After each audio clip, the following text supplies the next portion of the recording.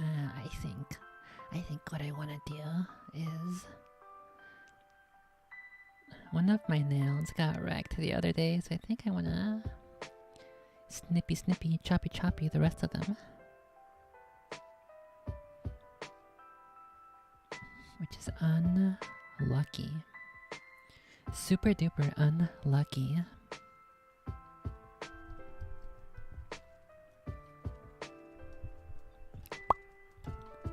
I do have a couple thingies we can listen to.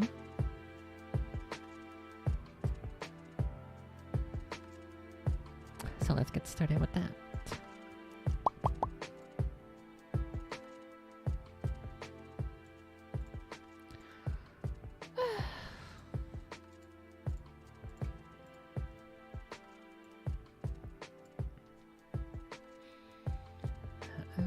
Let's see.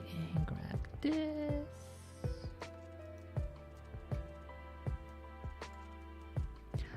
I don't know if it's just me, but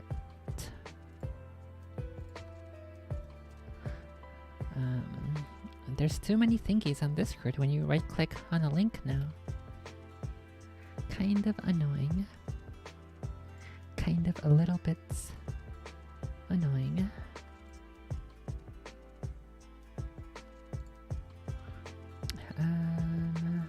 What is something? Oh, okay.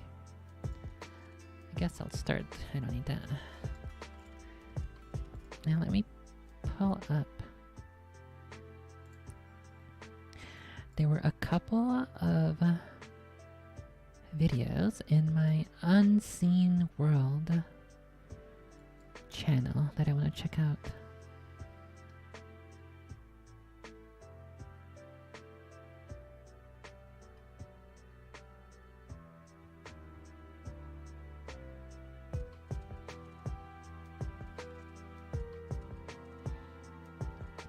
Okay, I think I'll go first with the loudest underwater sound ever recorded. Oh, that one sounds pretty spooky.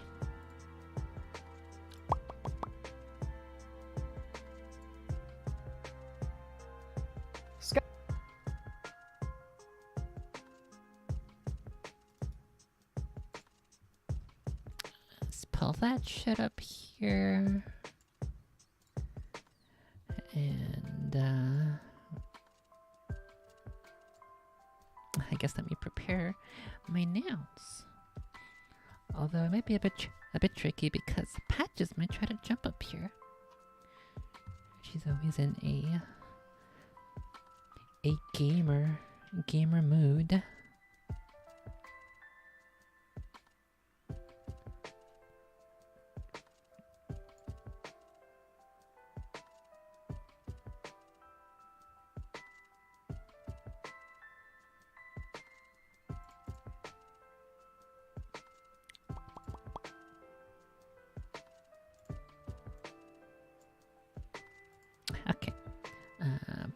Scattered about the oceans of the world, you might find this. This is a hydrophone. Microphones designed to pick up sound underwater. The National Oceanic and Atmospheric Administration has hundreds of these deployed throughout the oceans of the world. Think of it like a deep-sea surveillance system, just in case those blue whales start getting any crazy ideas. And most of the time, that's all they hear. You know, whale calls, dolphins, passing ships, seismic activity in some places. But not always. There have, in fact, been numerous sounds recorded in the oceans around the world that defy explanation, including one in 1997 that was the loudest underwater sound ever recorded. A sound that, for a while anyway, stupefied scientists around the world and led to an array of questions about what exactly was down there. If you didn't already know, 97% of the world's water is found in the ocean. Because of that, it has a massive impact on the world's weather, its temperature, and its food supply. But it still remains a mystery. In fact, more than 80% of it has never been explored, mapped, or even seen by humans.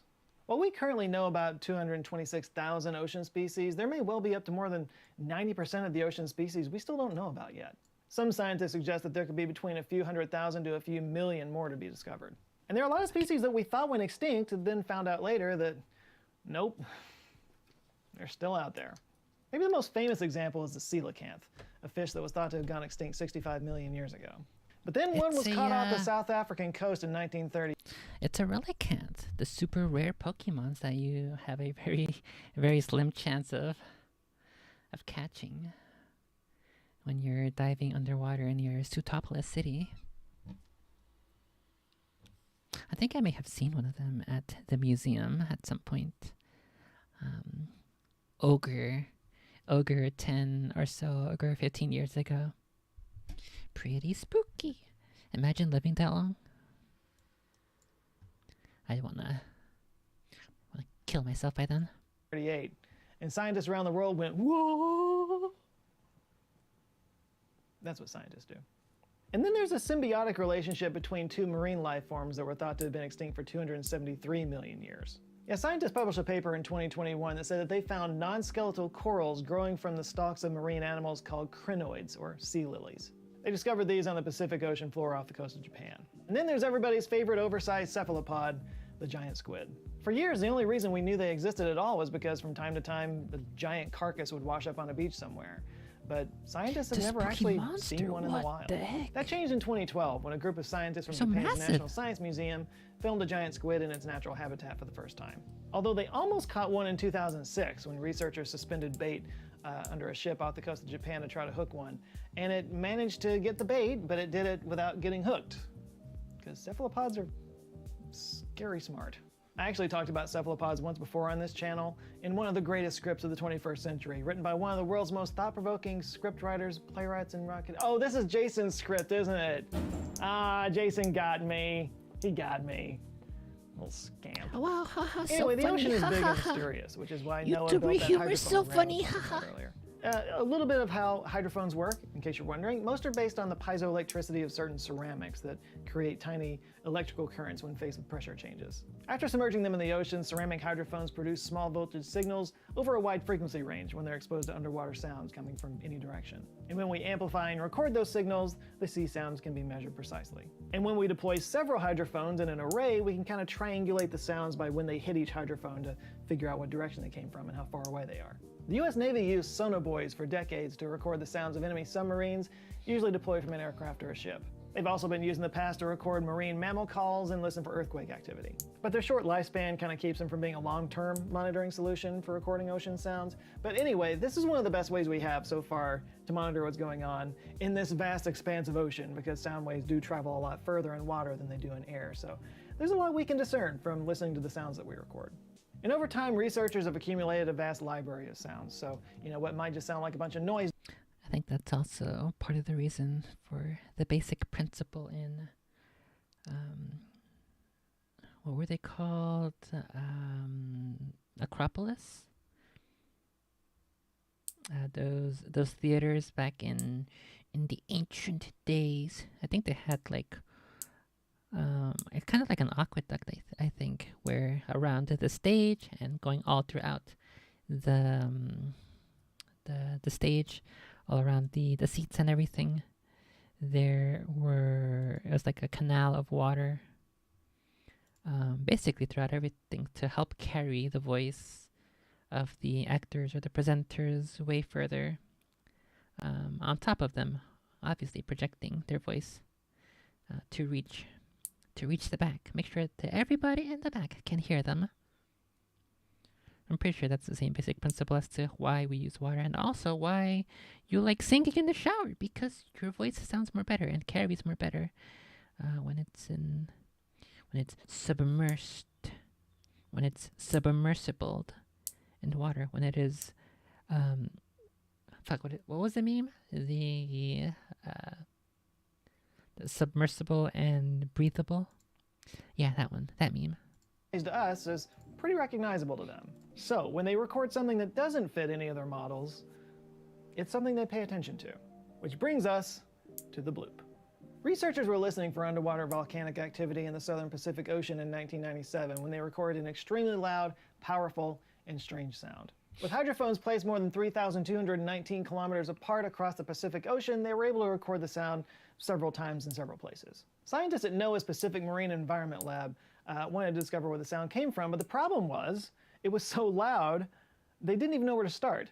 Like I was just saying, normally a sound can be triangulated by a handful of hydrophones, but as the director of the acoustics program at NOAA told Vice in 2017, quote, "It's unusual when a sound is recorded on all the sensors we have deployed. If it's a ship or a whale, when it makes a sound in the ocean, it isn't big enough to be recorded all the way across the Pacific. But this sound was recorded on many hydrophones, so it stood out in our mind as being something unique. And with nothing else to go on, researchers decided to just call it the bloop." What if it's either an Elamau or an underwater big feets? We gotta call them the big fins, the big shrimps. Maybe it was just one of those gigantic squidses who are elusive. Maybe that's just a sound they make. Hold on, those fuck, I gotta look it up now. Those guys in Mario, those squids, the squidses. Let's see, Mario squid. Aren't they called bloopers or something? Yes, these guys. Look. Bloopers. And this sound of fuck, kill the camera. And this thing is called the bloop. It's literally the giant squid. It makes 100% sense. 100% sense. Yeah, I'm going through the unseen world and other spooky things right now. Yeah, they're called bloopers. Yep. See, look, and this sound is called the bloop. I did it. I figured it out. It's these guys. These are the guys who did the spooky sound. Also, hey, Mata, when you get in here.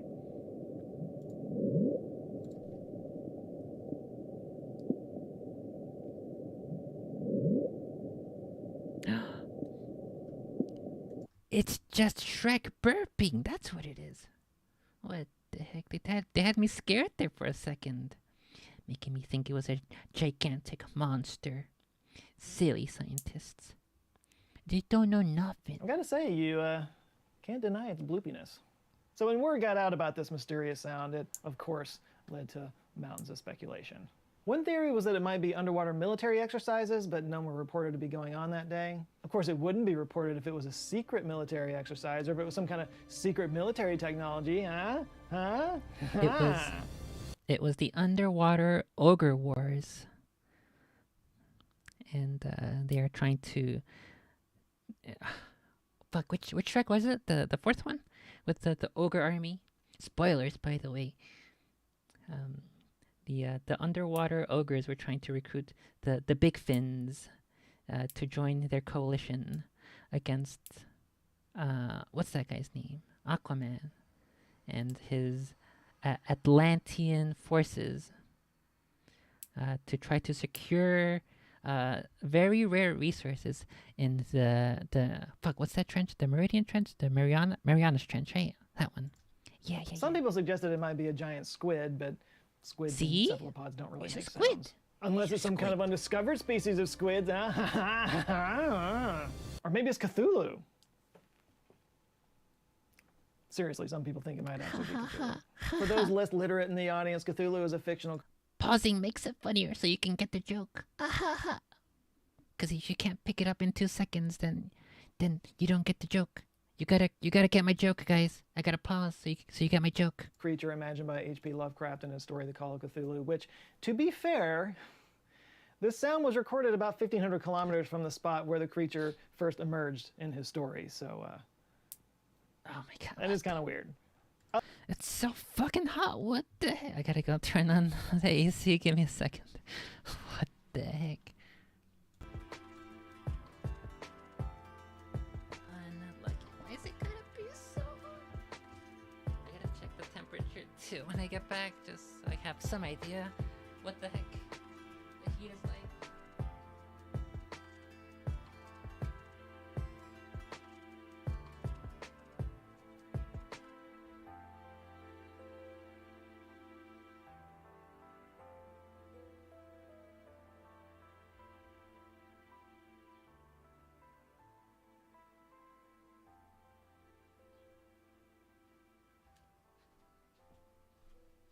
I'm not even wearing particularly warming clothes. I have shorts on. Shorts and a short sleeve. A shirt. Unlucky.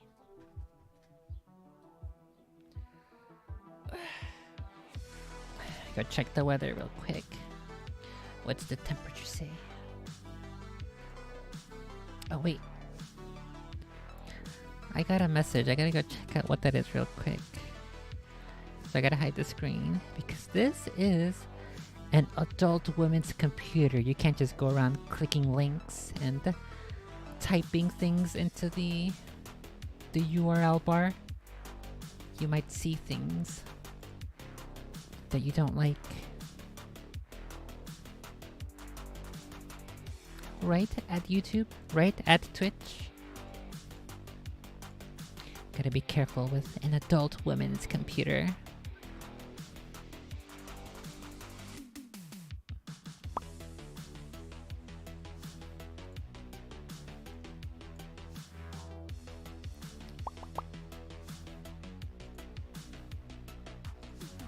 Okay. Let's kill this. Kill the musics. What's the weather again? I didn't even check. I didn't check. 81 or 27 Celsius. Oh, the humidity is at 80. No wonder. Oh, that's what's killing me. Unlucky. Other theories about what might be making this sound include a huge chemical reaction on the seafloor, an interaction of powerful ocean currents, and mermaids screaming. Let's call that last one maybe. No. It's the and sirens. Of course, we've got the alien theories, advanced underwater species, all.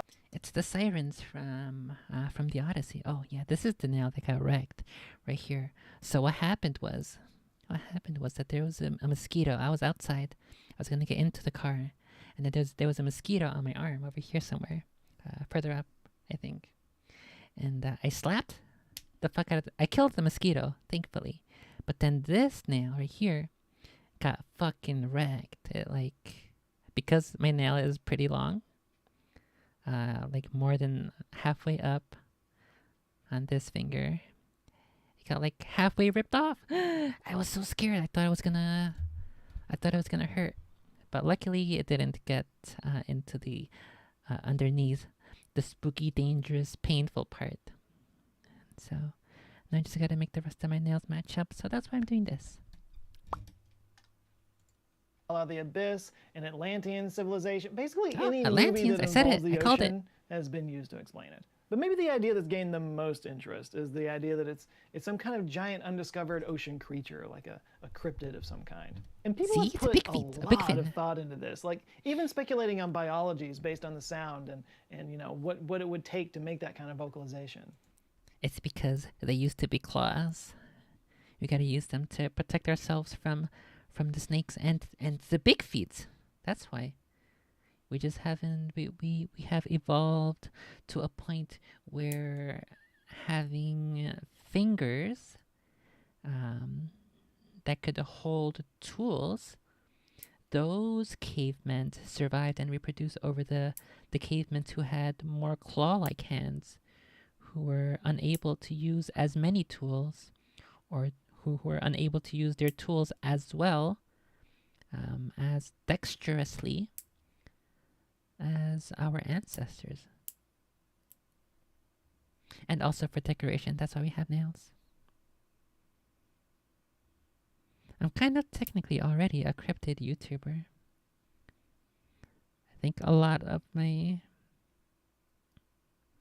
maybe like 30%, 30 to 50% of the topics I cover on stream are spooky monster and cryptid related. Cryptids and big feet and Ayla Mouse and spooky ghost. What happened? Spooky ghosts and spooky demons. And it is also an area that's actually interesting to dive into for writing purposes. What happened? What happened? Hopefully, in the next few days, Patches is Ogre her horny session. So maybe I can do some more readings.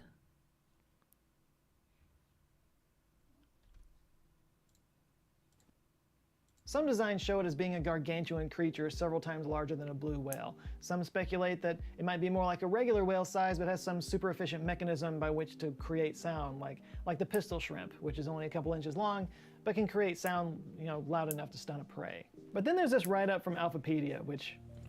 I have never heard of the pistol shrimp. Let's go look that up. Pistol shrimpses.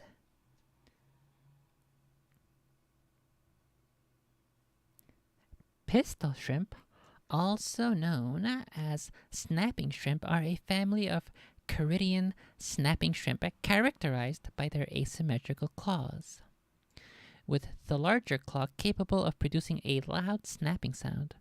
They grow up to 3 to 5 centimeters long and can be found in reefs and seagrass beds in the temperate and tropical regions. Pistol shrimp create deadly bubbles, that make a sound louder than a gun and generate massive amounts of heat.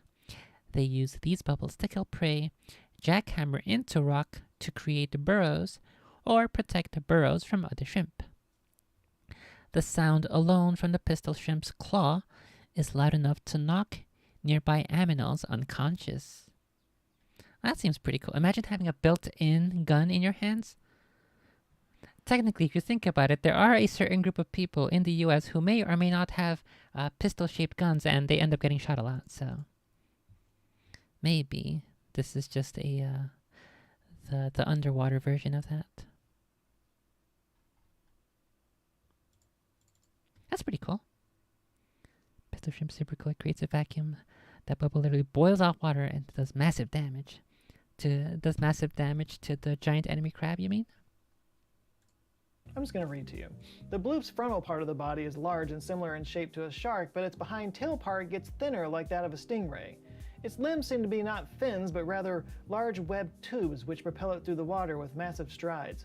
The front of its face is an odd nose-like bulb which increases the frequency of its powerful song so that it can nearly cause human heads to explode on contact. What? The creature's top half actually moves differently from its back half. The front moves like a whale and the back moves more like a saltwater crocodile. And look, the ocean is huge and mostly undiscovered, so thinking this is some kind of giant sea creature isn't that far-fetched. For example, the call of a blue whale can reach up to 180 decibels. That's as loud as a jet plane. They can also make calls at 14 hertz, which is a frequency well below our hearing ability. These low-frequency sounds travel further with less distortion, transmission loss, and scattering. This means blue whales can communicate with each other over thousands of kilometers. But there's a twist in the unsolved mystery of the bloop, and that twist is... it's actually been solved. We've known what it is for a long time. So over the years, NOAA has deployed hydrophone arrays closer and closer to Antarctica to study the sound of seafloor earthquakes and volcanoes around that area. And in 2005, that's when they finally discovered the bloop's source. It was the sound of an ice quake, which is an iceberg cracking and breaking away from the Antarctic glacier. Kind of anticlimactic, of course, when you think about it, or more frightening if you're concerned about climate change. I mean, this isn't really about climate change, though climate change is causing glaciers to crack and break apart more often. So ice quakes are actually called cryoseisms, which... That's a cool word. Interested in creepypastas? Yeah, creepypastas are pretty cool. I've got a couple of creepypastas. I have one in particular, creepypasta saved up, but I still have to watch, or I guess listen to. And yeah, creepypastas are cool. They're super good for focusing on figuring out what is a spookies when trying to write stuff. Spookies and tension as well. Tension impact. But yeah, I like spooky pastas. Spooky pastas and creepy pastas. Worst part about doing your nails is they get everywhere. I hate sand. It gets everywhere.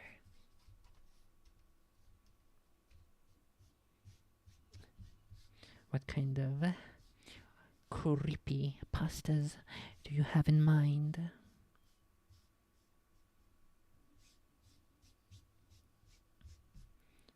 I feel like, for me, the best creepypastas are the ones that are fairly believable. or conceivable in real life.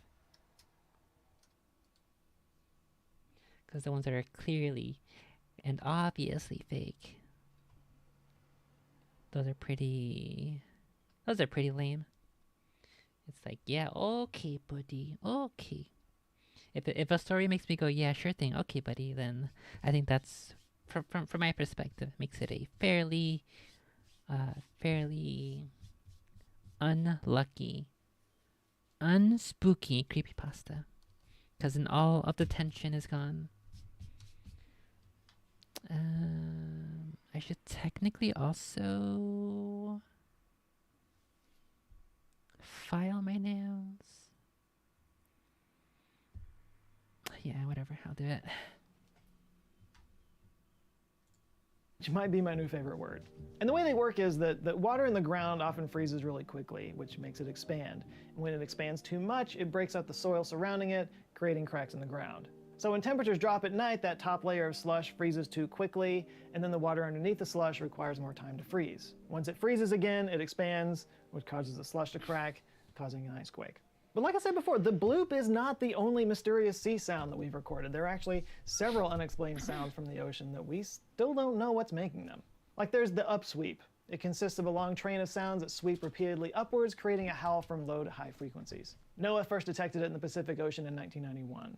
The weird thing is that it actually changes throughout the year and it peaks in the spring and fall. But scientists aren't sure if this is because there are changes in the source or if the environment the sound travels through changes. One possible explanation for this is undersea volcanoes.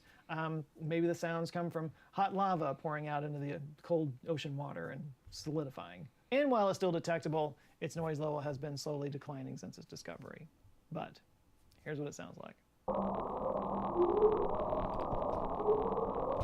The whistle is another sound that may have come from volcanic. That one is definitely an underwater, super secret alien base that are carved into the mountains, into the sides, the vertical mountains that are underwater. That's definitely what that is. Trust me, bro. I know. Trust me. Activity. Recorded just once in the Pacific Ocean in 1997, researchers haven't been able to pinpoint the source. You need 3 microphones for that, and only 1 microphone picked up this sound. I said microphone, hydrophone, but here's what that one sounds like. In 1999, NOAA recorded the Julia sound. I just hear water. It was so loud that the entire equatorial Pacific Ocean Autonomous Hydrophone Array heard it. That was a lot of words. The sound lasted just under 3 minutes. Its most likely source was a large iceberg that ran aground off Antarctica with its point of origin somewhere between the Bransfield Straits and Cape Adare. And I'm not going to play the whole 3-minute clip, but here's what that sounded like. It's a spooky Another sound that could have come from an iceberg running aground was called slow down. First recorded in 1997, the sound decreased in frequency over 7 minutes. While an iceberg running aground is still one hypothesis, another is that it's the sound of ice moving over land in Antarctica. And let's hear that slow down.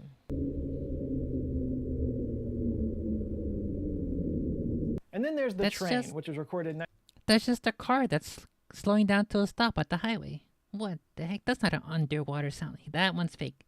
Watch at the end of the video, right before he's gonna say, "You know what? That slow down one, I made that shit up. That's just audio of a vehicle slowing down and edited to sound like it's underwater." Watch. I'm calling it. 1997 on the Eastern Equatorial Pacific Autonomous Hydrophone Array. It was a steady sound of about 32 to 35 hertz, and it was most likely a large iceberg grounding itself off the Ross Sea near Cape Adare. Oh my god. I want to end by talking about another sound that we've recorded. That one kind of sounds like spooky forest sounds at night. I think that would be a super cool sound to use for spooky sound effects. I might just do that for some of my stuff, some of my things that I'm working on. It's gonna give me nightmares now. Watch. We actually know its origin, but it doesn't make it any less mysterious. Or sad. This one's kind of sad. It's called the 52 hertz whale. It's also known as the world's loneliest whale. Get those tissues out, guys. Researchers at the Woods Hole Oceanographic Institution heard the whale's sound in 1989. It was unusual because it came in at 52 hertz, which is actually really high for a whale species. The institution wrote in a report in 2000 that, quote, "This sound source has been the only one with this call structure in the entire listening area. We've been tracking this call since 1992 and have not identified the whale species." So they think it might actually be a hybrid whale. And there could be good news.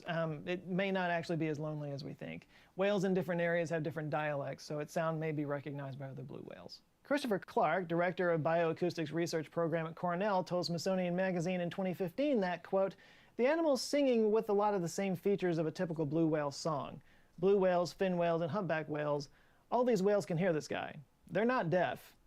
He's just odd." There's an idea for a children's book about this whale somewhere. He's like, yeah, like the ugly duckling whale, except in this case, he's the autistic whale. He just, what the heck? Stupid fly. Get out of my face. Get the heck out of my face.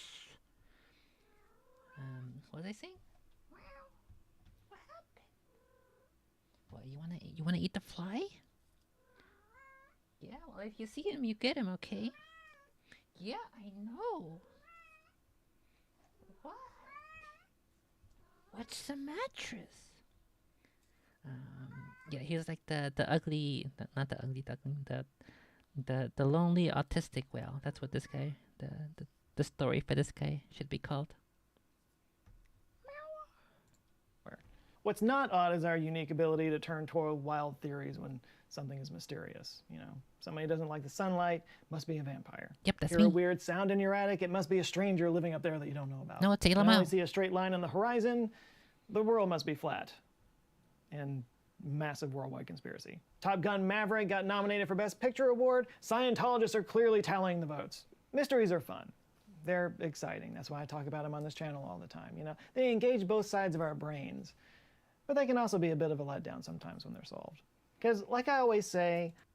Yeah, I think that's why a lot of people on the Twitters, when they're talking about politics, like to engage both sides of their brains and both of their brain cells whenever they discuss anything. Especially when it comes to things that they have absolutely no idea about. Easy peasy. The simplest answer is usually the most likely. Like, a lot of people wanted to believe that the bloop was a mythical sea creature created by a horror writer's imagination. But it's that imagination that, frankly, I think is actually kind of cool. Look, I've made no secret on this channel that I'm not really into conspiracy theories, and I tend to hit the woo-woo alarm on cryptozoology and that kind of thing, but I love the creativity that people show and, you know, trying to figure out how creatures like this might exist. It's an exercise in speculative biology, like how we imagine aliens might look like or how they might live on other worlds. Like, I'll shout out... I like the aliens that look like the ones from Mass Effect that are blue and that have very rotund thingies and may or may not have an extra appendage aside from their arms and legs. I like those kinds of aliens. Yeah, uwu. My buddy Andy Weir, you know, the way he conceptualized the Rocky character in Project Hail Mary, we talked about on my podcast, shameless plug, but it just blew my mind, like the level of thinking that he put into that stuff. It's really cool to me. And with a suspected 80 to 90% of the ocean species still to be discovered, especially when you consider what we've already found at the depths of the ocean, which are just mind-blowing, you know, there's a lot of room for that kind of thinking to be applied to the bloop or any of these other sounds. And why not? It's fun. So yeah, the ocean is big and full of terrors. But you know what's really terrifying?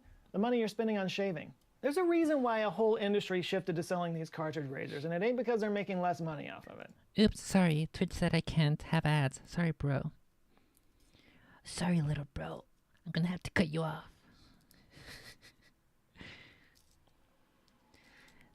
Imagine the nerve of this guy to not assume, to not know the facts, the real information, and to say that it's icebergs, it's iceberg earthquakes. Clearly, he has not done his research into underwater 8-mile bases. This guy is just spreading lies. He's an agent of the Matrix, and that's why he's trying to dissuade people from the truth. I know the truth, though.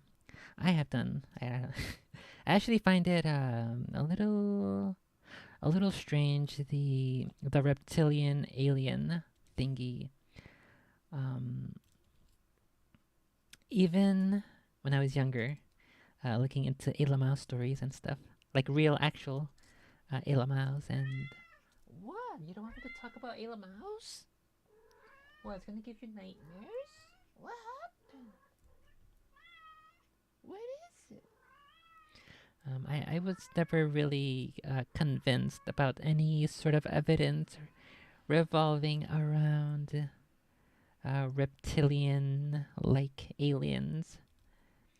It always seemed more to me that they would just be more humanoid in appearance and maybe in attitude. I don't think that I have seen any real evidence to suggest that there are reptile appearing beings from other planets or who have lived on this planet alongside us in secrets. Oi, chill. Patches, I already gave you your toys. You have your toys in the living room.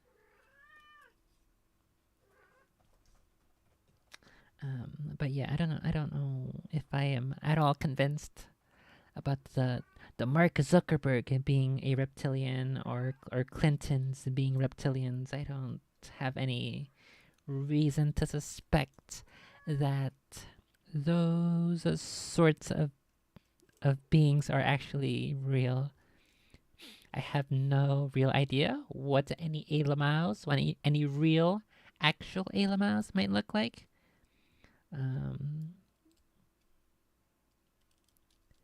If we are to believe the people who say that they have been abducted or they have been probed, probably what happened is that they were in a state of consciousness, unconsciousness, drifting in and out, maybe being a bit put under anesthesia, and that they were quite the asleepings during whatever may have happened, if they were actually abducted by actual beings who are not of this world or who are not humans.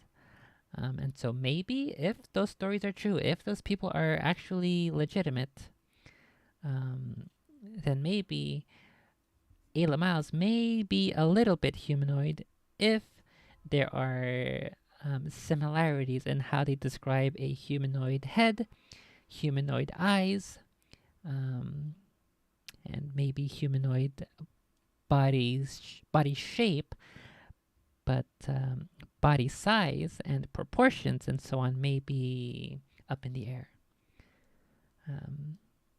Based off of what little information they are able to piece together while they are in an unconscious but also conscious, awake but also kind of a sleepings and drowsy state. Oh, speaking of drowsy, is Pokemon a sleepings up? I checked like a week ago. Let me go check if Pokemon's Sleepings is now available. I gotta go test it out, see if I get any cool Gardevoir-like Pokemons, and or maybe Vaporeons. Pokemon Sleep. It says install. It says install. It's up now. Uh-oh. Let's go read the reviews.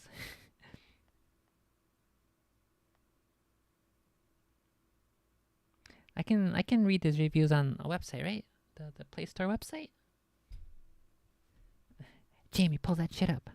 Okay, let's go ahead and hide the nails for the time being. What the heck? That's not what I wanted.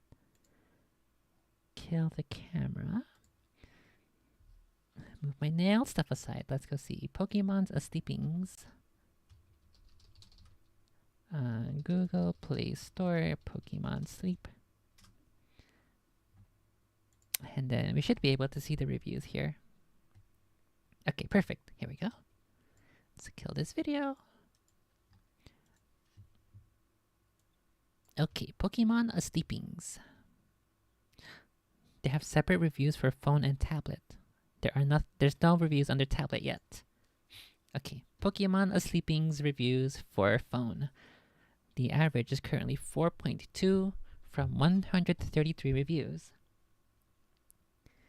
4 stars. It's nice, but once I got to actually trying to sleep with it, I'm noticing some things that I feel could/should be adjusted. 1. The app controls the brightness for you while you use it to darken the screen, which is nice, but it also locks the awake screen to about half brightness and it's blinding in the dark when you wake up. 2. While I find the relaxing sounds music nice, at its lowest volume it's too loud. And ironically, I can't sleep with it. Please fix these to go lower. That's so but why would you be playing music? I would imagine that if you want to accurately measure somebody's sleepings, you wouldn't have any music. It'd just be quiet.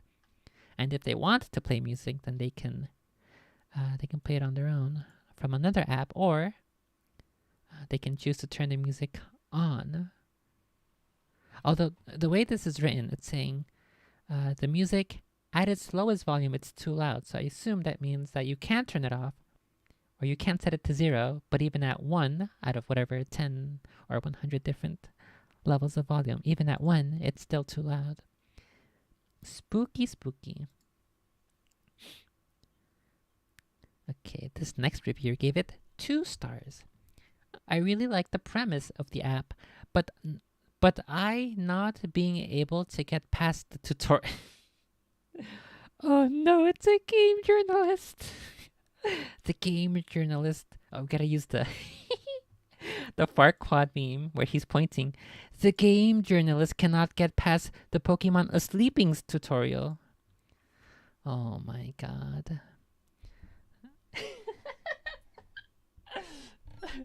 I really like the premise of the app, but I not being able to get past the quote tutorial. At the moment, I had 3 + 4 hours sleep sessions, which ended with the message, "No valid sleep sessions were found." It's a real shame to be stuck behind this when you really want to try the app. That's really weird. Why do you need to get through a tutorial or something? Or like a setup phase, I imagine is what it is. Maybe his phone may have an issue with the gyro thingy, and so it's not quite able to detect his slight emotions while he is sleeping. 21 people found that review helpful, and 27 found the first one helpful with the screen brightness and the volume being too loud even at the lowest settings. There's only 3 reviews? Oh no, see all reviews. Okay, this next review has 1 star, which reads, "Alright, so this app needs to be able to run in the background while you use the phone for other things, or in sleep mode, because I listen to ASMR sometimes to fall asleep." See, like that's what I was mentioning the other time, where you should let the user pick their own audio, if any at all. Because I listen to ASMR sometimes to fall asleepings. Then they also needed to not be such a battery drain. I fucking called it. I called it. You guys, I said it. Then they also needed to not be such a battery drain that you have to charge it the entire night. Phone should only be charged when needed, and that's not every night. Uh-oh. I might be a super duper super user of my phone then, because I kind of do have to charge it every night. Then there's your quote soothing sounds. Bells are not soothing, and it's way too loud, even on one. Well, there's another. Okay, so I guess this guy also has an issue. I guess, yeah, it does make sense. Some people find certain bell sounds a bit too high-pitched. Maybe the frequency isn't quite so soothing for everyone. I imagine also, like, for people who have auditory, who are overly stimulated by audio of certain kinds, or sounds of certain kinds, or of certain pitch and stuff, that might also be an issue. Do you even know what happens with sleep? Because loud as F bells do not. 137 people found that one helpful. Let's try. Oh my goodness. There's like 4 or 5 1-stars in a row. Let's just quickly read through them. I tried to do a test run, and even though it was set up properly and running for over 2 hours, it wasn't able to collect any sleep data. Then I tried again at night, and the app closed in the middle of the night. This app clearly needed more development before launch. App needs to run in the background, not stay on constantly while you sleep. I tried it, and it still only recorded a 30-minute session for the night. Terrible design. The game is bugged right from the start. When they make me read the terms of use to agree with it, it gets stuck. The terms of use never loads, so I can't even start the game. I emailed the support, and they just told me to reinstall the game. It didn't work, and that's it. I can't play the game. Thank you, Nintendo. You are an amazing development company, an amazing games company. Nintendo and the Pokemon Company and Creatures Inc. Round of applause. Let's see. Uh-oh. Creepy and dangerous. Not only do you need to keep your phone by your pillow all night, which is a fire hazard. I kind of said that too. But it's also required to turn in your microphone so they can record you sleeping. That's not even the half of it. What the heck? Tell me the rest then. That's it. That's the end of the review. Tell me the rest. You can't just fucking say, that's not even the half of it. If you have more issues with it, tell me. You gave it a 1-star. That means you gotta tell me everything. Everything that you took issue with. Fuck that guy. Untrustworthy. 1 star. Please help. I'm having an 001009 error while trying to use the app. I don't know what to do. 1 star. So, I can't even get past the download, which automatically makes it a 1 star. 4 stars. Let's go, please record me as I sleep while definitely not sending it to the servers. Exclamation point, exclamation point.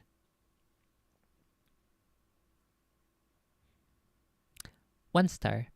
The game seems creepy. Recording while sleeping. 2 stars. Tells me I'm unable to play on the menu even though there's nothing wrong? Question mark, question mark, question mark. 5 stars. I be sleeping. Sleeping emoji. With a Snorlax. Sleeping emoji. 1 star. It's not even out yet and it's complete garbage. Can't use Pokeball Plus.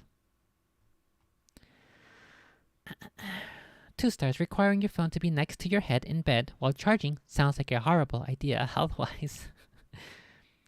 They want you to give yourself radiation poisoning. Can't put the phone into sleep mode while it's on. Overheats phone and crash after 20-30 minutes. Unable to recall any sleep data. Thank you, Nintendo. Thank you, Pokemons. Wonderful. Excellent design here. So they make Pokemon Go so they can track your location and your movement and your contacts and who's around you. And then they gave Pokemon Sleep to track your sleep patterns, where you sleep, what positions you sleep in, how heavy you sleep, things you may or may not say in your sleep. Very Orwellian. Thank you, Mr. Miyamoto-san. Very cool. Okay, I'm going to go ahead and not download it then after reading all of those reviews. I think I will go ahead and take that bet. I think that seems like a much safer path to take. Phew. Okay, I have one hand done. Actually, no, I can do my other thumb, my left thumb still. Okay, this shouldn't take too long. I'm going pretty hard with the nail file, so that might actually make it quicker than I would have otherwise thought. Let's get another video, another spooky story.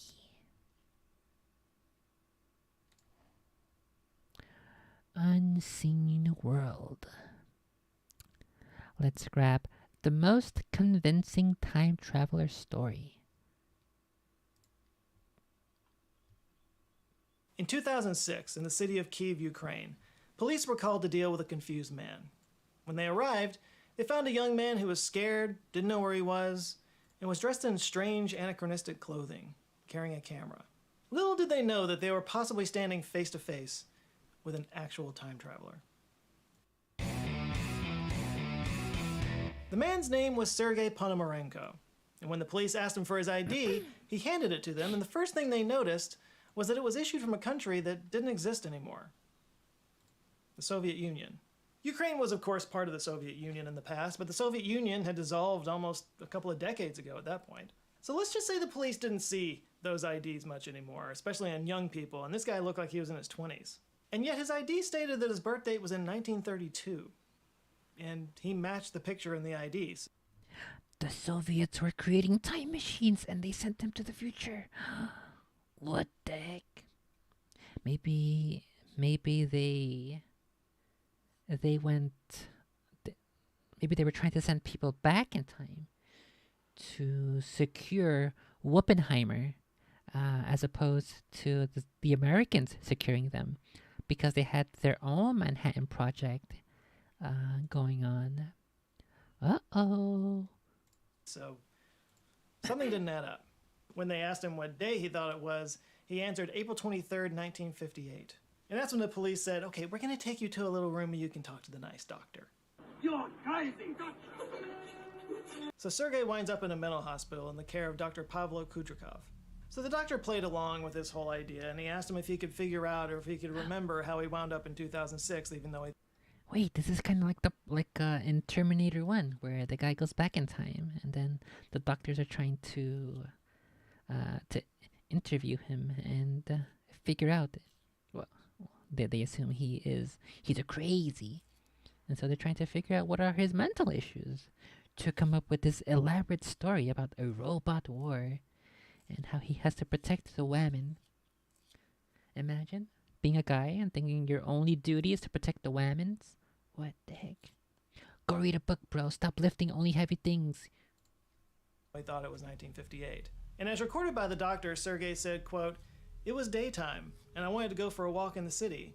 I took my camera, but when I left my house, I saw a strange object that had a bell shape, and it was very strange, and it was flying in a strange way. It is difficult to explain what I was seeing. It might be better to look at the photos from my camera." Dr. Kudrikov was curious, so he got a hold of the camera, and the first thing he noticed was that it was an old, rare Yashima Flex. The doctor was a bit of a photographer himself, so he recognized the brand and knew right away that this was like an antique. Which is a problem, because it used a type of film that hadn't been manufactured since the 1970s. You can't just take it down to the CVS. Okay, here's what happened. He is a hipster who has a friend who can make fake IDs. And he had his friend make this fake Soviet era Soviet Union ID for this guy. And because he's also a hipster, he went to the thrift store. And that's where he found the camera with the film that is no longer in production, that is obsolete. And so then he conjured up in his mind this story where he's a time traveler to try to fool the polices and to try to get onto the news so that he can get his 15 minutes of fame. That's what's happening here, right? 100%. To get it developed, so he called in a photography expert. And also he is familiar with either the Big Feet stories or the Ayla Mouse stories. And that's how he came up with this idea of the bright light that looks like a bell and is flying strangely. And he's using that as a pretense for to explain the time traveling thing and why he is unaware of the exact specifics of how he arrived in what year was it? 2016. Expert named Vadim Poisner. Vadim got the film out, and he was able to see from the real info that it was manufactured in 1956, but it was in perfect condition. So he developed the roll, and this is when everything just kept getting weirder. What he found on the roll were photos of Kyiv, but clearly from a long time ago. All the cars, all the clothes, all the street signs, all were from the 50s. And there were photos of buildings that All of those photos were from miniatures that he took pictures of. That explains it. Yep, I got it. I know where this is going. didn't exist anymore. And right there in front of those buildings was Sergei with his girlfriend at the time, out enjoying a beautiful day, wearing the exact same clothes he was found in. And the last photo on the reel, just as Sergei had suggested, featured a bell-shaped UFO. When the doctor asked him about the UFO photo, Sergei said, quote, "Now are you convinced I'm telling the truth? I so far do not understand what this object is and how something like that happened to me at the same moment when I took the picture and I went down to look at the camera and somehow I showed up in this year." Dr. Kutrikov, being scientifically minded, hypothesized that if this was some kind of alien spacecraft, it could perhaps have flown him across the universe at the speed of light and brought him back in a split second. And due to Einstein's theory of relativity, he would experience time dilation, meaning that time would have barely passed for him, but back on Earth, 47 years would have gone by. The flight of the navigator theory, if you will. That night, Sergei went back to his room, closed the door, and was never seen again. The hospital security camera captured when he entered the room, but it never filmed him leaving. There was only one way out of this room. It was always watched, and the room windows had bars, so there was no way for him to escape without being noticed. Yeah, Sergei just pulled a Shawshank. Man up and vanished like a fart in the wind. Only there was no Raquel Welch poster to explain what happened to him. He was never found. No means of escape were ever found. He just vanished, leaving the police with his camera, his photographs, and a crazy mystery to solve. It's an elaborate, very well thought out, very well planned out, very well executed art performance. That's what it is. A mystery that just keeps getting weirder. Because they investigated the case and they found out that there was actually a Sergei Ponomarenko that was declared missing in Kyiv in 1960. They also were able to track down the woman in the photograph, his girlfriend, who was now over 70 years old at this point. She told the police that Sergei had disappeared that day in 1958, but returned just a few days later, the exact amount of time that he had been in 2006. But then she claimed that he disappeared again in the 1970s, and this time he was never seen again. But years Oh no, he went out for milk and never came back. after he vanished, she received a strange photo in the mail. It was from Sergei, and according to the note he wrote on there, the photo is from 2050. It shows an older mustachioed Sergei with Kyiv in the background, only in this photo, the skyline is full of skyscrapers. He also said in the note that he would be back soon, which, for whatever reason, didn't happen. He said the meme, "I'll be back." The story of Sergei Ponomarenko has gone down in internet lore as possibly the most well-documented case of time travel in history.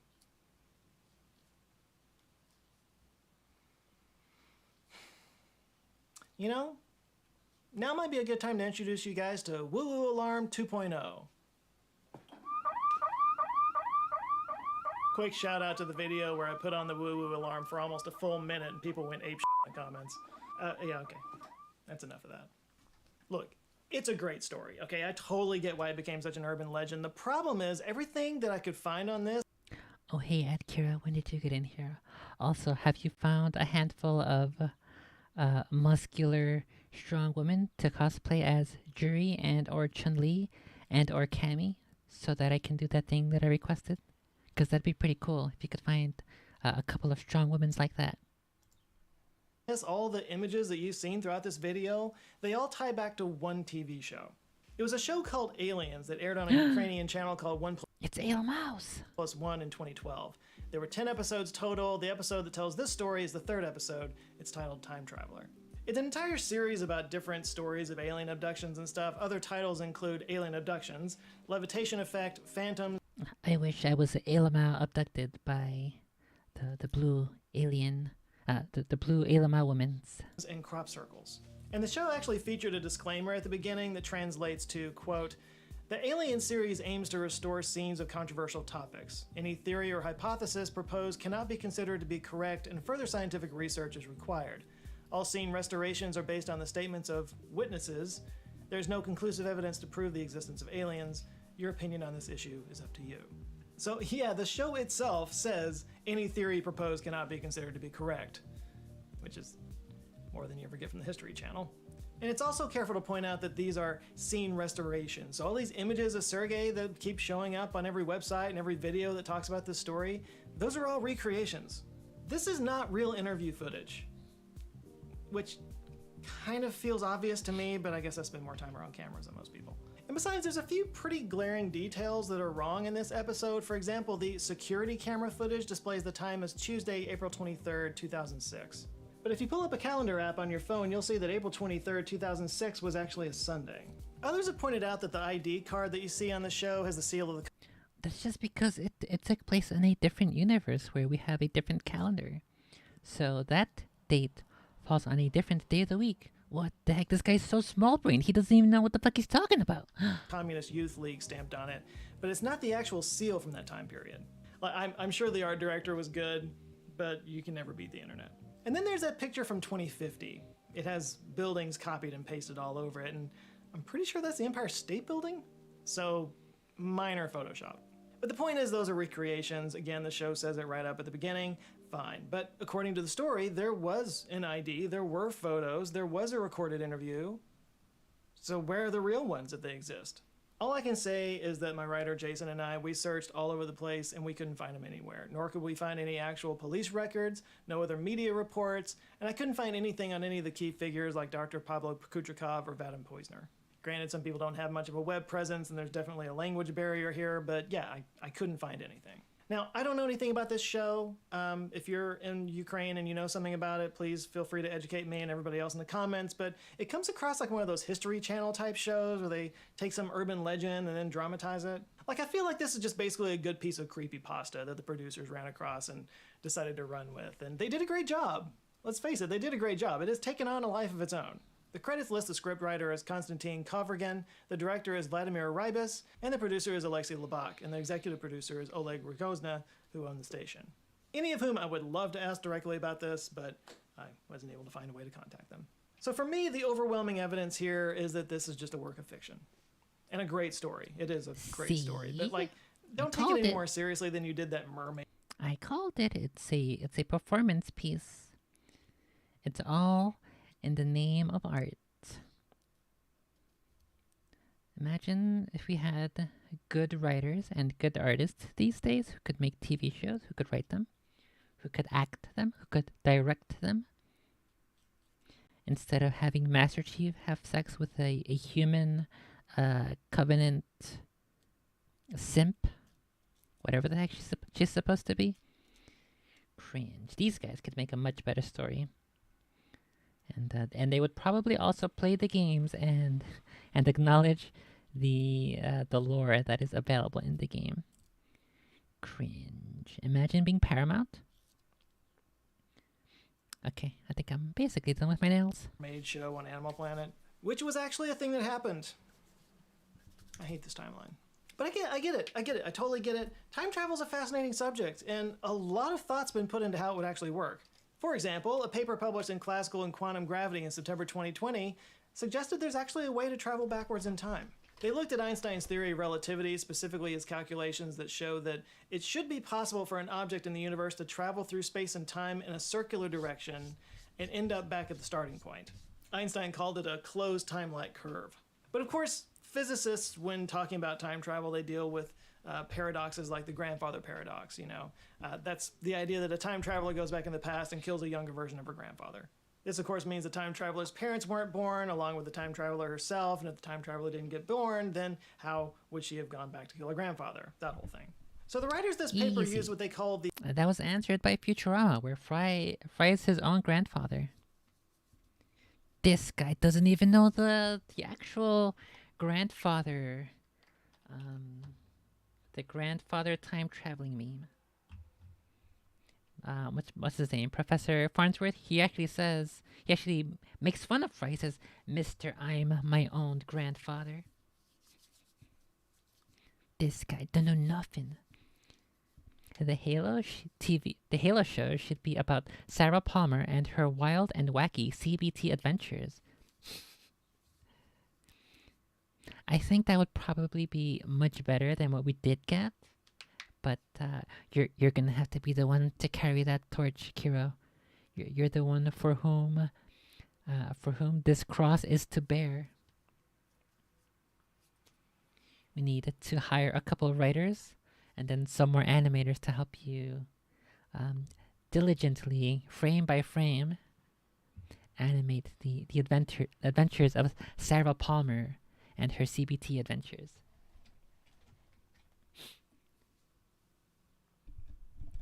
It would also probably get more viewers and better ratings than what we got from Paramount.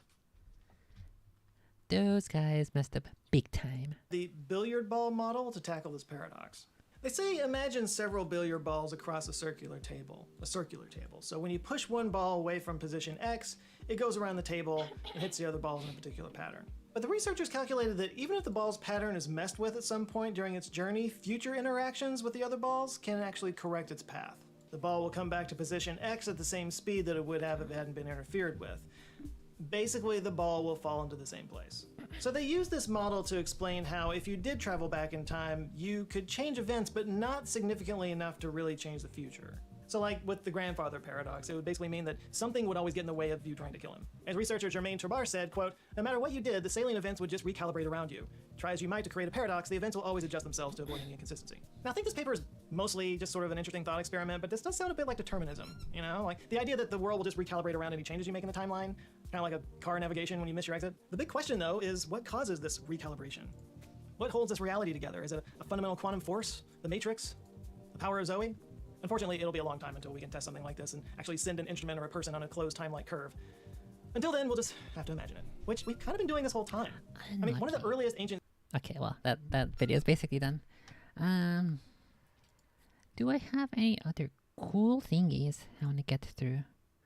Where is my list of stuff?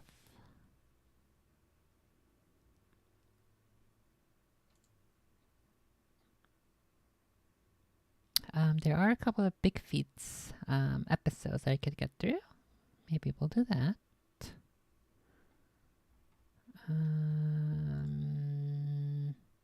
I do believe... Oh, I know what we can do next. First of all, let me open my Total War.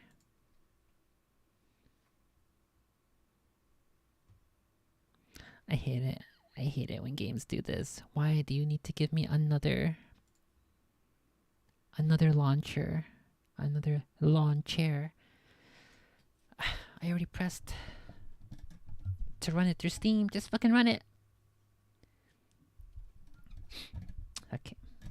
The other video that I wanted to get through was a pretty cool guy who is named Meat Canyon made a spooky video. Let's go see if I can find him. Oh my goodness, that scared the shit out of me. I thought it didn't play any audio when it wasn't the focus.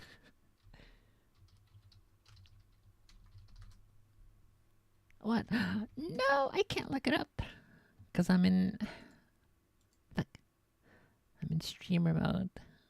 Fuck!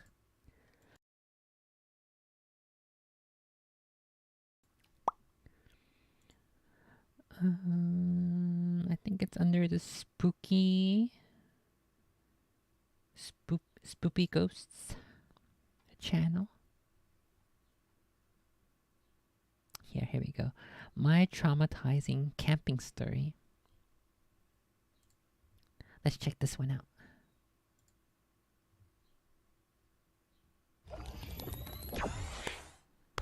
Welcome back to the Papa Meat channel. How you doing? Come on in and sit on down. Today I wanted to tell you a personal story of mine. Something from when I was a child that has really stayed with me through the years. We just got done with 4th of July. It's been a big family weekend thing, so I thought I'd tell you a nice story from when I was a childhood. Albeit creepy, albeit very weird, albeit scary, some would even say. And it all starts when I'm like 6 or 7. Don't have an exact age, all right? All I know is I was heading down to the lake with my cousin and my father. We were going to have a nice camping trip. I'm the only seed that's a boy from my father, so I'm becoming a man, and he's trying to induct me into manhood. And I show up looking very fresh to the campground, wearing a Yu-Gi-Oh shirt that had like Exodia on it, and I had some sweet Goosebump shorts and some Birkenstocks. The afternoon is full of cheer, it's full of joy. We go fishing, you know, we're walking around, we're hiking around, we're doing all kinds of stuff. And then my dad makes a nice campfire, and he does that thing where a lot of rednecks dads do, where starts a fire in the fire pit, and then he fills up a nice like Dixie cup of gasoline and throws it into the fire, and a big fireball goes up. And as a kid, you're like, yay! Not really knowing the ramifications that you could have burnt down the whole campground, but that's not why we're here today. It's nighttime now, first day. We're supposed to be there 4 days. My dad set up all these traps for raccoons around the campsite because we have a bunch of food out, and if you've ever been to a campground, you know They're killing coons? that raccoons like to get in that shit and they just tear stuff open and they eat stuff. That's just what they do. But you make a nice little trap, you trap them in the morning, you scare them off. You give them, you shell shock a bunch of raccoons. We're all sitting. Oh yeah, I forgot. We had this secondary fight here. Oh no. So okay, so the situation is, I had a tactically sound battle strategy in the previous fight, and it should have worked. However, the game decided to fuck me over. So, we lost the fight because 3 units who I was gonna have go in to their... sneak past their front line. For some reason, they wanted to run all the way around the hill instead, and so we lost that fight. And then these assholes declared war on me, and so now we gotta fight this guy. Because he's right next to me. Okay. What are the odds? Let's see, I have 334 men versus 500. They have 4 units of Yari Samurai. Oh, jeez.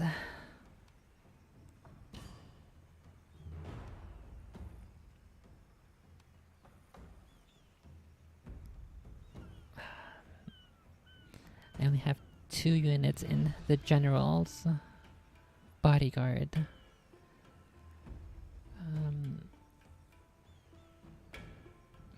The general's bodyguard. Okay. I might get the general killed, but it might be worth it. What I'm thinking is I hold the line with most of these guys, and then I send 1 Yari Samurai to flank their bows. Or I can actually, no wait, I gotta use this Yari Samurai to capture their general. Okay, that's the plan, that's the plan. Okay, this is winnable. This is 100% winnable. Okay, I gotta focus, I can't, let me focus on this fight first, and then we'll continue with Meat Canyon's story. This is way too important of a fight. I don't wanna lose it.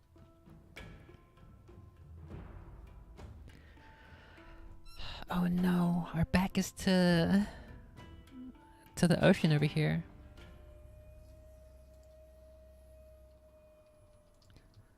Let's see.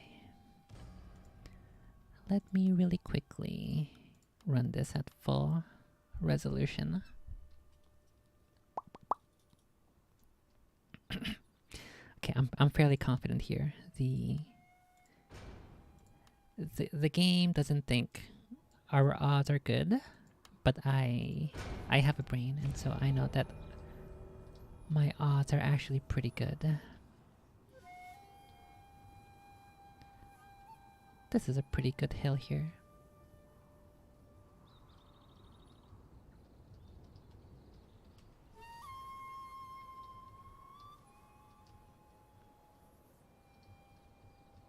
Okay, we're gonna take this hill here. I'm gonna form a solid wall of spears.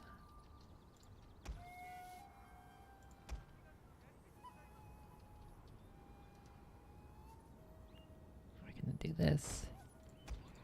Take our bows over here. I don't have very many bows at all. Fuck. Let's put these guys in loose formation. Skirmish. What happened? What happened? Let's see. do I want to be at the crest of the hill? I have less trees at the crest of the hill, so I will take more arrow fire. I think this is a good spot here for the bows.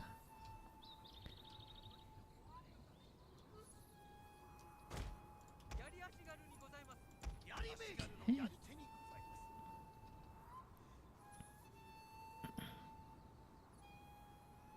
I think I actually want my...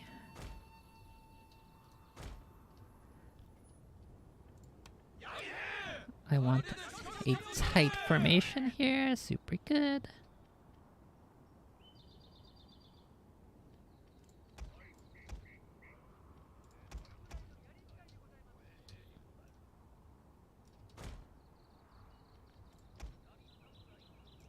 Wait, I have another unit of bows?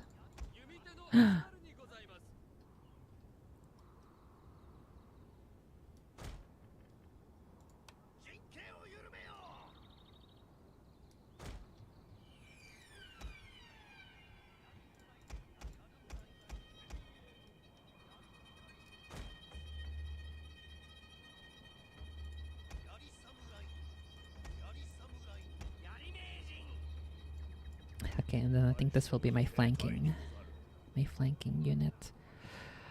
Ah, jeez, this is gonna be an extremely decisive battle. Is this the good spot that I want, or do I want to shift over a little bit?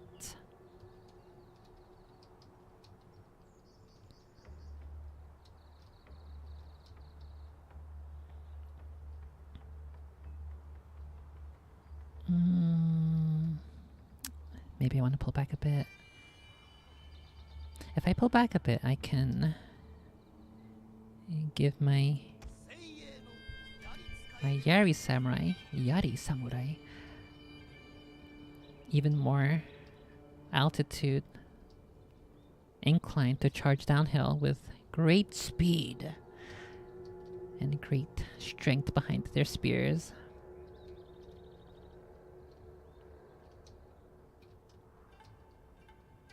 Yeah, I think I'll do that. Seems like a much better idea.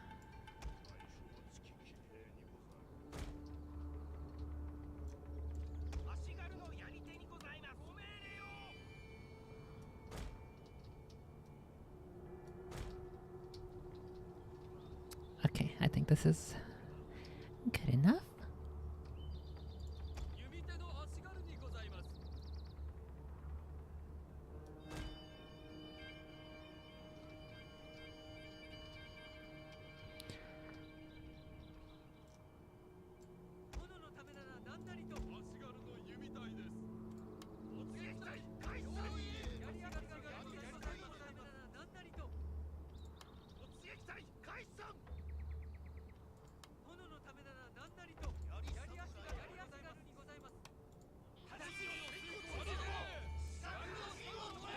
Okay. Here we go.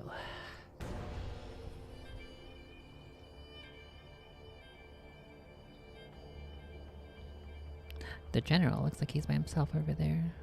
Okay, there's his guys.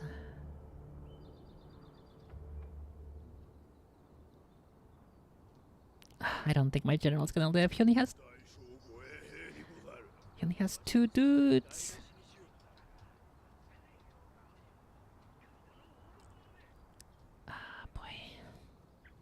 Wait a second, I think I know what I can do. I can use my general to bait. My general will be the master baiter here.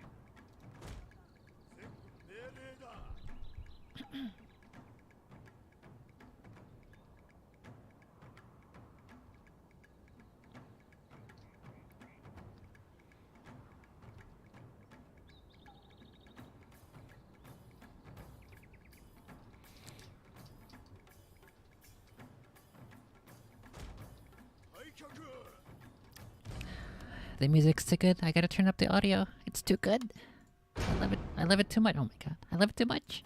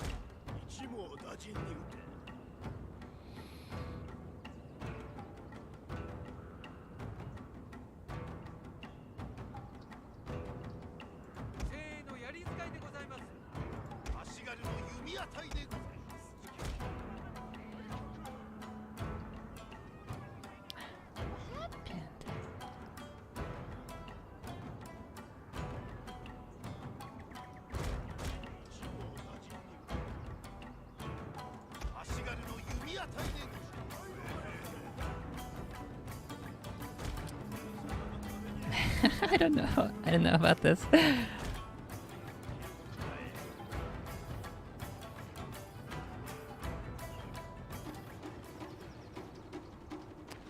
Okay, here we go. Moment of truth.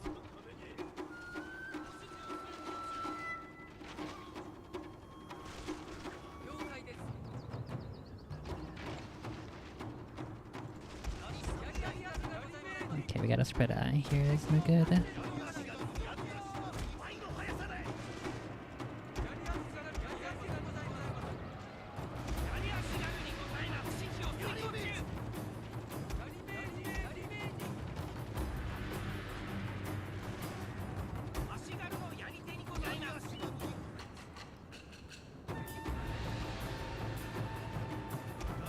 Okay, I think this is my moment here. For my heroic charge.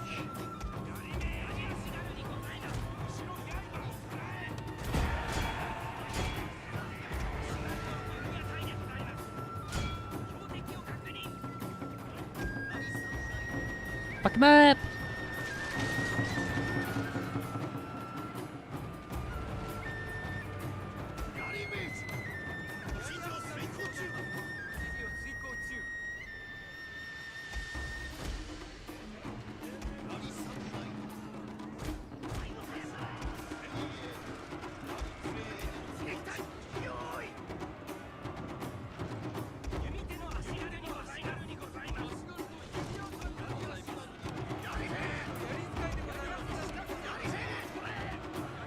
Is this a general here? No. Our hidden units have been discovered, my lord!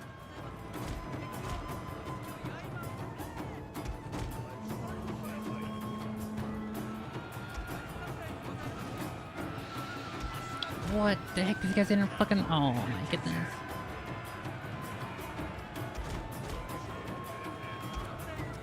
I got trolled by the UI yet again.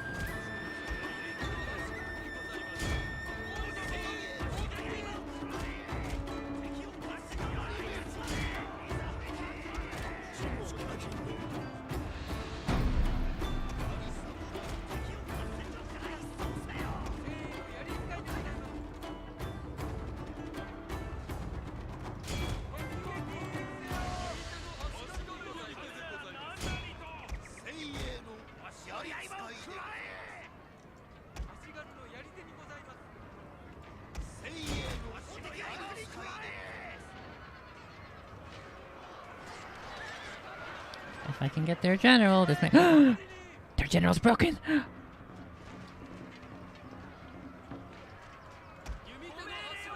Fuck him up, fuck him up, fuck him up!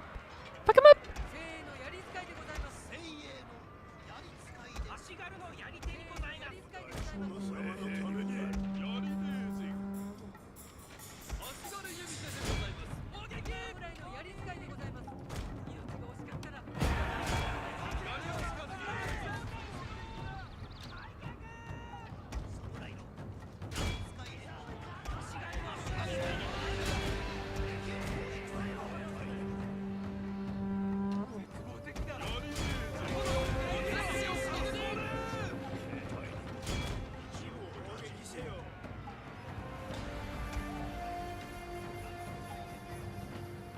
Somehow my general lived.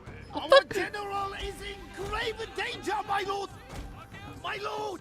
A glorious victory will soon be yours!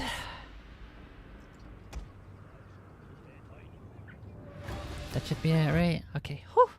Phew.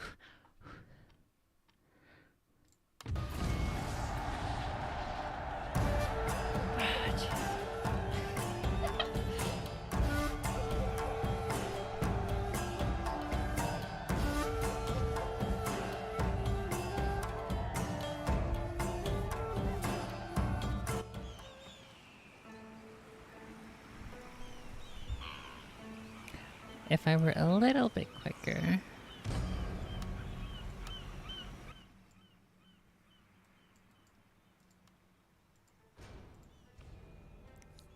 I might have been able to save that one unit of the yachties. Fuck. Well, we won the battle and we had every single reason to lose it, so... Phew! And that's why I love this game.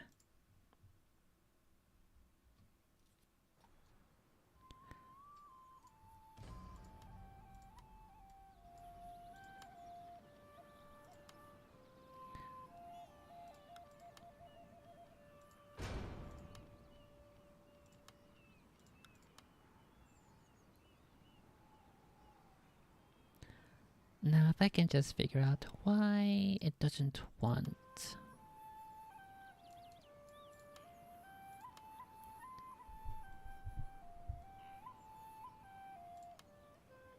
Whatever, this works. It doesn't want to be borderless windowed, but this should be okay. Phew! Wait, what's this? Civil Insight. Improves the rate at which chi arts are mastered. Ah, jeez. Okay, so we lost this territory last turn to the Takeda. Akira! Akira!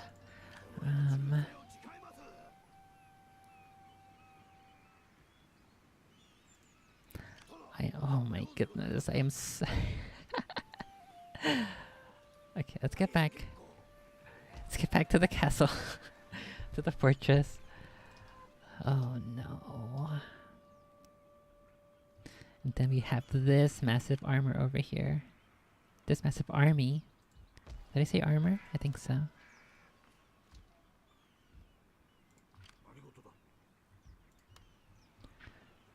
And this is the daimyo.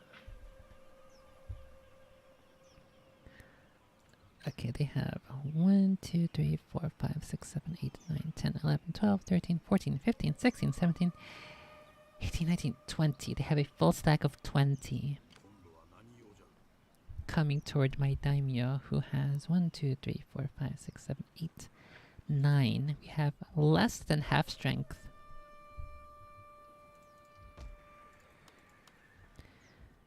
If I pull back toward... I think that's what I'll do. Pull back toward Suruga and we will hold the bridge.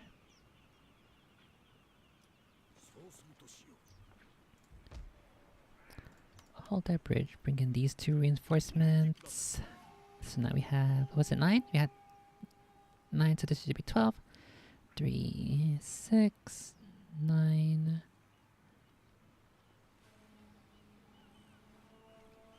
No, we have 11.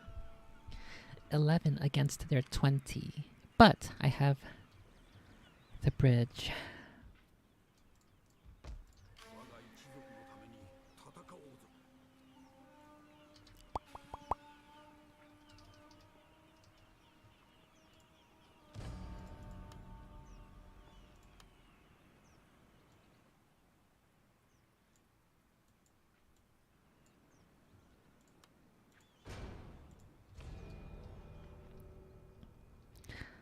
I don't know if I like these odds here. And now these guys are angry since they have no garrison.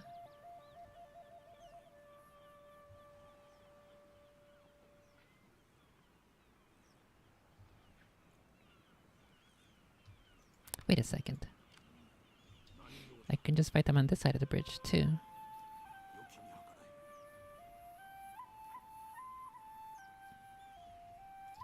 I think I can do that.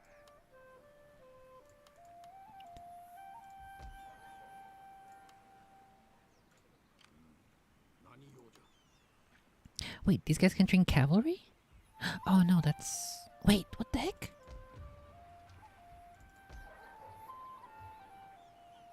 Where am I getting this cavalry from?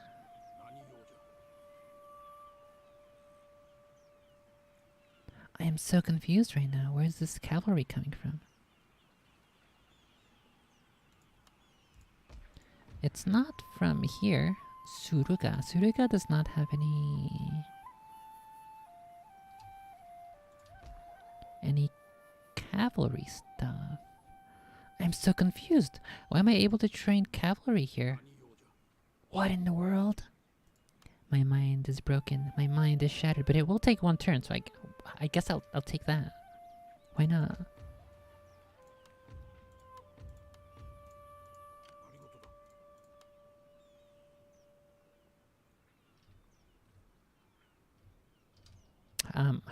The game might be broken, and I'm not sure why exactly it's allowing me to train a unit of light cavalry here. Wait, this unit can be recruited from Mikawa. Oh, way over here? Why? Why does it say one turn? I'm so confused. Typically, it only... Maybe it's because it's the daimyo that his recruitment slots show.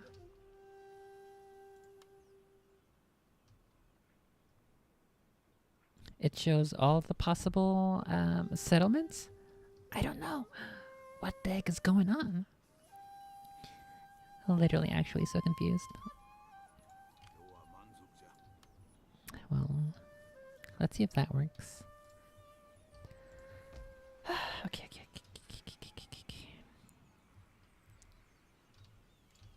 Before I get back to the spooky Meat Canyon story,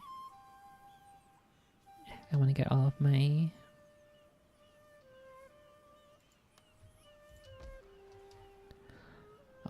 things sorted over here.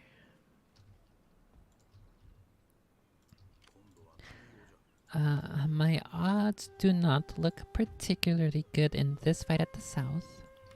And I believe this fight in the north could also be super I gotta train more dudes up here.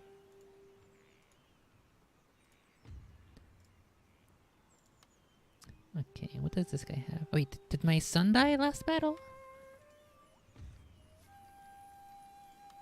Where's my family? Yes, my son died in the previous battle. It's not my fault, okay? It's the UI's fault. I did everything in my power correctly, and we should have won that with plenty of units to spare, but the game said no. Bugs, no. Okay, so I have my Commissioner for Warfare still alive.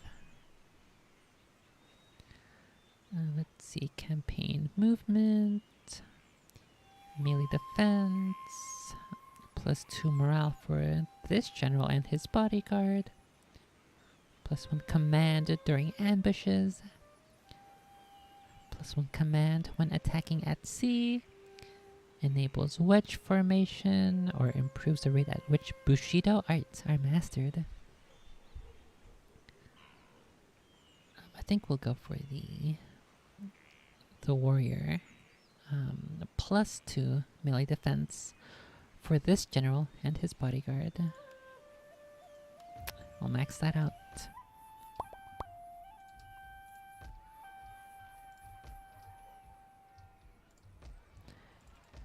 And what can I train?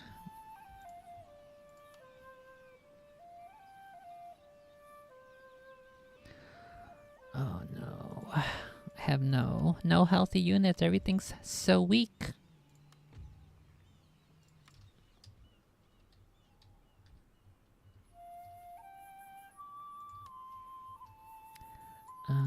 This could either be a run where where I get demolished in a couple of turns, depending on how this fight here in the south goes at the bridge, and depending on whether or not Akira decides to attack me here from the north,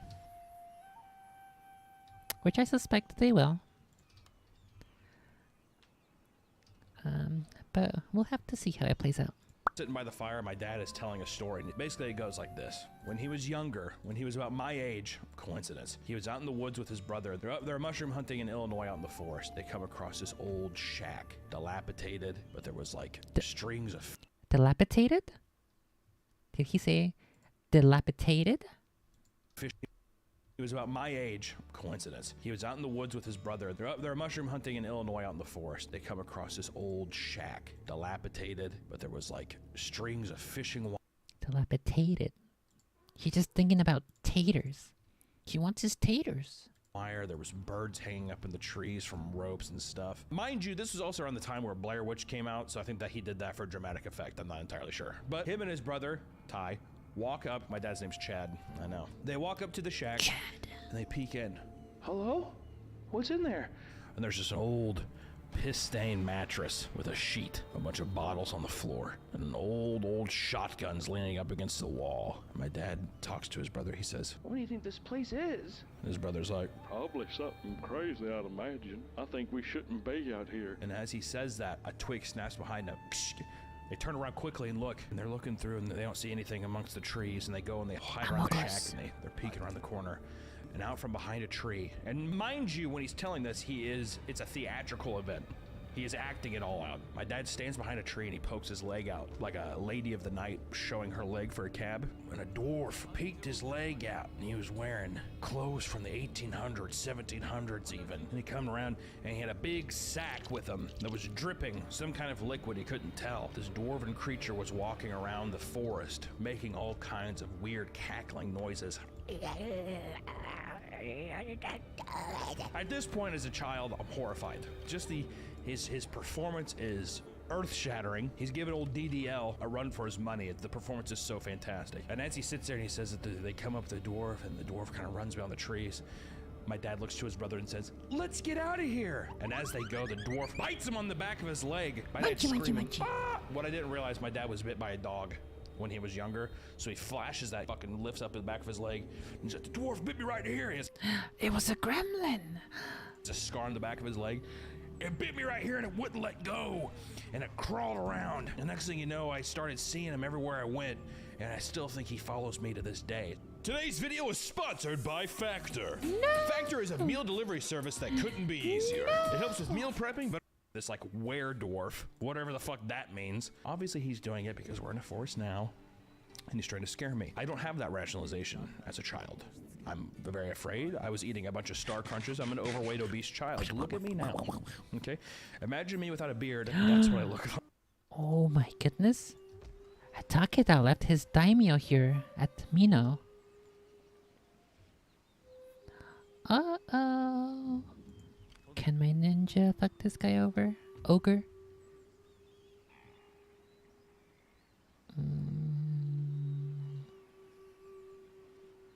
My ninja is fucking dog shit. He can't do shit. His highest percent chance is 38% chance to sabotage the army. Okay, let's see. He has 3 healthy units of level rank 2 Yari Ashigaru, 1 healthy Bow Ashigaru, and 1 half-strength Bow Ashigaru. He is, however, going to have... what level settlement is that? That's a level 1 fort. So he's gonna have a samurai retainer. Can I assault that? Not right now, no.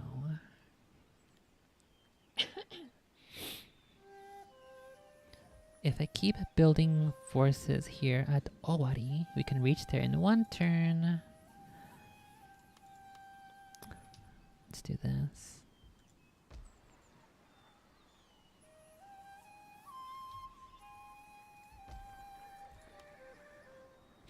I lost my Metsuke? Oh, right, he got fucking... He betrayed us. Theoden's betrayed me. He fucking... The other ninja stole my dude. like as a child, all right? And I'm sitting there and my dad's just like, he's had like, I don't know, 30 beers wasted. I mean, just gone. And he's just like, well, we're rafting tomorrow, so might as well hit the sack now. And as we go to sleep, my stomach, God, it grumbles. I mean, I have the worst stomach pains of my life. Too much sweets. Didn't know that was a thing when you were younger.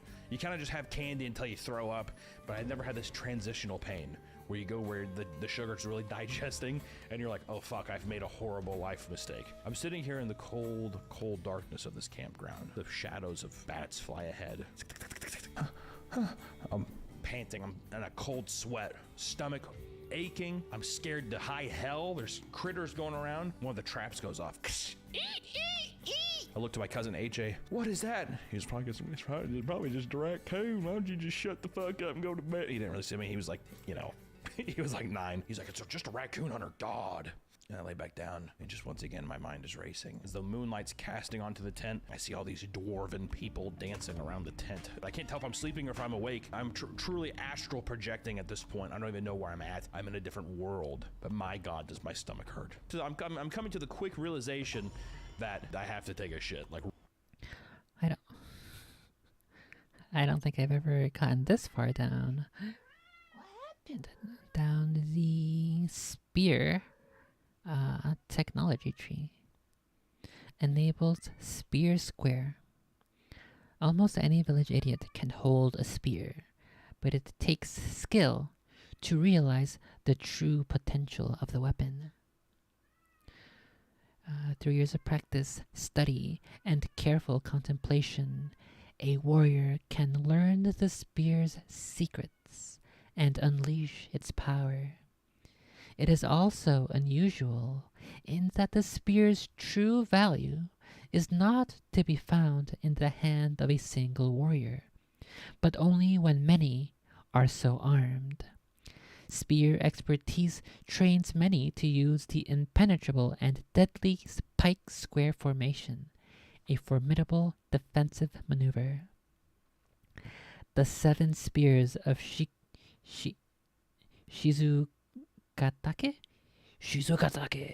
was the name given to 7 generals who fought for Toyotomi Hideyoshi at the Battle of Shizukatake in 1583. While Kato Kiyomasa was driven to prove himself in battle, others in the group were experienced and ferocious warriors. Fukushima, we're talking about nukes and radiation again. Fukushima Masanori was noted for killing his opponent Haigo Gozaemon, a famous samurai, by driving a spear right through his body. And just to be awkward, there was an 8th spear, Ishikawa Heisuke, but he died in the battle. Spear square. Does it specify here what exactly it's used for tactically? Because I imagine it's against like square formation, in that it is to help guard against cavalry charges. But Yari-wall is already pretty good for that. Should I get spear expertise?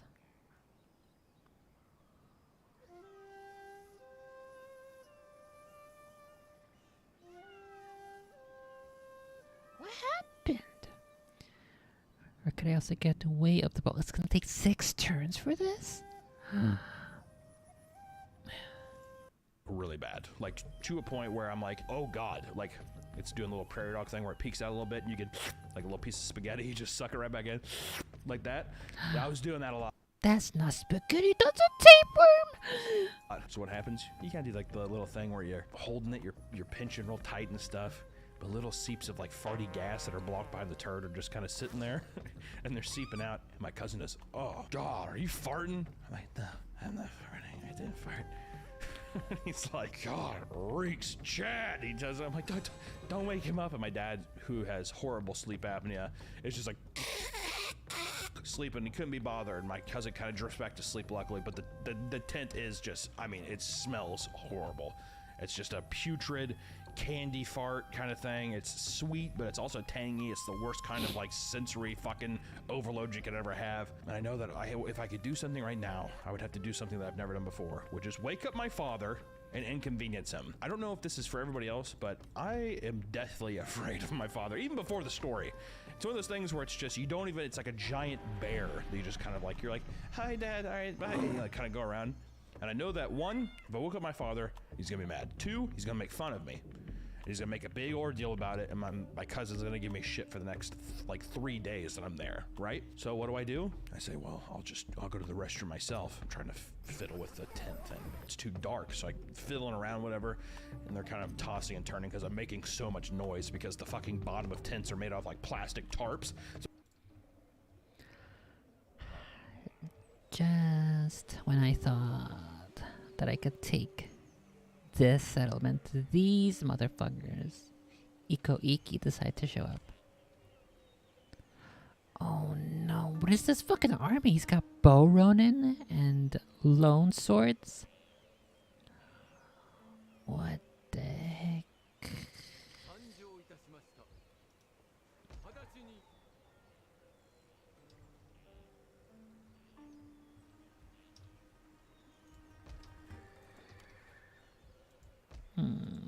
Hold on. Maybe my assassin, my ninja can help.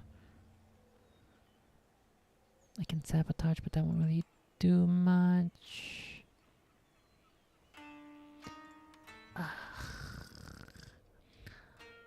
All of my options right now are dog shit.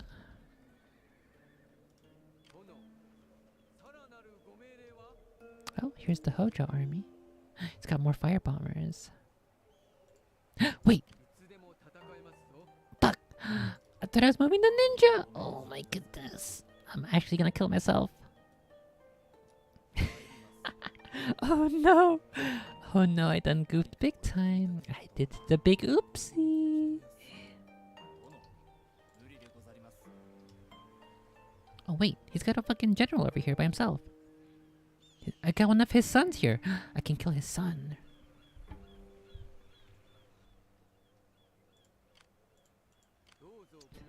I'm gonna have to move this army over this way to protect against Tojo.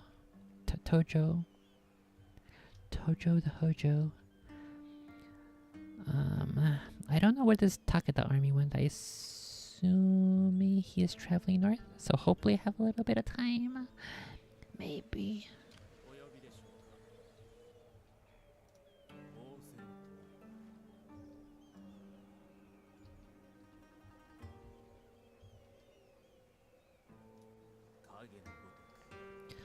Unlucky.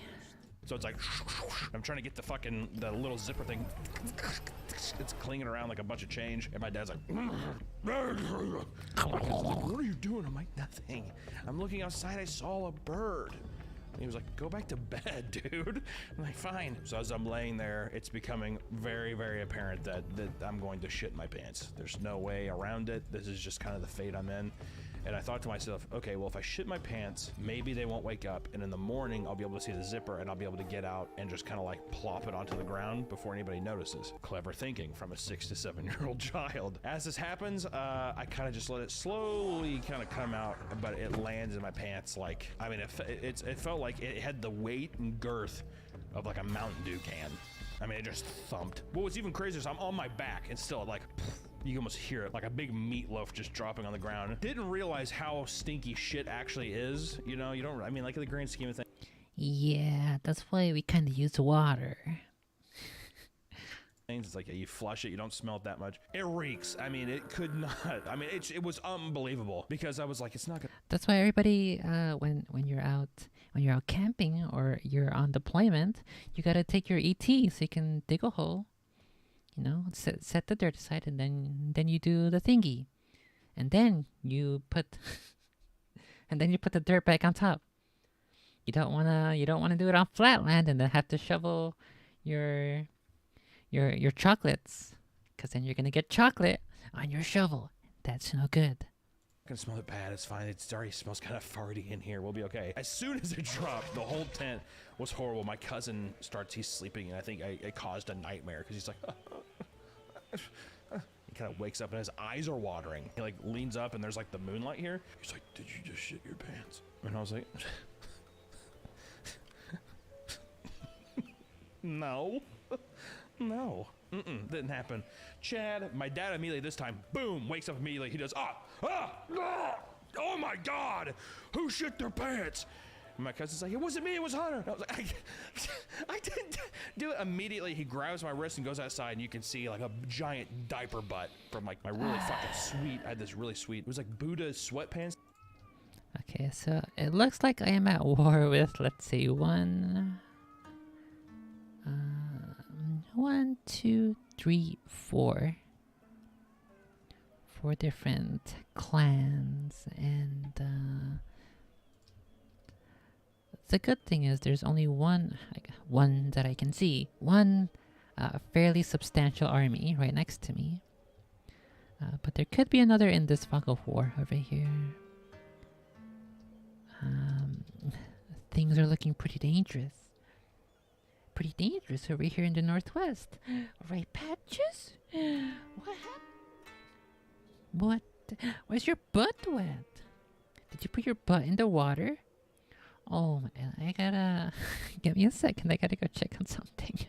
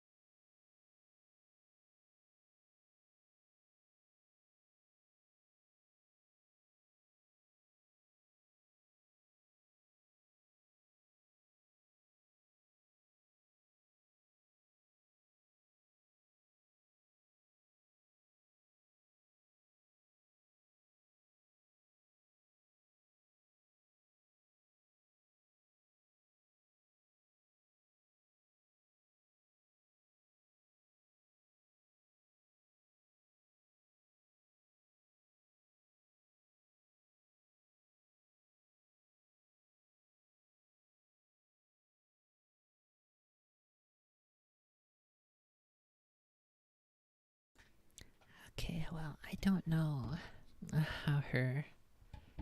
It's probably just like a little drop of water. She was probably just licking herself, and it felt like more. I just happened to touch the one spot, and that felt like it was a bunch of waters. Anyway, let's go ahead and just continue here. Thing. In the grand scheme of things, it was like kind of offensive. It's like somebody got a Walmart and it's just like, I'm just Buddhaing around or whatever, but it had a bunch of Buddhas on it. I like Buddhas back in the day. I bought little statues from Barnes & Noble. It doesn't matter. But the whole thing was, goes up and he's like, I can't believe you shit your pants. It's sitting there with the fucking logs flopping around and my pants in the back. I feel horrible. I have to walk all the way down to the park campground toilet shower thing. Puts me in there and I'd have to strip down and take a shower and stuff. He brings a bar of soap with him, but he gives it to me and he's like, here, wash up. I grab it, immediately slips out of my hands. Mind you, I'm naked by this point and it falls on the ground next to the shit pants and there's a turd on the ground too. So as I'm feeling around, my hand gets in the poop a little bit and I'm like, I don't know, but it's so dark in there. I mean, it's like fucking 4 in the morning. There's no lights or anything. It's just moonlight coming through like the cracks of the bathroom. And he's like, oh. Oh no, he had a massive army right in the fog of war. The Hojo to the southeast. He has so many bows. 1, 2, 3, 4, 5, 6. 3, 6, 7, 8. He has 8 bows. I have 3 bows. He has 1, 2, 3, 4, 5, 6, 7, 8, 9. 9 regular Ashigaru. And 1 or regular Yari. And 1 samurai. Oh, hold on. This is a family member here, though. Maybe I can snipe him. Oh wait, he's got some fire bombers. Maybe I can get him to friendly fire.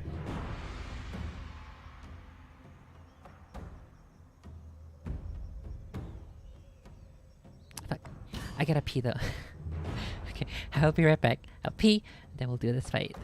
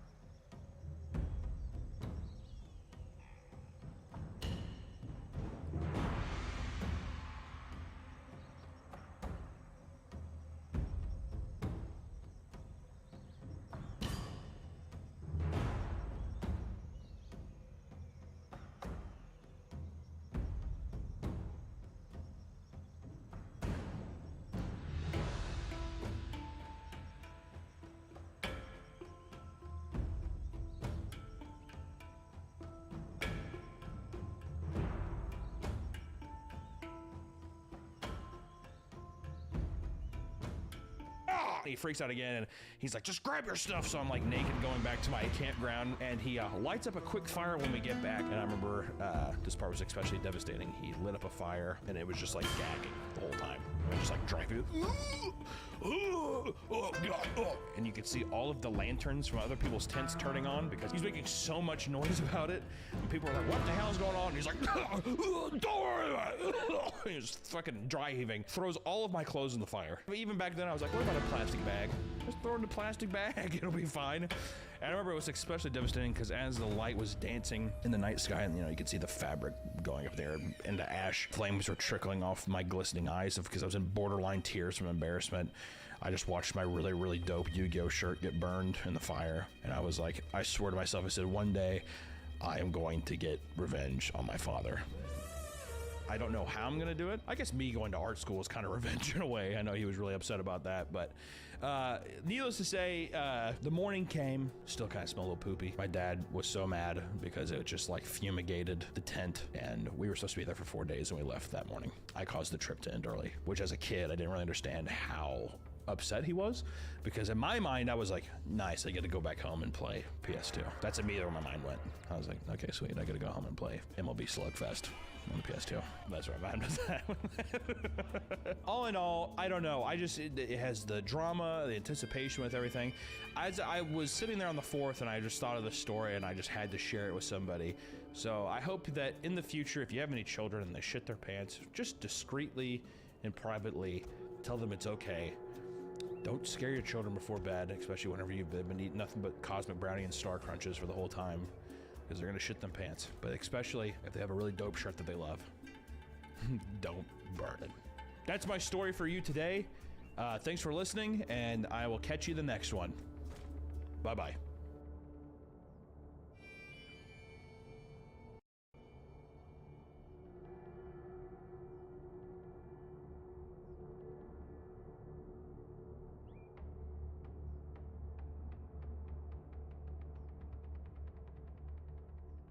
I think my brother had a similar story to that. My older brother, this would have been when I may have been about maybe 10 years old or something. And he is 2 years older than I. What the heck is this? Advisor. He's 2 years older than I am, so he would have been around, I think maybe younger than that. Maybe I was like 8 or 7. I remember one day he woke up and he told me about how he had this spooky dream.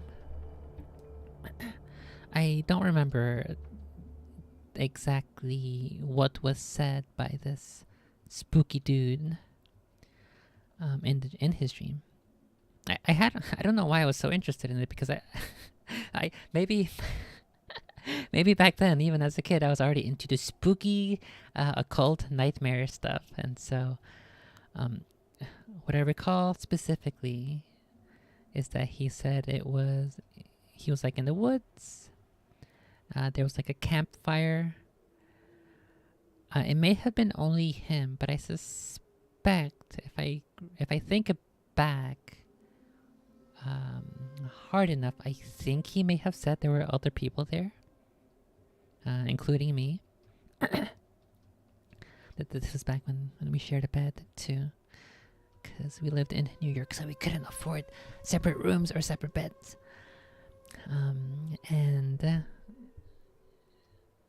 So he's in the woods. There's a campfire. I think in like an open area, and then around the campfire, a bit away, a couple of yards away, there's the tree line. And for some reason, the image from that Yu-Gi-Oh card called Just Desserts comes to mind. Just Desserts, Yu-Gi-Oh card. Jamie, pull that shit up.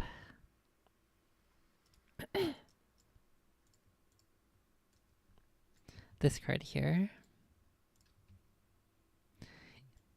And so he said that in the tree line there was a fat guy, and I think he also mentioned that he had like a cauldron. I think he mentioned it may have been like yellow or gold, a cauldron, and this fat guy told something to my brother. He said something. I think it was something that was directed at him, at my brother. I don't remember exactly what he said, unfortunately. And he's like, the fat guy kept repeating what he said, and whatever it was that he said, it spooked him, and that's why he considered it a nightmare. And then I also got a little spooked when he told me. What the heck? fuck was that sound?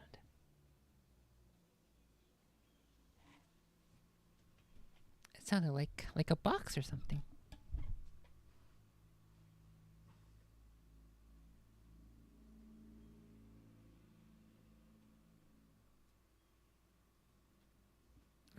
Well, there's no spooky monsters outside. There's no spooky, fat, naked guy outside.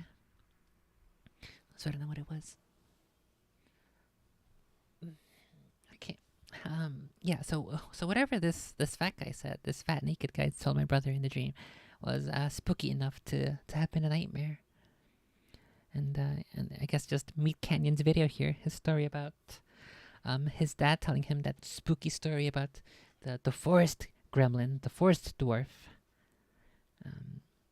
and then him being spooked in the tent at nighttime and pooping himself. Kind of reminded me of that. And so yeah, this is for some reason this is always, oh my god, this is always the image that comes to mind whenever I think back on that dream that he told me. And I don't know, maybe I'll ask him again at some point if he can recount his dream to me again. See if I got that right. Okay, let me focus on this fight here before we continue with the next spooky thingy.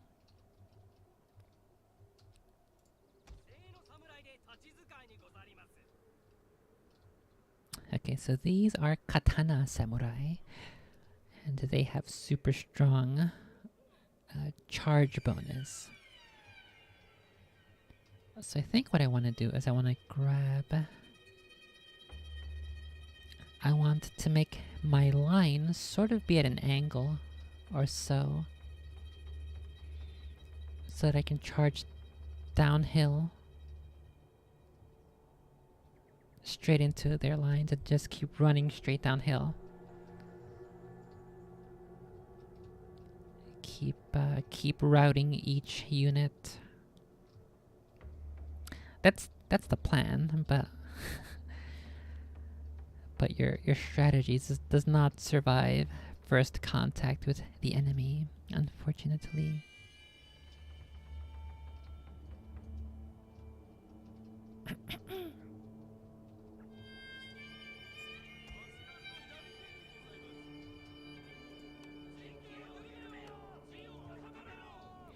Okay, so I'm gonna start these guys off in loose formation. And then as they start charging forward, I'll form them into Yari Wall. I think these guys will be my reserves. The lowest ranking guys will be the reserves to flank.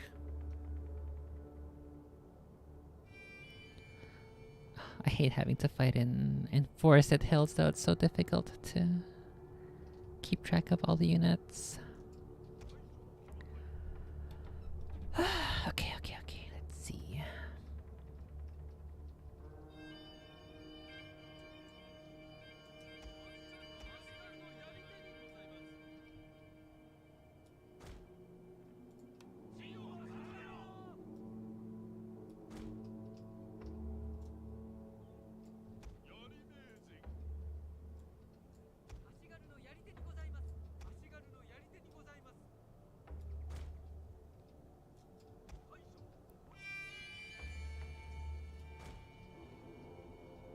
Okay, let's use this formation to get up the hill.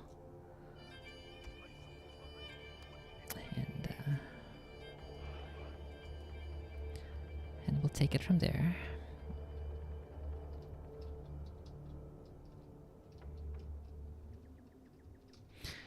Whereabouts exactly should I align my dudes? So my idea is to get the katana samurai to just run straight down this way. Charge their lines from the side, the flank of the whole entire engagement. Continue a super long, steep run downhill.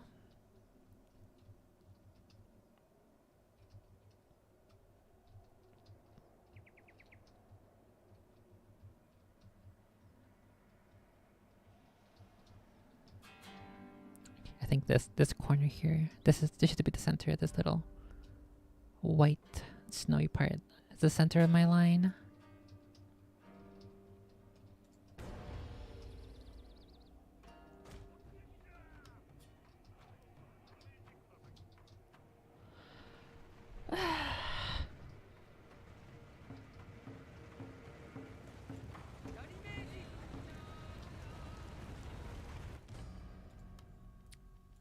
Jamie, turn that shit up.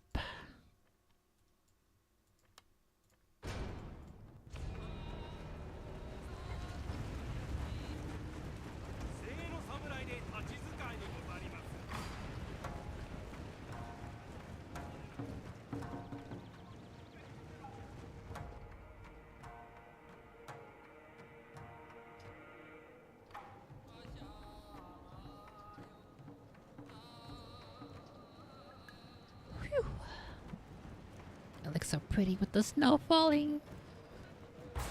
Why can't they make games like this pretty anymore?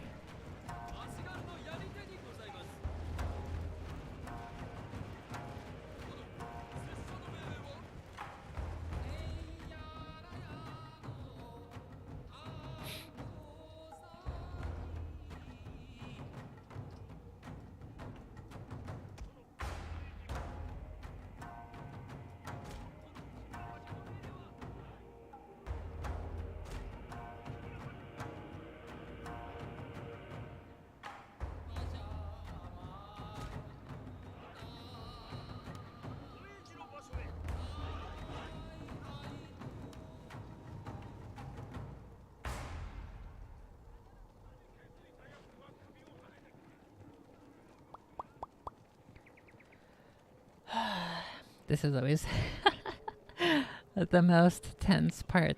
The calm, quiet, tactical, contemplative moments before the storm. Last couple of minutes to get your anxiety out as your tension is rising. Oh, jeez, he's got 2 generals too. I forgot about that.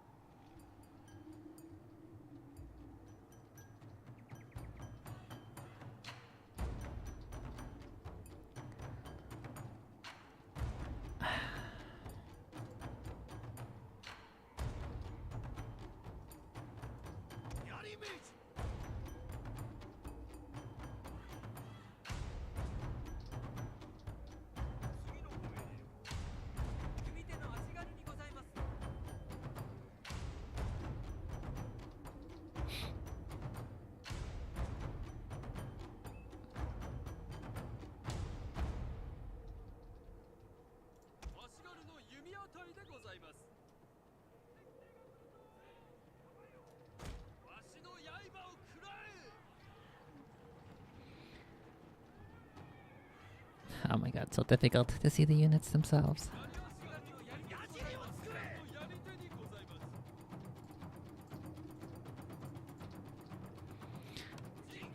Okay, let's send these guys to loose formation.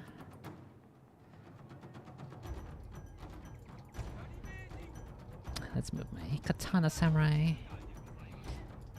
to the flank, where I'm going to charge down. From which I'm going to charge down.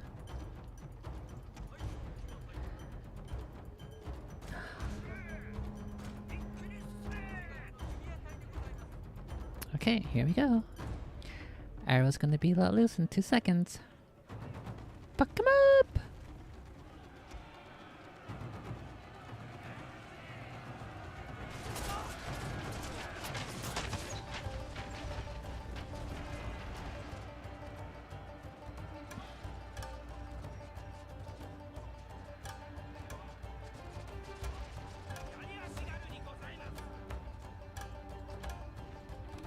Okay, Yari wall, let's go.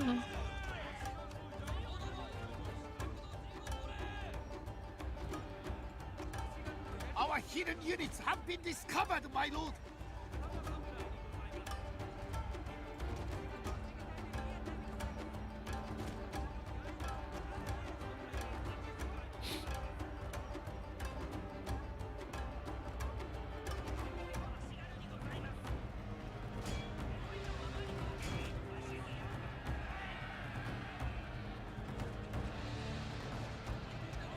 Well, they kind of done good by sending their general in for the side here.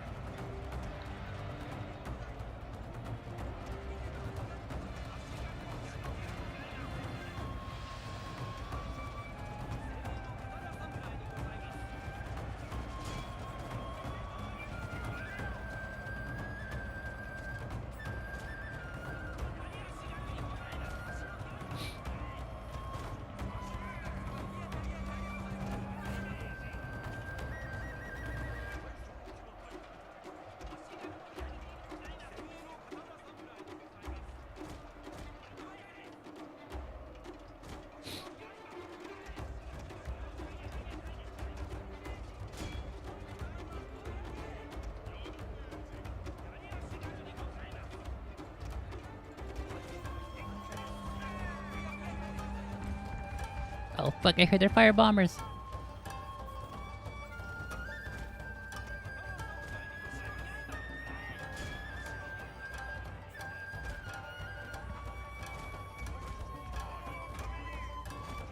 Hidden units, my lord.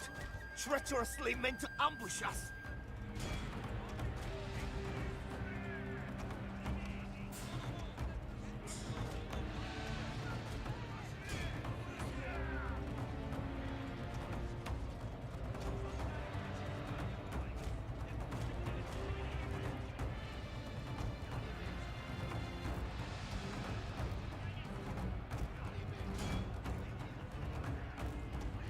Is my general okay? Seems to be mostly okay.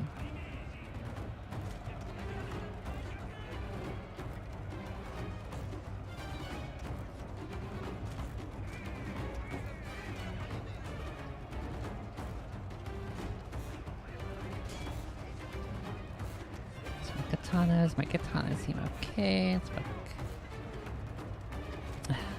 It's not perfect, but it's working.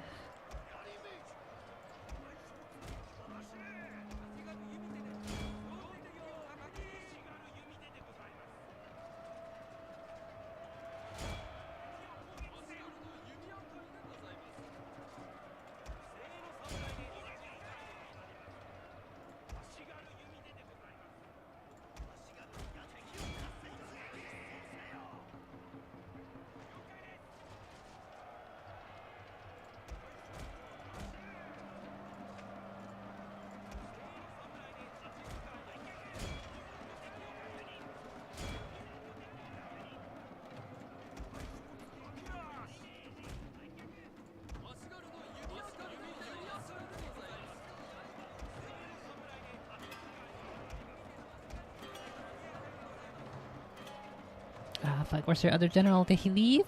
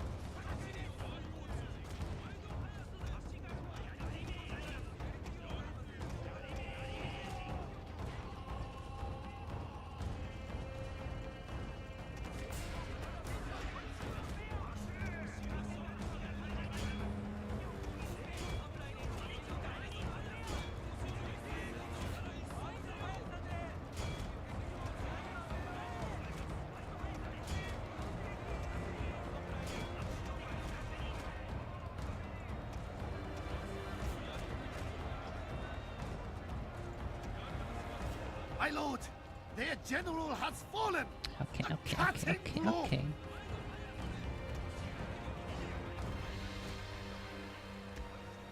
Oh, jeez. My lord, a glorious victory will soon be yours. Okay, I gotta chase all these fuckers down. No, continue. Holy moly. I was not really I was not really paying too much attention there with their fire bombers.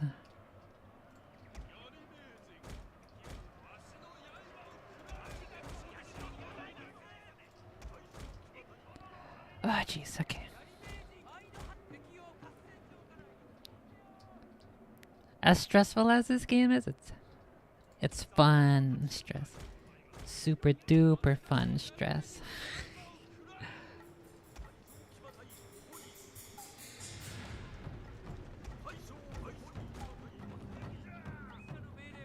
Okay, so unfortunately I didn't really get to run downhill as I wanted. However, my katana samurai did an amazing job of holding that right flank.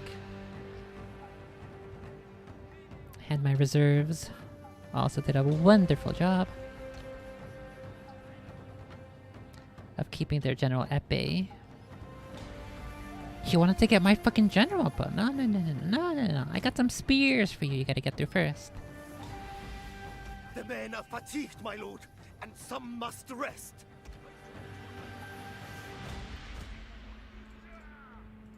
Okay, let's go ahead and speed this up. Get him! Oh no! My general's too tired. Get him!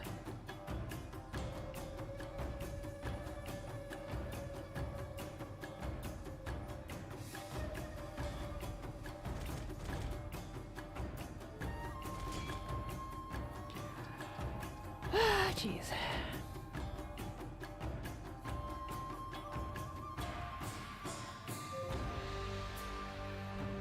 Okay, we'll end it there. First, we'll lower the volume.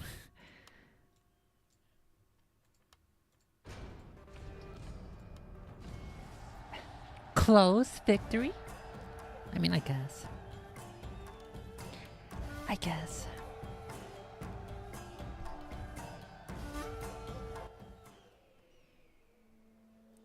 Let's see. They deployed 1,552 units. And they lost 1120 units.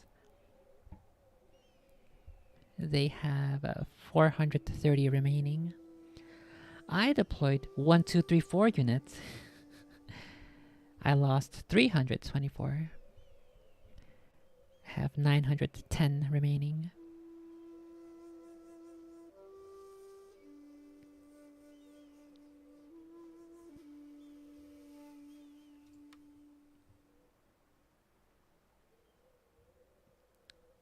Katana Samurai killed 92 units. The general killed 96.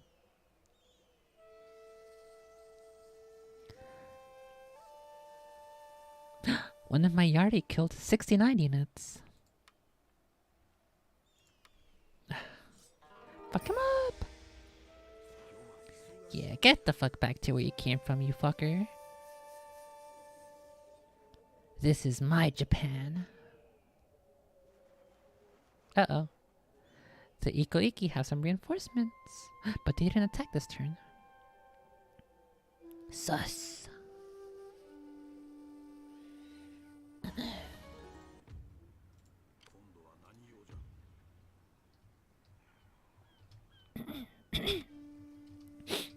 Okay, so here in the south, my daimyo could probably capture Sagami.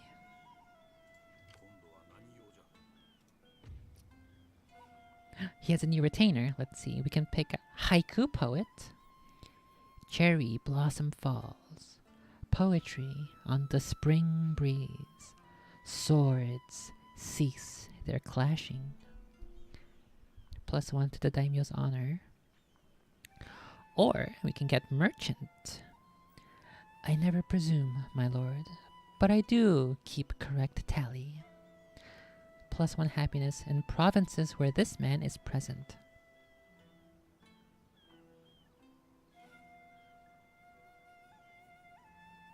I think we'll get the Merchant.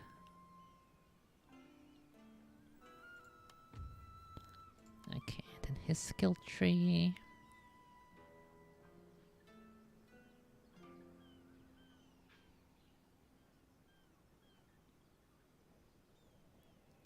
Let's do the warrior one for this guy as well.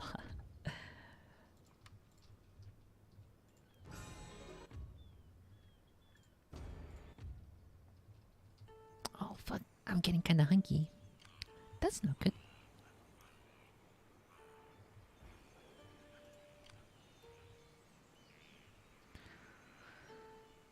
So these guys no longer have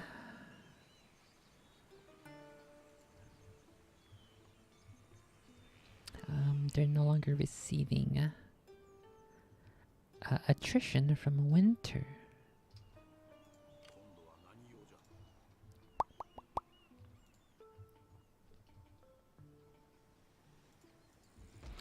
I feel like it might be a bit too overzealous to take this fight right now. I think I want to hold off. They're just way too strong for me.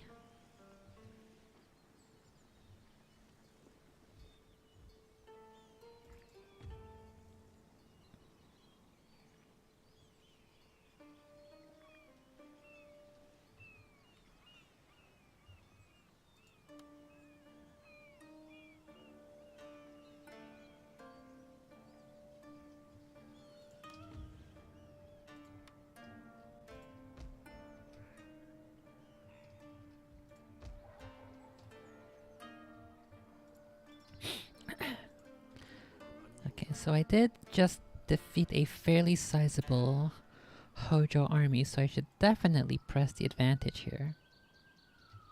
Since I don't think I lost too many dudes, all things considered. I do have also a new bow unit.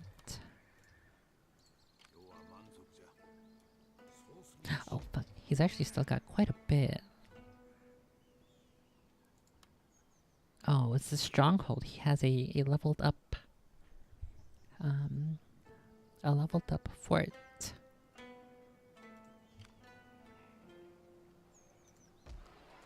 One, 2, 3, 4, 5, 6, 7, 8, 9, 10, 11, 12, 13, 14, 15, 16, 17, 18, 19 total units. Wait a second, I can just... His 19 plus his retainers, which are... Stronghold.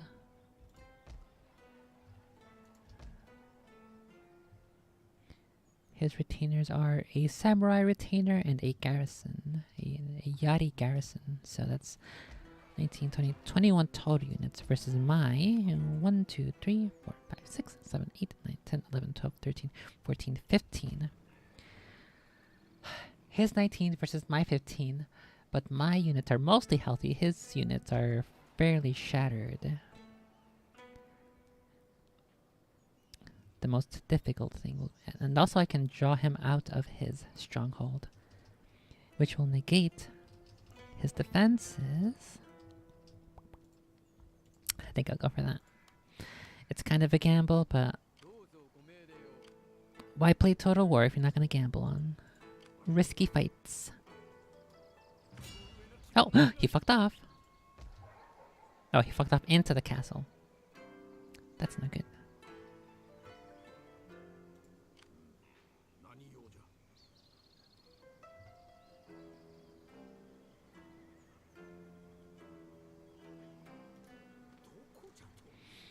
Okay, never mind. We'll go ahead and just hold this forest here and keep recruiting.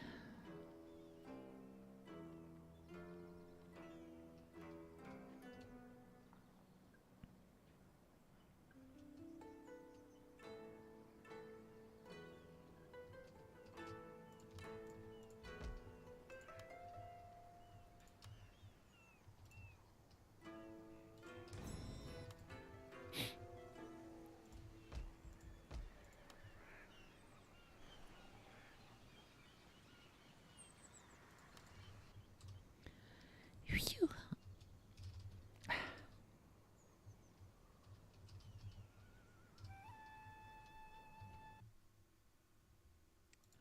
Okay, let's see. I think I have... What the heck?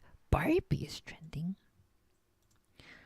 I think there was a recent new upload from The Paranormal Portal. And I believe it was a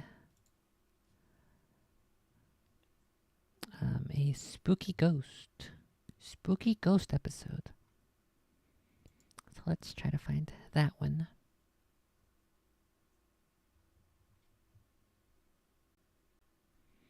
Spooky ghost. Where is the Paranormal Portal? Or I could do another Big Feats. There's a couple of more Big Feats episodes out and about.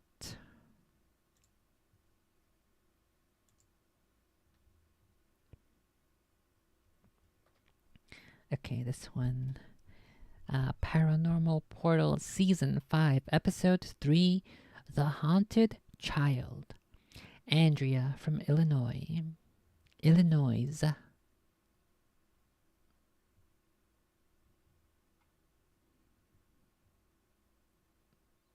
Oh my goodness, my tummy, dude. My tummy's a black hole right now. Oh, can you hear that? What the heck? It's like... It sounds kind of like when you're stepping on the floorboards and they creak. That's what my tummy just sounded like.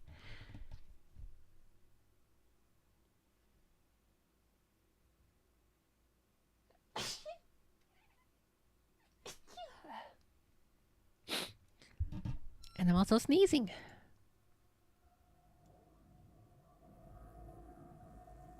Spooky ghost.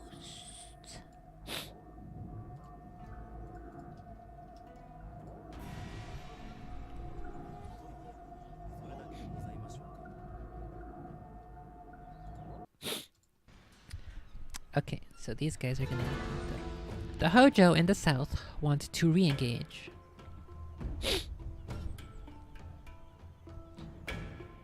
And this is basically the exact same map, I think. The exact same area where we had our previous battle.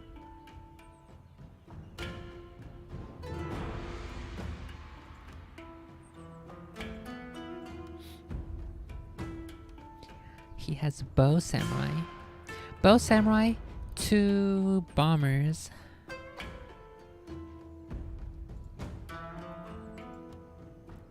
And 1 healthy unit of Yari Samurai.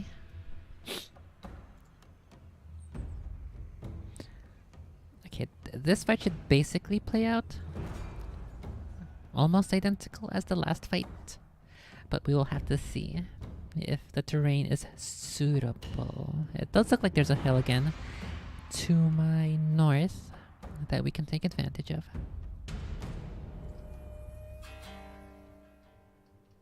Yeah, basically the exact same area here, except it's no longer winter. Okay, so exact same battle plan. Let's grab these dudes.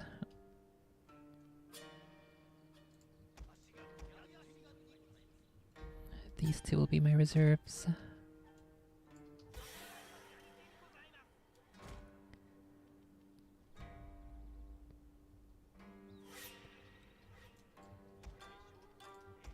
I got a new healthy unit of bows, so that actually helps quite a lot. For the initial skirmish.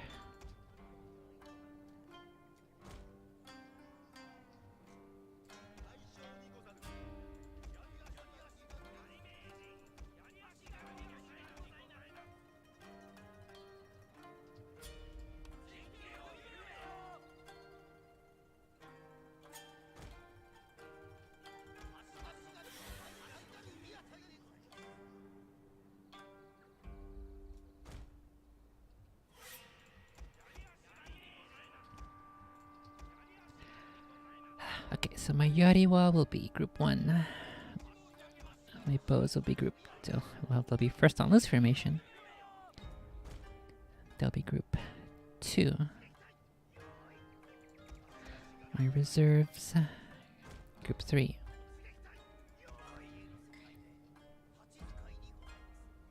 And then my katanas, group 4. No! You can't group if it's just one guy. It's kind of unfortunate. Okay. So grab everybody.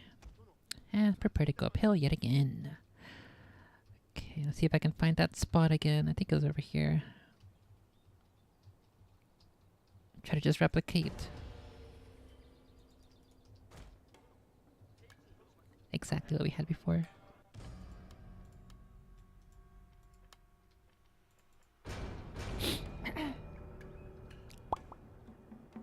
Whoa, whoa, whoa. I didn't say run.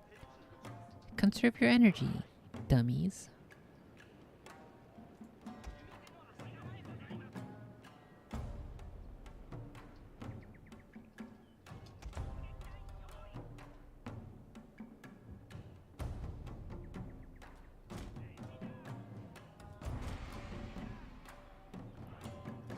Okay, so there's one. There's two. Group 3 back here. The general down here.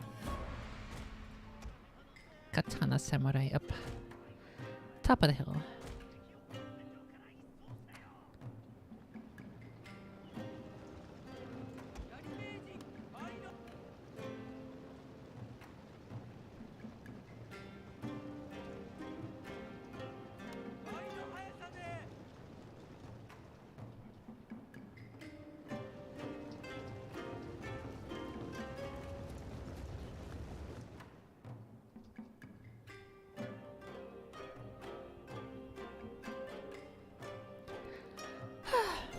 I would be extremely surprised if we lose more than 300 units.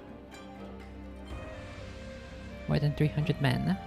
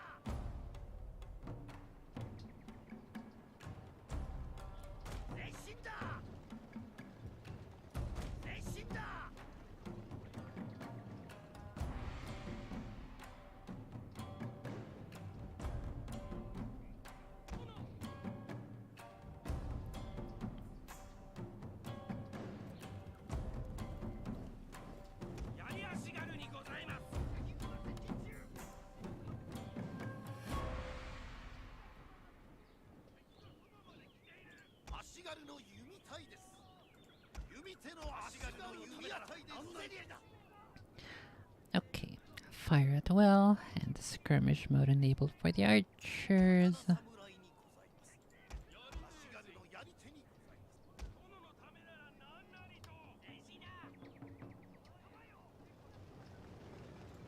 Oh my god. My units are still moving! And they're already in archery range. Fuck him up!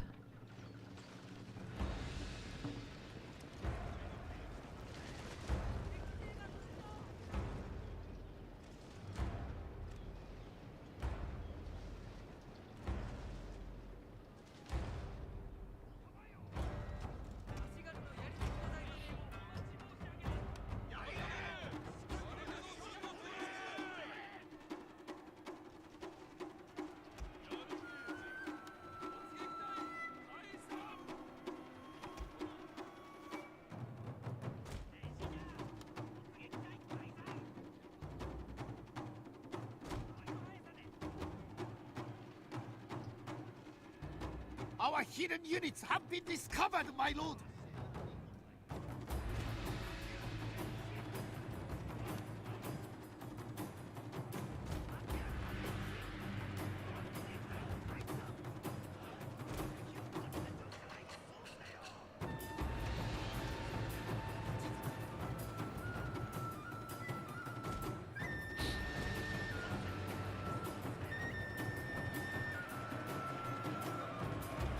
Yari somewhere over here.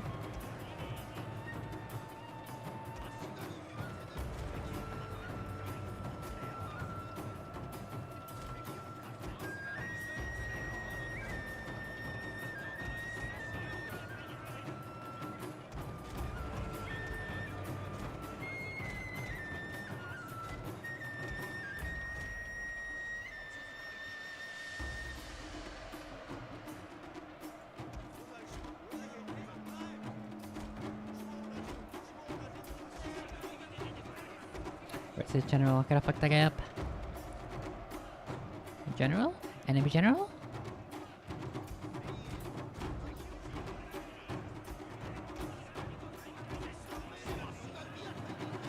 Oh, shoot those bombers! Fucking up! Okay, so far so good. All my lines are holding. Oh, there's that general. Oh, he's fucking staying out of range. Fucker. Fucking pussy. Come fight me.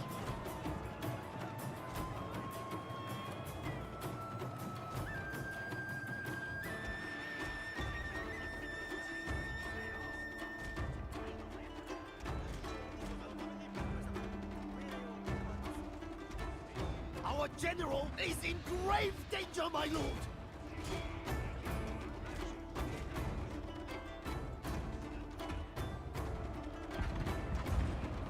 Uh-oh, there go the fucking bombs.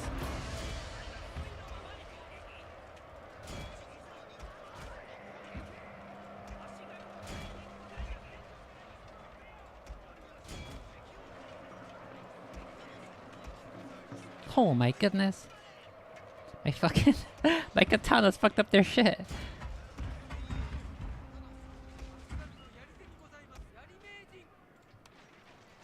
Keep running. Our men are Run them running from down. the battlefield!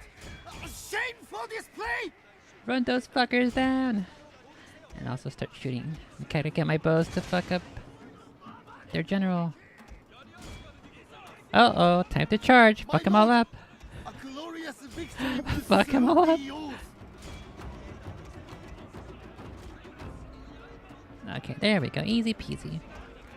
Massive charge downhill. Fuck them all up. No, continue. Chase them down to the ends of the earth.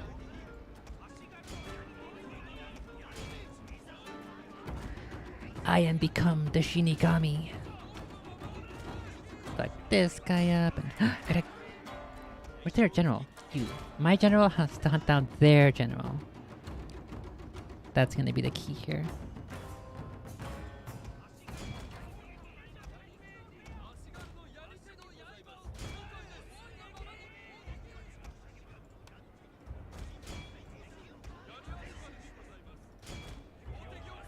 I don't think their general died. But he did break from the battle. So My lord, their Oh. general has well, fallen! there we go. Cutting blow! We got him. Easy peasy. No man is safe from my spear. My great, long, strong, massive spear. Oh no, these guys are gonna they're gonna escape! No! Unlucky.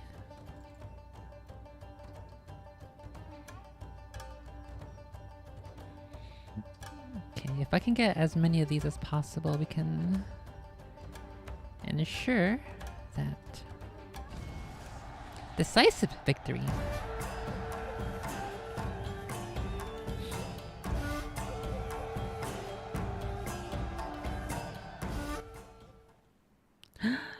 No fucking way! I lost an entire unit of Yari Ashigaru. He was rank 5. Fuck. I lost to 197. Okay, I'm still at least within my prediction of losing no more than 300.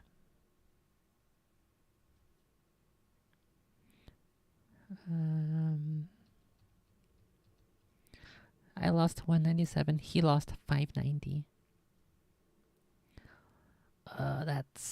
That hurts though, losing that rank 5. I suppose I do have 3 rank no, and I have 2 rank 4s, so that kind of makes up for it, but oof.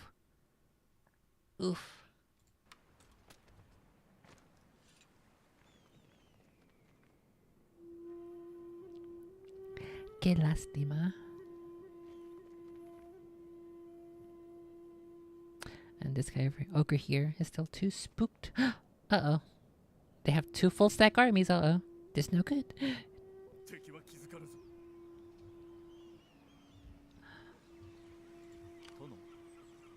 Oh wait, I'm at peace with this guy, but I don't think that's gonna last if he's marching toward me with a massive army.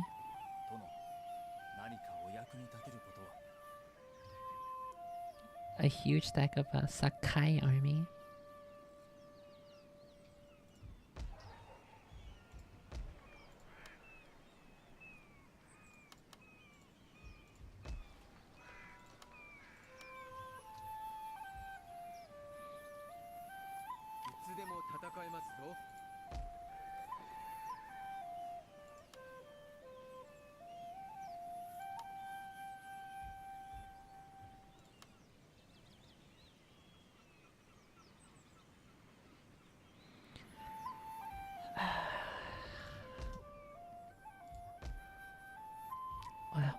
Why do they have to stack up on me like this?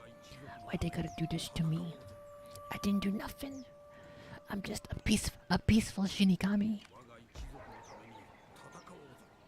Okay, well, since basically all this stack here is like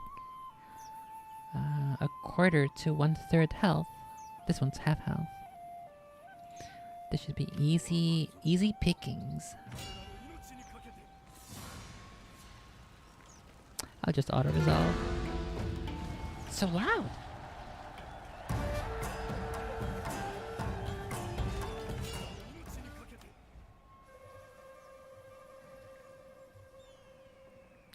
Okay, we have captured Sagami from the wicked and vile Hojo.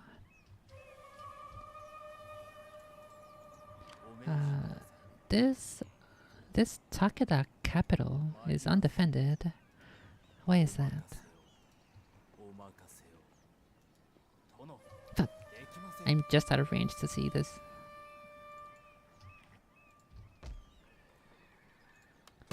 The units in this castle. Castle Edo.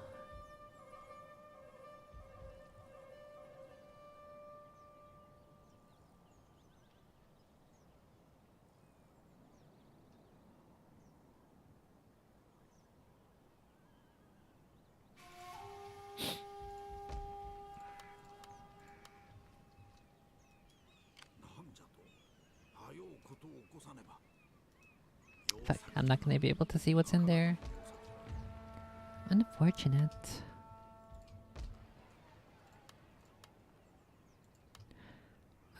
I think though a Matsuka here will be good. Grab this guy.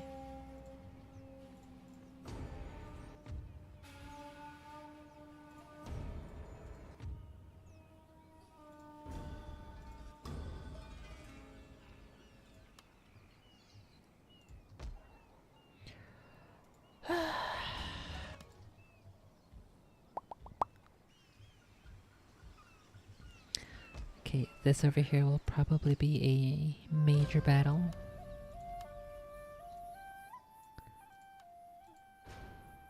And it might be next turn. This might not be very good. We'll have to see how it plays out. Oh my god. Oh my god, why is this music on this video so loud? He would always stare at like the corner of the room, cooing and laughing and holding his arms up as if someone worthy to pick him up. But he was like having these night terrors, I would say, and he would wake up and he'd be like, there's people in robes in the corner of my room chanting. The gentleman that owned the house prior to when my son's grandmother bought it that room that he was staying in was actually the room where the gentleman committed suicide in the closet by hanging himself.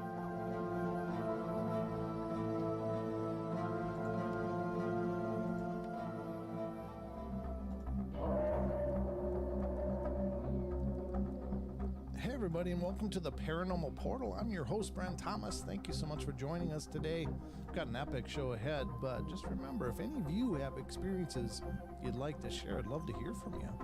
You can either email me at paranormalportalradio@gmail.com or head over to paranormalportal.net. Scroll down and find the button that says Interview Me, and that'll allow you to look at a calendar of possible times and dates and find a date that works for you. Love to hear your stories, so definitely get in touch with me.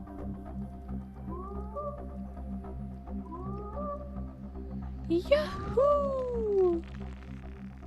We got a phenomenal show lined up for you guys today. We are welcoming Andrea to the show, and she's from the Illinois area and has some incredible stories of her child having many ghostly and psychic experiences. So without further ado, let's jump right into it.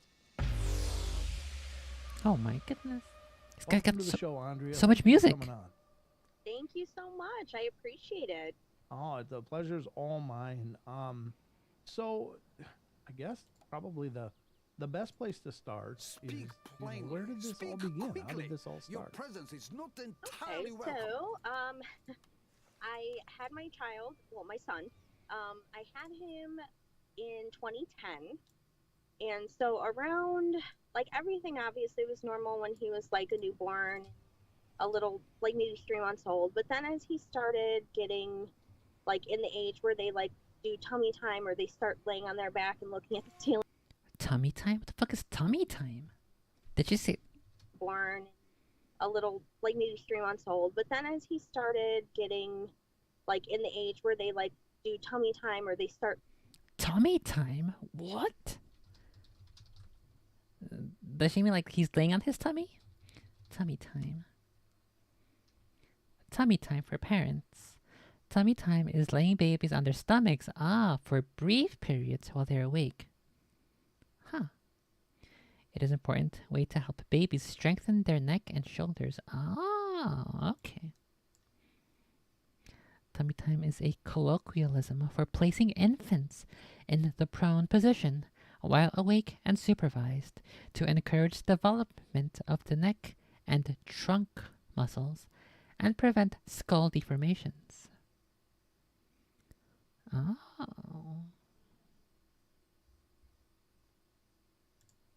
I will keep this in mind for when I become a parent, when I have a child. laying on their back and looking at the ceiling and just cooing and stuff. He would always, we would be in his room, and he would always stare at like the corner of the room up on the ceiling and like be just cooing and laughing and holding his arms up as if someone were to be ready to pick him up.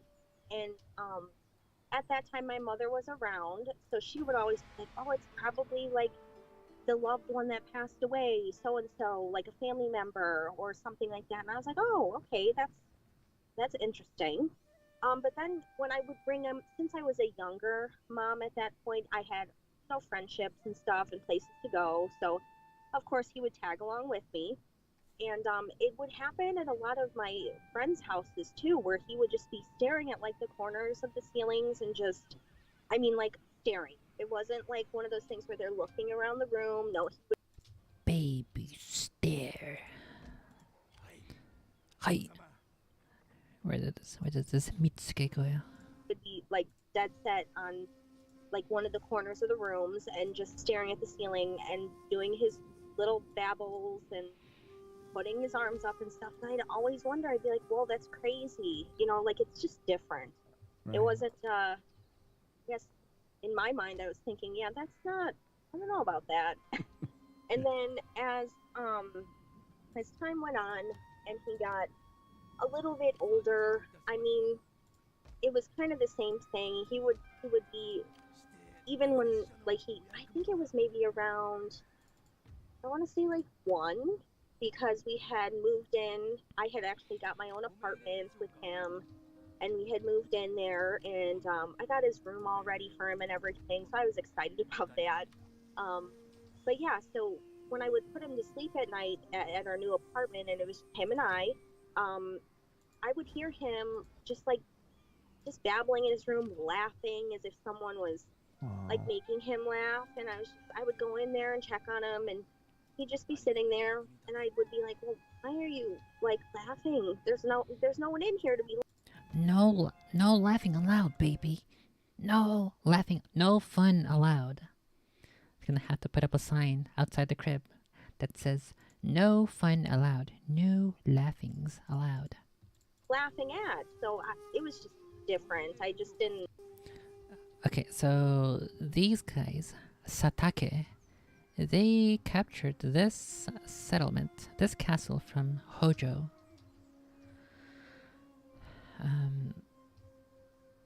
And the nearby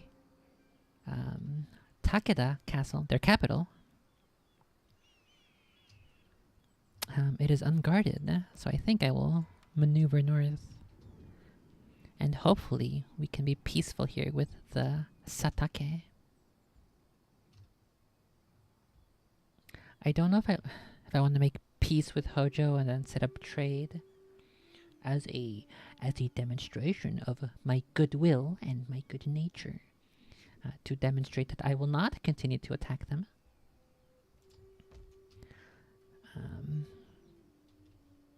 But I'm gonna go here. I'm gonna head toward Kai. Try to start chipping away at Takeda. I was kind of creeped out, not gonna lie, because it was just him and I. So I was kind of like, ooh, this is different. Like, it's just me and him, and we're in this apartment together. And now I have him, like, basically like laughing at something or talking to someone, and I'm like, I don't know. Wow. And then Wow. one night he was actually at my mom's house, and at that point, my apartment, how it worked was his room was like off of the kitchen or the dining room area where the table and the chairs were. And I had one of my girlfriends over, and we were just having dinner, and his room was completely dark, like the lights were shut off because he wasn't there, and his door was open, and we were literally just sitting at the table, just talking, eating our food, and all of a sudden all of his toys started going off, like the lights, sound, the music, everything. And It's a we looked at spooky each other, ghost. and we both were like, what the heck is happening right now? It must have been a Big Feet set off an EMP, and then that killed all of them. And then as soon as the Big Feet had disabled his EMP, or maybe they set up a 5G tower. And in that instance, once the 5G tower was turned on, it disturbed and killed the Big Feets'. What? Christ, that guy's so loud. It killed the Big Feets' EMP, and then the electrical surge set off all of the toys. Right now, is this real? Like, this is crazy. And we booked it out of my apartment. Like, there was no, like, what should we do? No, we didn't even. We looked at each other and we were like, we're out. Like, this is enough. Yeah. Wow. And so I ended up spending the night at her house that night because I was like, there's no way I'm going back into my apartment when that just happened by myself, first of all. So I was like, no, I'm not doing that. And then in the morning, my mom brought him back home to me, and I ended up going back home. I'm like, it's light out. It's gonna be fine. It's not nighttime anymore. Like, hopefully everything's calmed down. And when I told my mom about the situation, she was like, well, I feel like your son is very special. Like, he's got energy around him that's really good. You know, that's what she kept telling me. And I was like, oh, okay, like, that's fine. But I was like, what? That doesn't really explain why all those toys went off and all the music started playing and all it was just so scary. Yeah, Mom. It's a real energetic thing, too. I mean, for all of that stuff to go off at the same time. I understand a toy, but if there are in spooky ghost hunter shows, they do typically set out like these toys that are supposed to be for kids, and then when activated, it makes a sound or it lights up, and so there is some precedence for. Wait, -2? Fuck, they lied to me. There is some precedence for.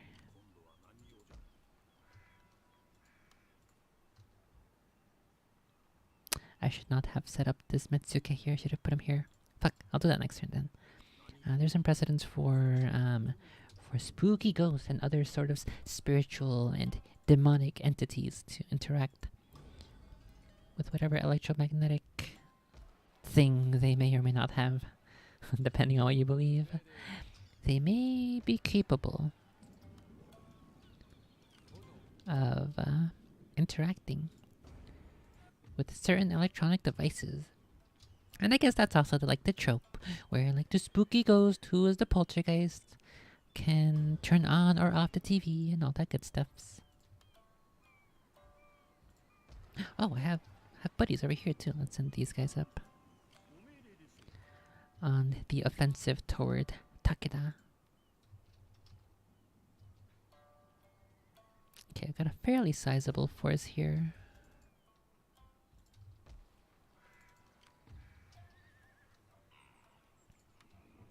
Everything goes off?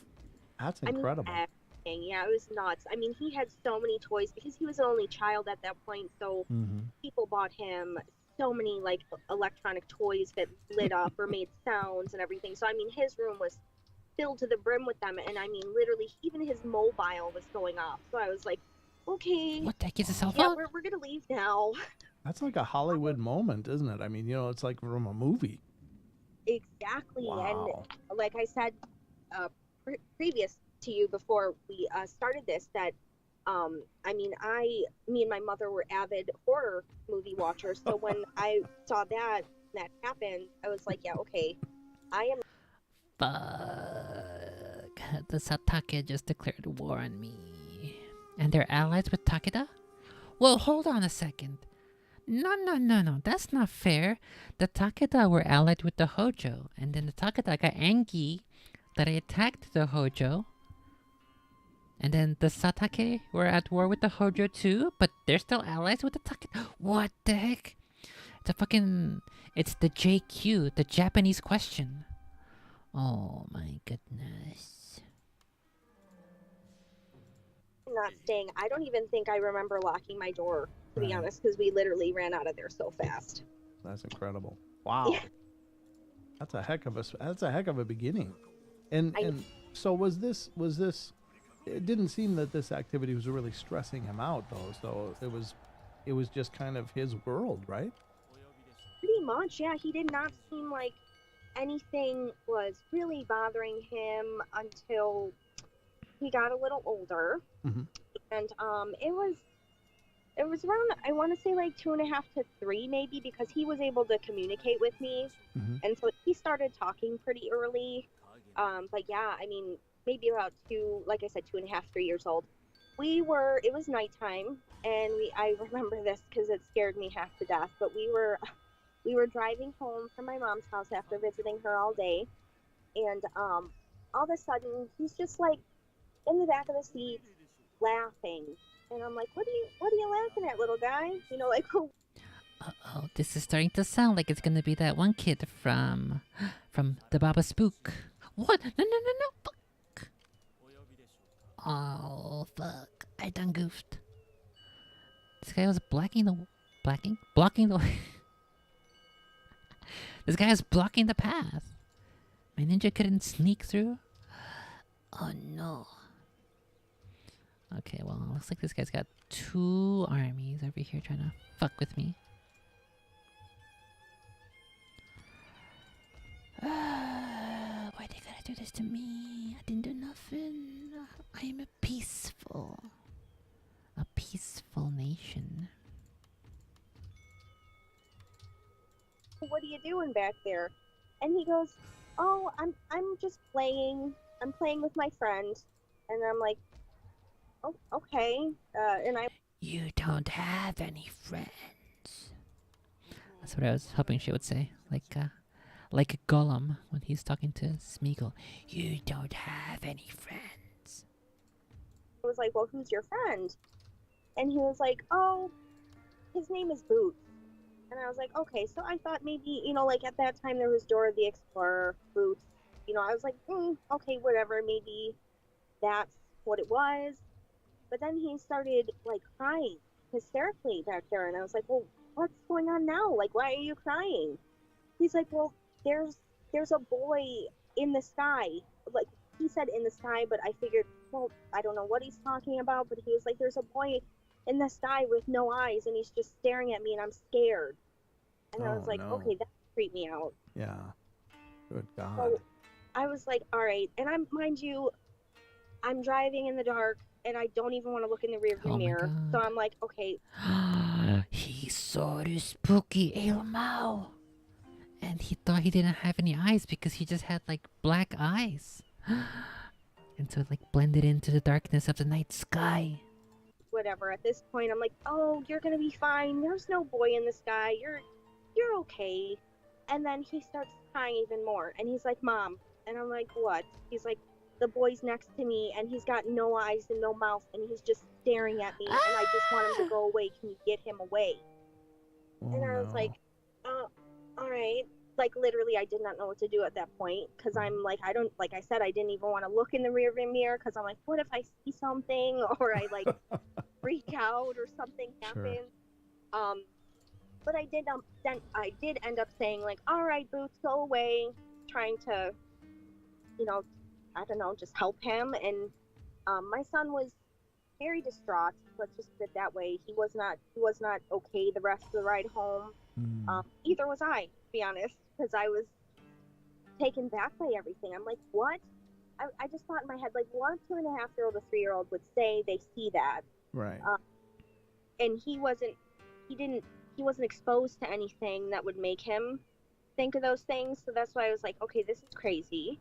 Yeah. And then we had gotten home that night, and I put him to bed, and it was pretty quiet until he started like freaking out. And I went in his room, and I was like, "What's up, little dude? Like, what's going on?" And he was just crying hysterically, telling me that the boy was back, and he was like messing with him, and he didn't like it. So I was like, all right. It's really hard to like navigate these situations, especially not knowing if it's real or if it's not real. You're just kind of in the moment, and you're like, all right, what do I say? What do I do to fix the situation for my child? Because it's different. And especially being like a first time mom at that point, I'm like, I don't even know, like, kind of what I'm doing at that point, being like a mom, let alone having to deal with like paranormal stuff with my child. Oh man, yeah. I mean, there's no manual for this, right? Not at all. So, wow. But yeah, so I think I ended up just telling him, like, you can sleep with me or I'll sleep with you and everything's gonna be okay. But I mean, Boots stayed around for quite some time. There was always problems with this boy named Boots. My son would constantly talk about Boots, and that was... Holy Christ, he's got 2 massive stacks here. Uh-oh, Takeda is coming back with a vengeance. What level is this castle? Oh fuck, I didn't heal it! It's a stronghold. He might be able to attack right away, yeah?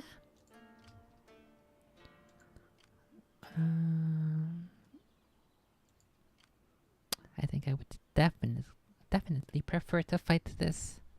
But I should have healed those. I should have repaired those walls immediately.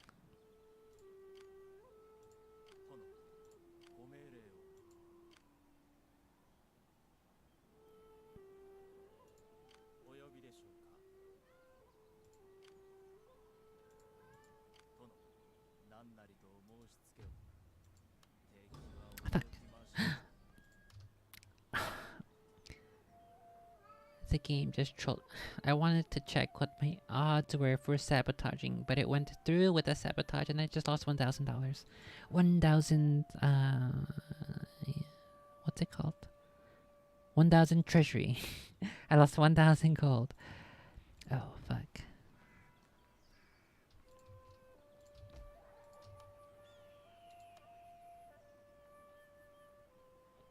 Castle is damaged. I cannot recruit troops.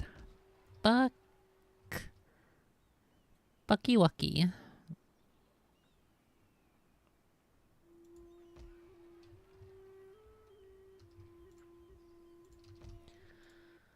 His name, I don't know Hey, RP. where the name came from, but that was definitely the boy, that little boy that would bother him. That was his name, and he would be around often. And my son seemed very distraught about that situation because he did not like the interactions that he was having with this ghost kid. So I was like, okay. I didn't know exactly what to do. It kind of died down. It did. It like Boots went away. It wasn't an issue. Because we ended up moving out of that first apartment into a new place, and then I ended up having his sister, and I had gotten into a relationship with his sister's father, so things kind of died down. It was like there was more, I guess, positive energy in the household than, I mean, there was positive energy with me when it was just him and I, but I'm saying, like, it kind of felt like things kind of shifted. And then there was, like I said, there was another child that was brought into the situation, so it was getting better, and I kind of felt more happy about everything that was going on. But then he just was all right. So about maybe, I want to say 3-4 months after his sister was born, the new baby, my son had his own room. His sister slept with me in my bedroom at that time because it was a 2-bedroom apartment, so we kind of just had to make things work how it went. And so, I mean, the biggest thing, we were, like I said, Boots had gone away at that point, but then we started having issues where he would be sleeping, and then, I mean, out of the blue. Oh, this is actually quite lucky. He has a second force over here, but he's far away enough that he will not be joining the battle. I am fairly lucky that I chose this turn to fight. It's the last possible turn. Okay. This seems winnable, but it might be difficult. Let's have a look at the Wake up battlefield. And he was maybe like 3 or 4 at that time. And I would go in there and he would be like, there's eyes watching me. There's so many eyes everywhere looking at me. And I'm like, okay, well, and I thought, that reminds me of that one creepypasta where the hunter or the hiker, he's traveling in the woods. In the woodses. And hang on a second. He has a bunch of bows. If I can get rain, maybe I should have checked fog. Fuck. Fuck. Maybe I should have read what the fog did.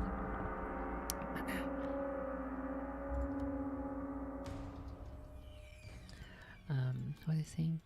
Oh, that's the creepypasta where the hiker is in the woods and it gets late and it gets dark and he still hasn't found his way back, and so he sees a cabin in the woods, and then he feels like, okay, super good, I get to sleep here tonight. But then, instead of it being like a normal wood, a normal cabin, there's a bunch of paintings on the walls, and he thinks it's pretty creepy and pretty spooky. But, you know, it's whatever. It's just weird paintings of people's faces along the wall. And so he falls asleep. But then, the next day, he wakes up and there are no walls. The entire cabin is windows. Then who was painting? Then who was face? Then who was eyes? Spooky. That's what this kid's story reminds me of right now.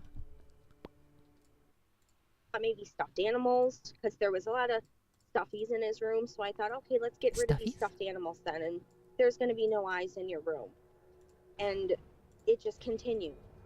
There was always like, oh no, I have a bunch of eyes in my room and they're just staring at me. And I didn't know at that point what to do. It was literally like it was making us, me and my boyfriend at the time, it was making us like where we were having like sleepless nights or lack of sleep, because it would be happening so often that my son was waking up and it was like we couldn't console him. There was nothing that we tried so many different things, and then it ended up where like I would have to be like, okay, come sleep with us. Like you gotta get sleep. I need sleep. He needs sleep because we both work. It was kind of just like cutting into our daily life. And then my son would be super tired in the morning because he wasn't getting the proper amount of sleep, because everything was just so chaotic with this whole the constant eyes staring at him. Oh my god, why is this guy's music is so loud? Chill, buddy. You gotta audio balance.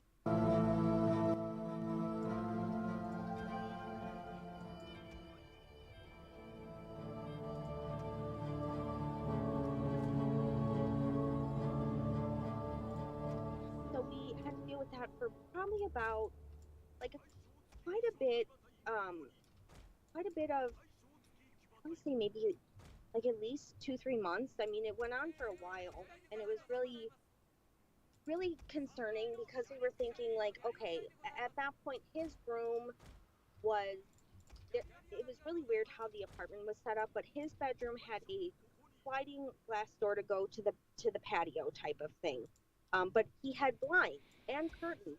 So I thought, is there possibly someone like looking in his window? But then I was like, that couldn't be the case, because we keep the blinds and the curtain shut. There's no way that they would be open for someone to be staring in, and maybe those be the eyes. I mean, we literally like debunked basically everything that it could possibly. She's a debunker. Possibly have been, and we couldn't figure it out. So at that point,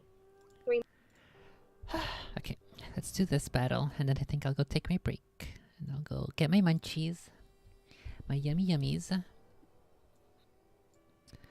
This is actually a super important battle because it is right outside my capital. And there are 2 full stack armies, and my neighboring territory to the north is enemy territory, so I gotta be very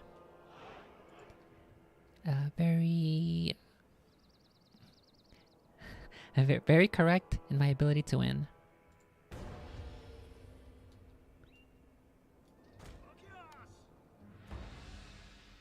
Oh, they're not taking this hill? Oh yeah, they are. Oh wait, I got reinforcements. I forgot about these guys.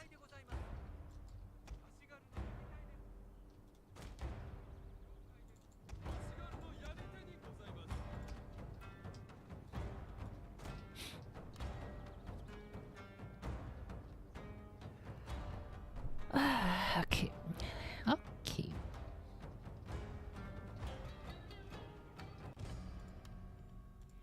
Louder. Louder.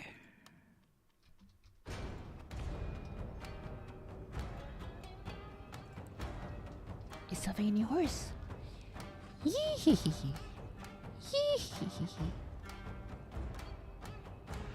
Oh no. It's gonna be so hard to tell our armies apart and our units apart in the middle of the battle because both of our banners are yellow, and our sigil, our clan, Our clan sign is black. Yellow flag with black text. Oh, jeez. Oh, I'm gonna make a lot of mistakes.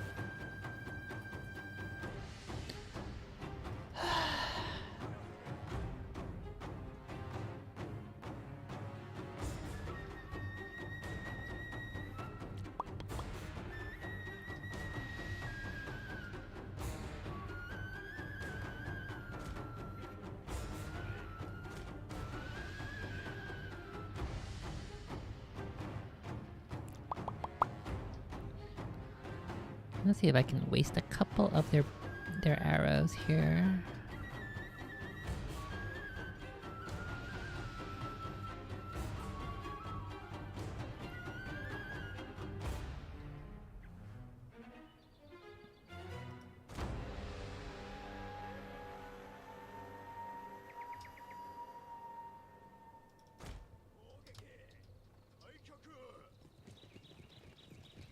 Is of any horses?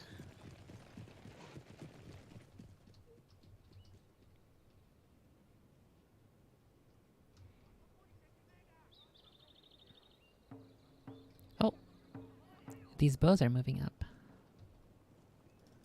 Okay, gotta start running.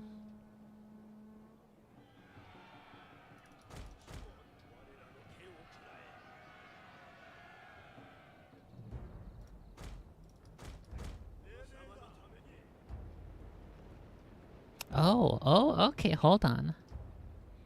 I see what I can do.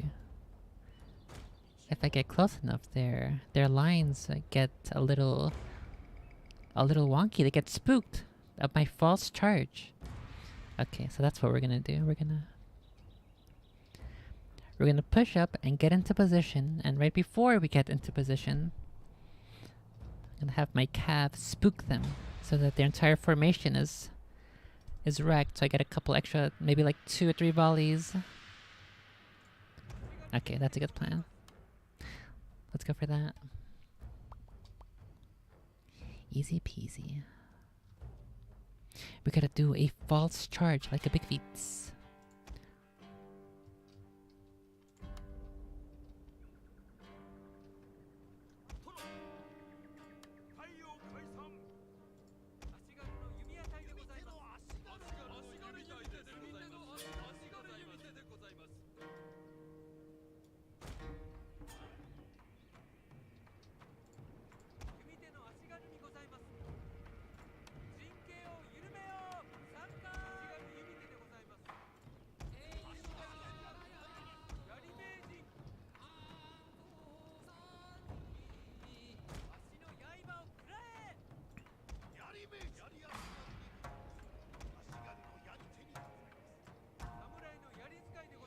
Okay, I'm gonna have these guys become my flanking force on this right side. Or hang on a second. No.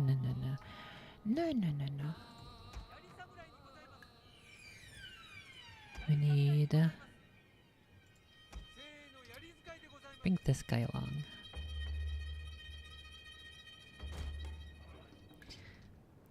Okay, so I'm basically doing the exact same strategy that I had in mind in that one previous fight where the game decided to fuck me over. However, this time I'm gonna pay super duper close attention to make sure they don't fuck up my super amazing strategy, my super amazing plan.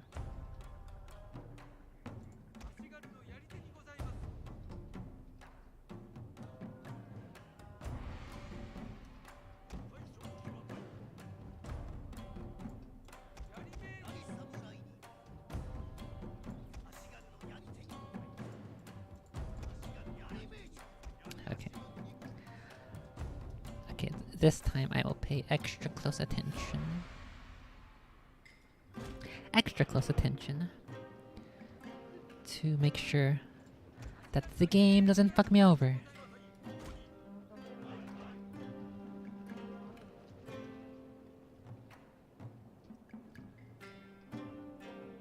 Oh, they're spooked up my spears. They're moving away from them.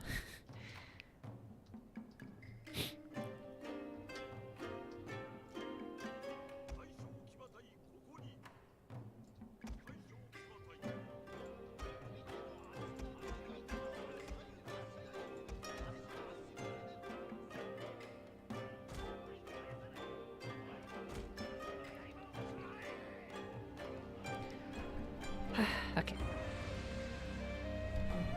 Okay, this time I'm confident. This time, no mistakes.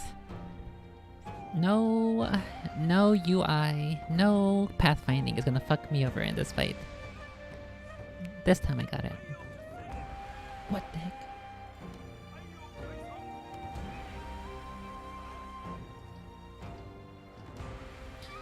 Okay, that's my primary strike force. My flanking force still has to get into position. And we're gonna have the Yari Ashigaru and be in standard line formation. And my Yari Samurai will be in very thin column. Try to sneak past. Actually, no, let's take two.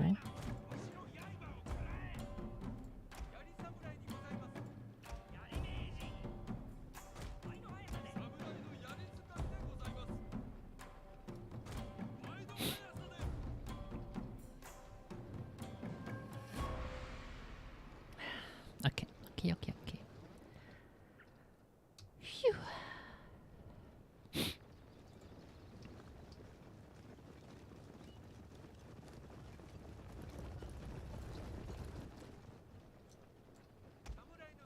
Okay, this will be a second group, a flanking group. Let's move these guys closer. Like here. Push up the first group. Oh, wait, gotta...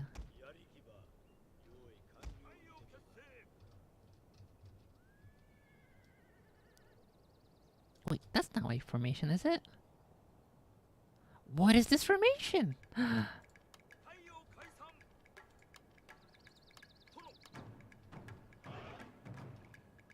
Oh my god. Okay, never mind. Forget this whole entire group. Let's... Fuck this game. Fuck this game.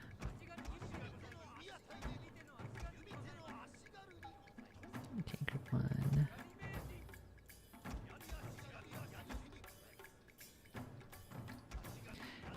Group 2. It's group 2. Group 3. Flanking forces, not group 4.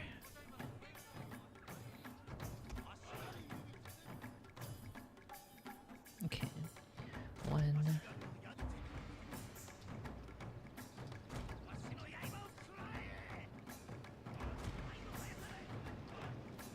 What? Hello? What? Wait. Whoa. What's going on here? I'm literally clicking right behind the archers and they're going the opposite direction? What's going on? The game is literally finding every possible way to fuck me over. Oh my goodness.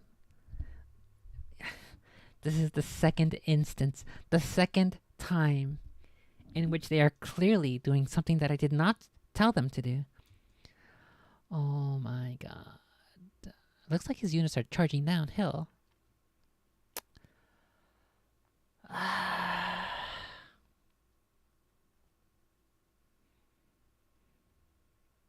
He's got cavalry now coming down toward my archers because they're out in the open by themselves. Because my spears want to run the opposite direction as opposed to forward. Okay, so who here? Who among you can intercept this cavalry charge? Where are my think it's these guys here. Okay, no, he's not charging. Okay, thankfully.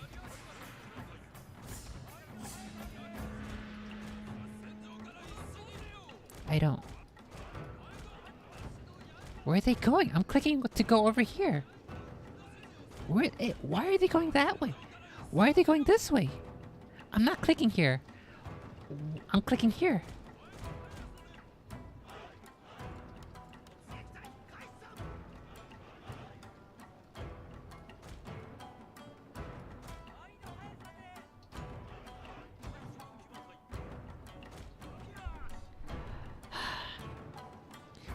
Please excuse our army's movements. They are a little drunk this morning. They weren't quite ready for battle. And so they're having a bit of difficulty understanding my orders.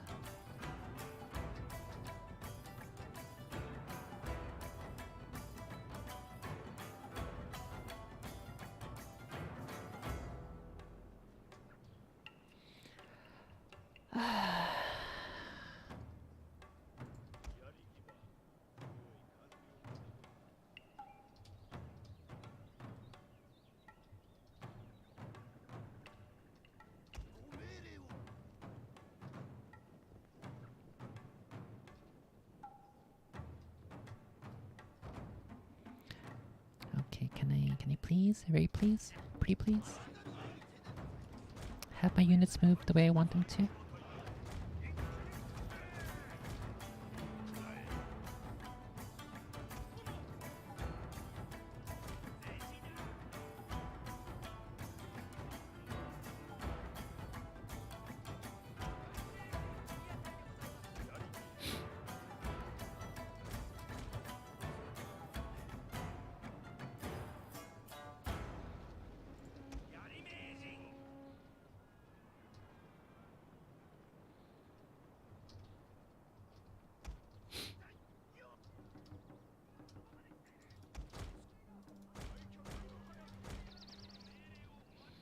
Okay, well, they're light Our cav. hidden units have been discovered, my lord.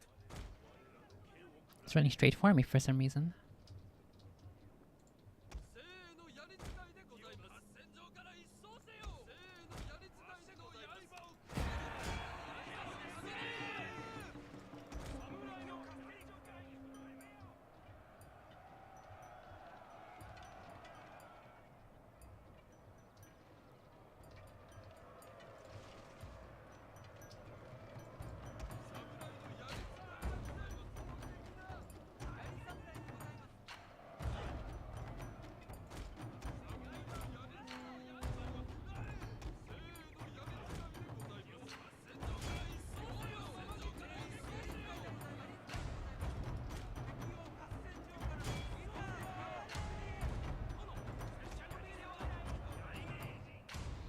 Well, they want to fight my flanking unit on their own for some reason. I'll take that.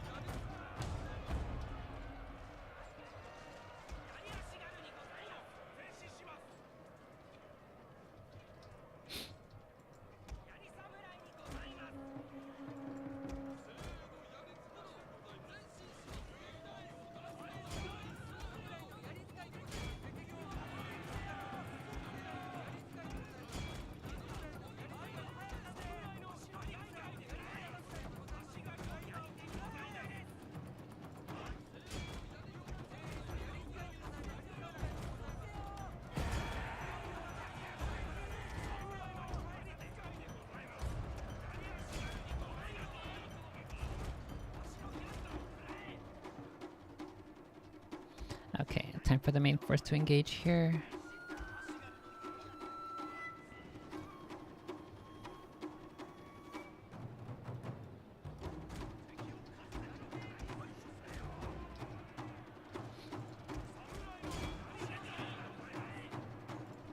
My lord, their general has fallen. Okay, well, he wants to kill the general for no reason, so okay.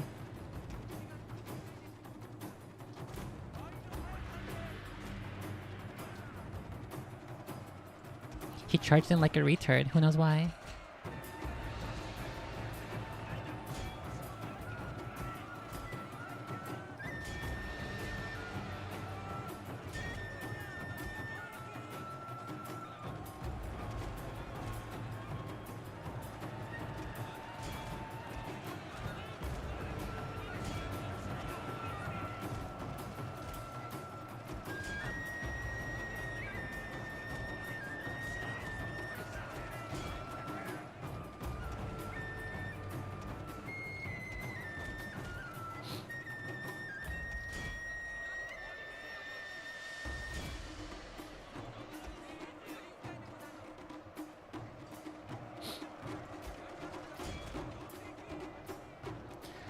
The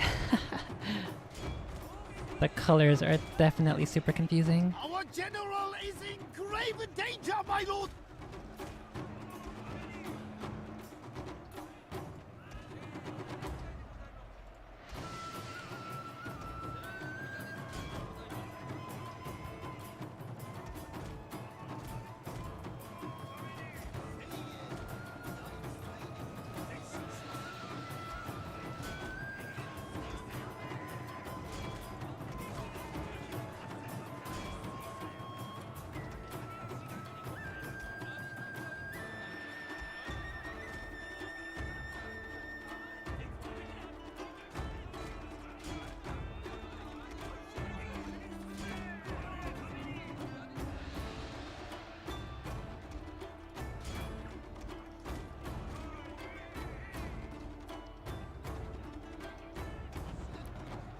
Oh my god, it's so confusing. I don't know who's who.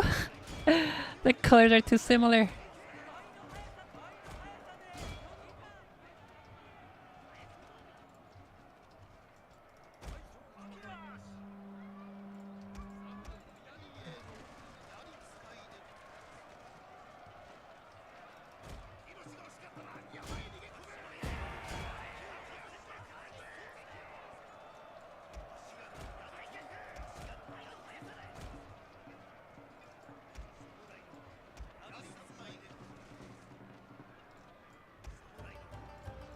Okay, these two gotta take out these bows. My lord, a glorious victory will soon be yours.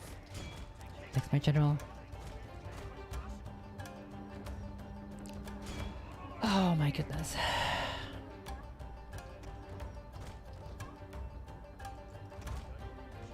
Oh, I can.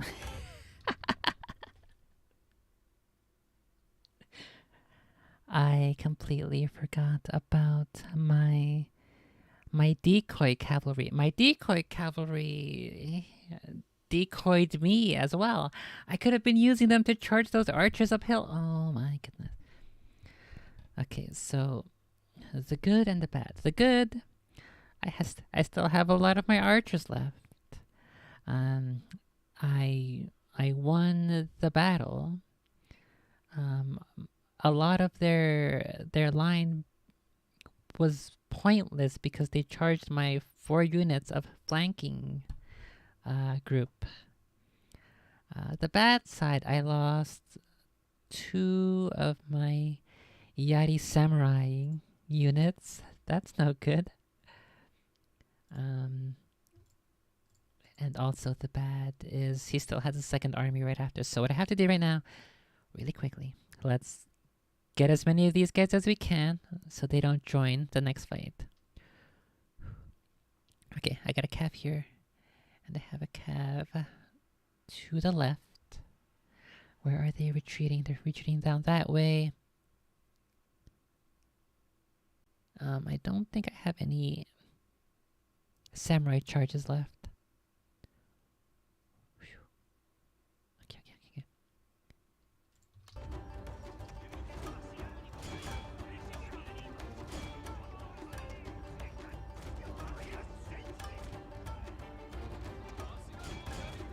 Chase those guys down to the end of the earth. There's these guys here as well. Chase those dudes. There's dudes here. Chase them. Lone swords. Definitely kill those dudes. Those guys are strong. The lone swords. Yari Yashigata. Those aren't important, but... There's some low... Fuck. The men are fatigued, my lord, and some must rest. No, wait. Get those lone swords.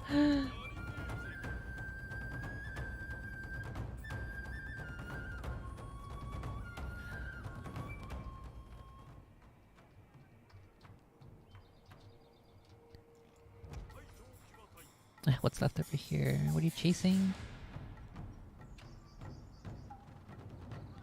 Lone sword, 3 out of 9. Those guys are dead.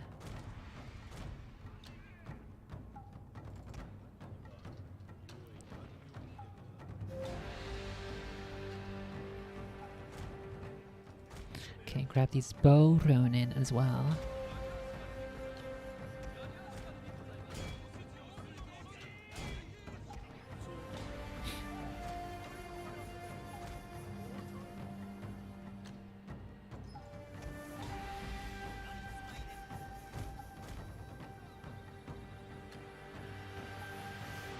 I don't see any other dudes.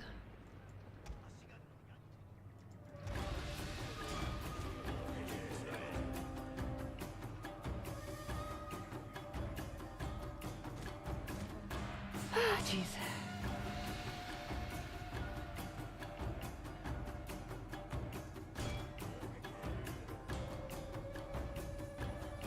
Okay, those bow ronin should be gone.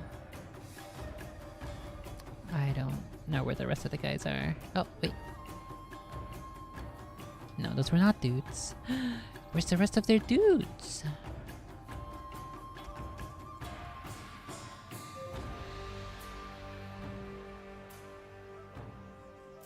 Okay, that should be it. Close victory. Okay. Not as good as I was hoping.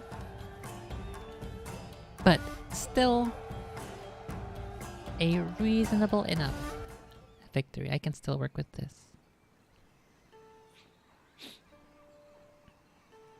Oh no! The Yari Samurai, who I lost, was my second highest ranking.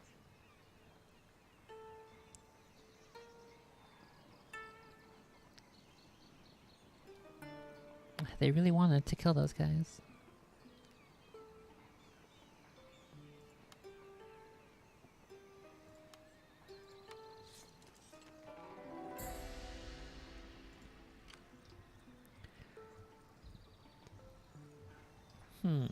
Now's the question, should I hold the bridge or the castle?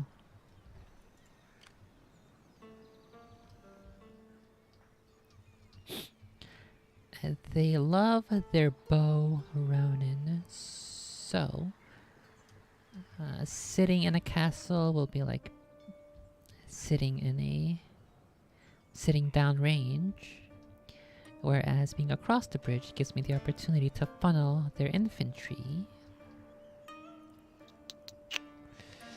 Thinky face, thinky face. I think I lost way too many infantry, way too much. Yeah, I did.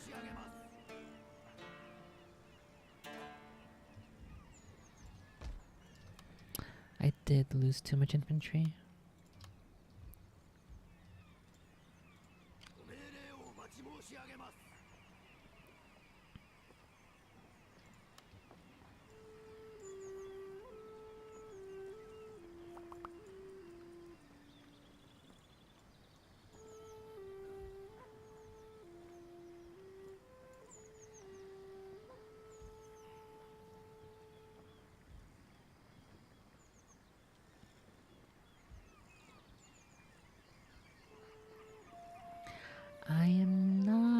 I'm not too scared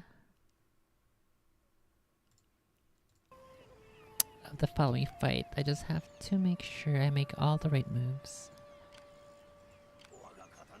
I think I'll hold the castle.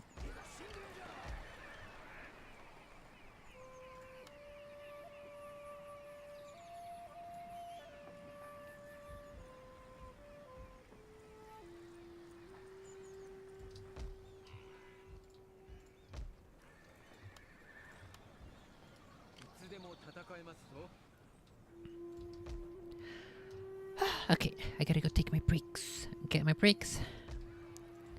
Have my foods. Oh, we gotta fight this Takeda army next, too.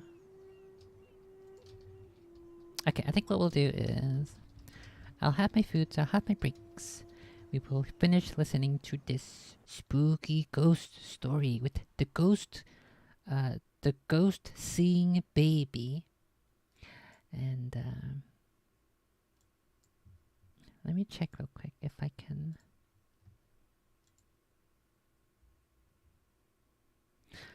Unfortunately, for the on-screen part, Halo: The Fall of Reach is only available for 1 hour at a time as opposed to 2 weeks. So, if it is available when we finish the foods and the spooky story, then we'll start Halo. Otherwise, we'll keep playing and we'll focus on more spooky stories.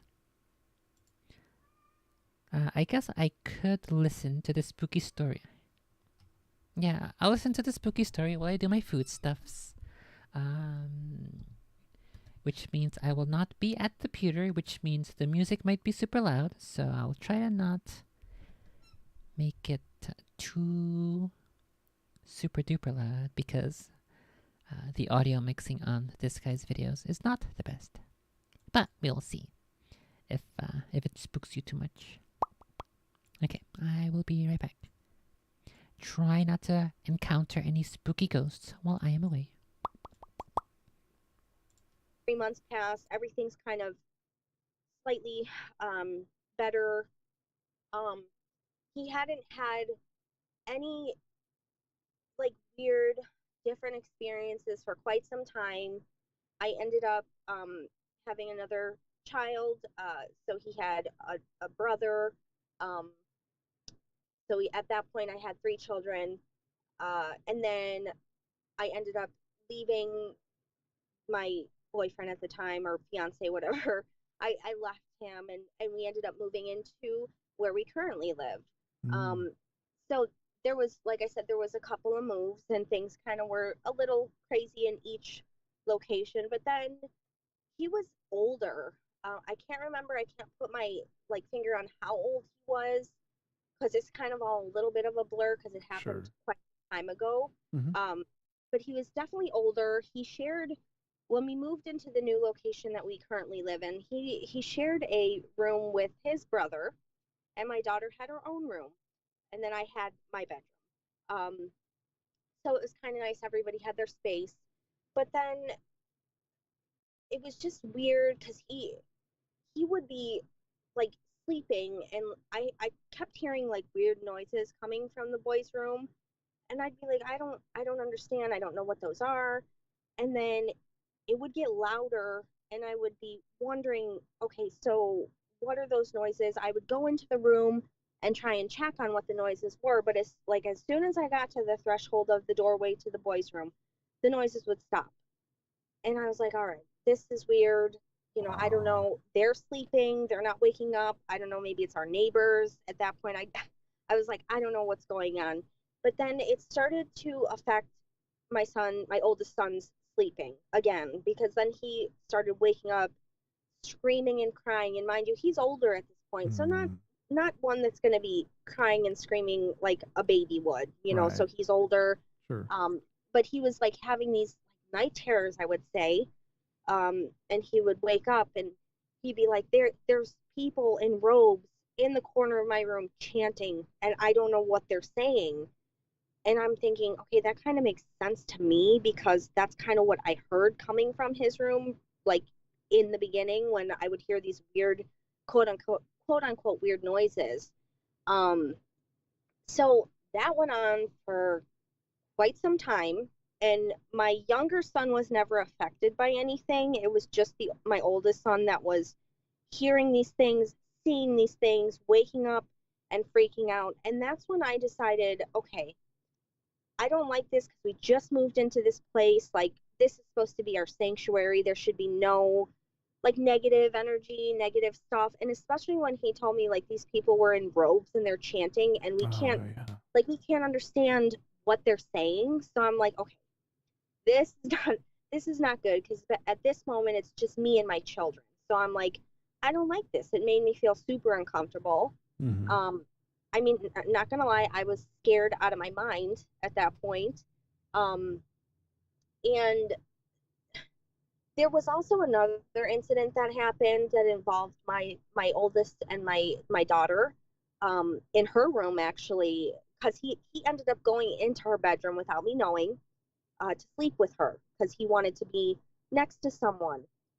And then I'm talking at that time to now my husband on the phone, and I was talking to him. I'm out on the balcony. I'm just chit-chatting because I'm like, all the kids are sleeping. I can talk. Nobody's going to bother me. Whatever. Yeah. All of a sudden, I'm on the phone, and my husband now could hear this through the phone.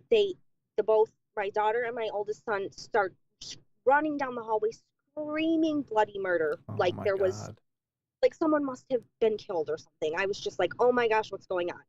So I hang up the phone immediately, and I'm like, what's happening? Why are you guys screaming bloody murder? Like, what's going on? And they can't even like catch their breath to talk. It's like one of those cries that's so hard that it's like you can't even talk through it. Finally, I calmed them down, and my son was like, okay, so he goes, we were sleeping, and then we both had like the same nightmare, and my sister woke up and told me about it, and then I told her about mine, and then we both scared each other to the point where we were screaming because we were in a dark room and we thought we saw something In the room or in the dream? Wow. And my oldest son explained it to look like it had long fingernails, and it was all black. It was like an all black figure with long fingernails, and it was like coming towards them, but also on top of the ceiling. Oh no. And I was like, Jeez. all right. That point, I told the two older children, because my youngest one was still sleeping. He slept through all this. So I was like, okay, that's kind of nice. But the older two were really scared. So I was like, okay, you guys can either sleep with the lights on. You could definitely sleep together, stay together, or you could come in my bed and just sleep with me. They were like, no, Mom, we want to definitely sleep with you. So I'm like, all right, cool. So we did that. Then the following day, I ended up talking to my mom a little bit about the situation, or excuse me, no, it wasn't my mom, it was my grandmother, because at that point, I'm trying to think, because my mom passed away in 2016, and if I was, it was my grandmother. She's also very, like, I guess you would say spiritual too. She had mentioned to me, like, okay, maybe you need to bring in someone to, like, bless the household or do something that, like yourself, that might even help with like getting negative energy out of the house, because I was explaining everything that was happening, and it was just kind of, it freaked her out, it freaked me out, and it was just a constant thing. So I was like, okay, I'm just gonna cleanse my house myself. So I did the Palo Santos, I believe, the wood, and I just went around, and the kids weren't in the house at that time. They were with their fathers. So I was like, all right, let's just do this. I'm going to get rid of all this negative energy in the house, and everything's going to be fine. So that kind of helped for a little bit. But then the rogue people kept coming back, according to my oldest son. Yikes. They every night just kept at it. And there were nights that I could hear the noises, but there were nights that I didn't hear the noises, and he did mention, like, they were still in his room. And then he would say he could hear a bunch of people talking nonstop, constantly. When he was trying to sleep, they would bother him, waking him up, talking. He never really could tell me, like, exactly what they were talking about, but it was just constant chatter. So I was like, all right, I don't know. But then shortly, like, it was kind of, I want to say maybe, like, was it a full year, or maybe 6 months after my mother had passed away. It was really hard on my oldest son because he was the closest to her. He kind of understood what had happened, because of the fact that that was his grandma. He loved her so much, and of course my other kids did too, but they were still little when that happened, so it kind of didn't hit them too hard because they didn't quite gather what had happened. So in all honesty, it hit me and my oldest son the hardest, obviously, because my mother was my best friend, and my son was just always with her, always around her, because that was our first grandson, and she helped me raise him in a sense, because I was 19 when I had him, so I was younger, and I had to, like, grow with him. So when she did pass away, it was really hard on both of us. But he was very, like, everything seemed to turn around. I want to say like about 6 months after her passing. And then he started talking about how he felt her around him, and that she would come and sit on his bed every night and watch him fall asleep. And he Aw. would explain to me that she looked beautiful and she was like an angel, and just she had this glowing presence to her. She was just very calming to him. And I was like, okay, that's wonderful, because Yeah. in the actual life, my mother was very, very sick lady. Oh, I'm sorry. She, oh, it's, I mean, you know, it's life. How, Yeah. what are we gonna do? But she was a very, very sick person. She could hardly walk. She could hardly do a lot of things. So when my son told me, you know, he saw her in such a happy state at that point, I was very, like, it made me feel good inside, because I was like, all right, cool. Like, Yeah. she's at peace. You know, that's what I thought in my head. Maybe Right. she's coming to my son because that was her baby. So maybe she's just coming to say like, "Hey, I'm with you. I'm protecting you from whatever was bothering you through your whole life so far." And then it was crazy because as time went on and he got a little older, he would tell me things like, "You know, Mom, I see her behind you all the time. She's with you. She walks behind you." You Oh, know, that's he would cool. say things like, um, "She tells me she's proud of you. You're doing a fantastic job." And I would be almost in tears because I was like, man, I really needed to hear that. And here comes my oldest son telling me, like, this is what grandma's telling me. Right. So it was very comforting. And I just thought of something. This is a crazy story. This was before my mom passed away, too. Okay. My oldest son, it involves him as well, of course. He was spending the night at his dad's house. Okay. His dad's house was also his, so basically his grandmother's house. Let's just put it that way, because his dad lived with his mom at the time. So he was spending the night at his grandma's house, his other grandmother. And his room that they made for him at that house um, was actually a room where the gentleman prior to owning the house, or excuse me, I can't say it right, I'm sorry. The gentleman that owned the house prior to when my son's grandmother bought it, that room that he was staying in was actually the room where the gentleman committed suicide in the closet by hanging himself. Oh no. Yes. So, and of course, my son did not know a darn thing about that, because who would tell a young child, you know, like, oh, yeah, by the way, your room that you're sleeping in is the one where, you know, a gentleman took his life. You know, nobody's Yeah. going to tell a child that. So Right. he was sleeping. And then and of course, he must have woken up, something happened. But when he got back home, he did end up telling me that every time he spends the night and he sleeps in that room, he would wake up and he would see a man hanging in the closet. And I was like, oh my gosh, that's so weird. Yeah. Like it blew me away, because I'm like, he doesn't know that. Right. So how would he know that someone was hanging in the closet? Like, that just, it freaked me out, and I felt bad for him. Bro is just hanging out. He just wants to. Come around and watch a child sleepings, just like Nintendo does with their Pokemon's sleepings. Too, because I was just taken back by it, because I was like, I don't even, like, Right. he ended up not spending the night there anymore because it scared him so bad. So How old was he about at this time? when he saw the man Yeah. hanging in the closet, he had to have been like 5. Oh my I'd say God. 5 years old.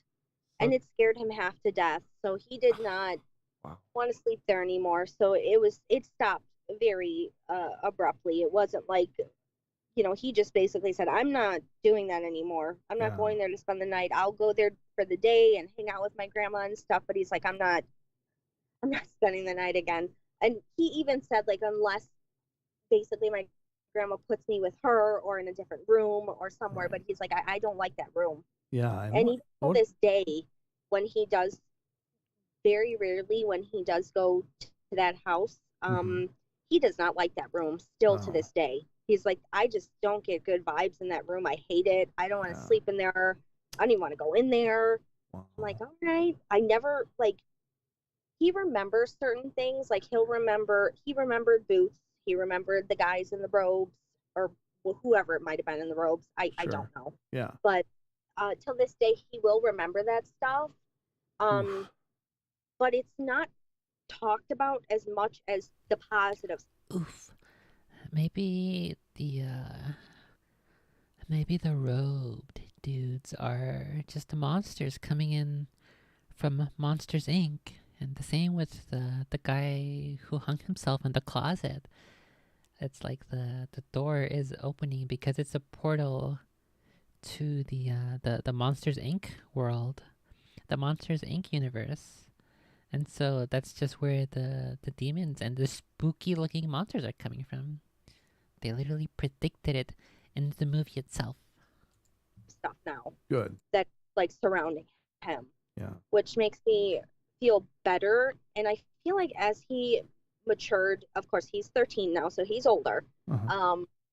As he matured, it seemed to be more like just loving and positive energy. And when like I had recently lost my father's mother, so my grandmother on my father's side. Mm-hmm. And he did go to the funeral with us because it was kind of one of those things where it was like we didn't have anybody to kind of. So him and my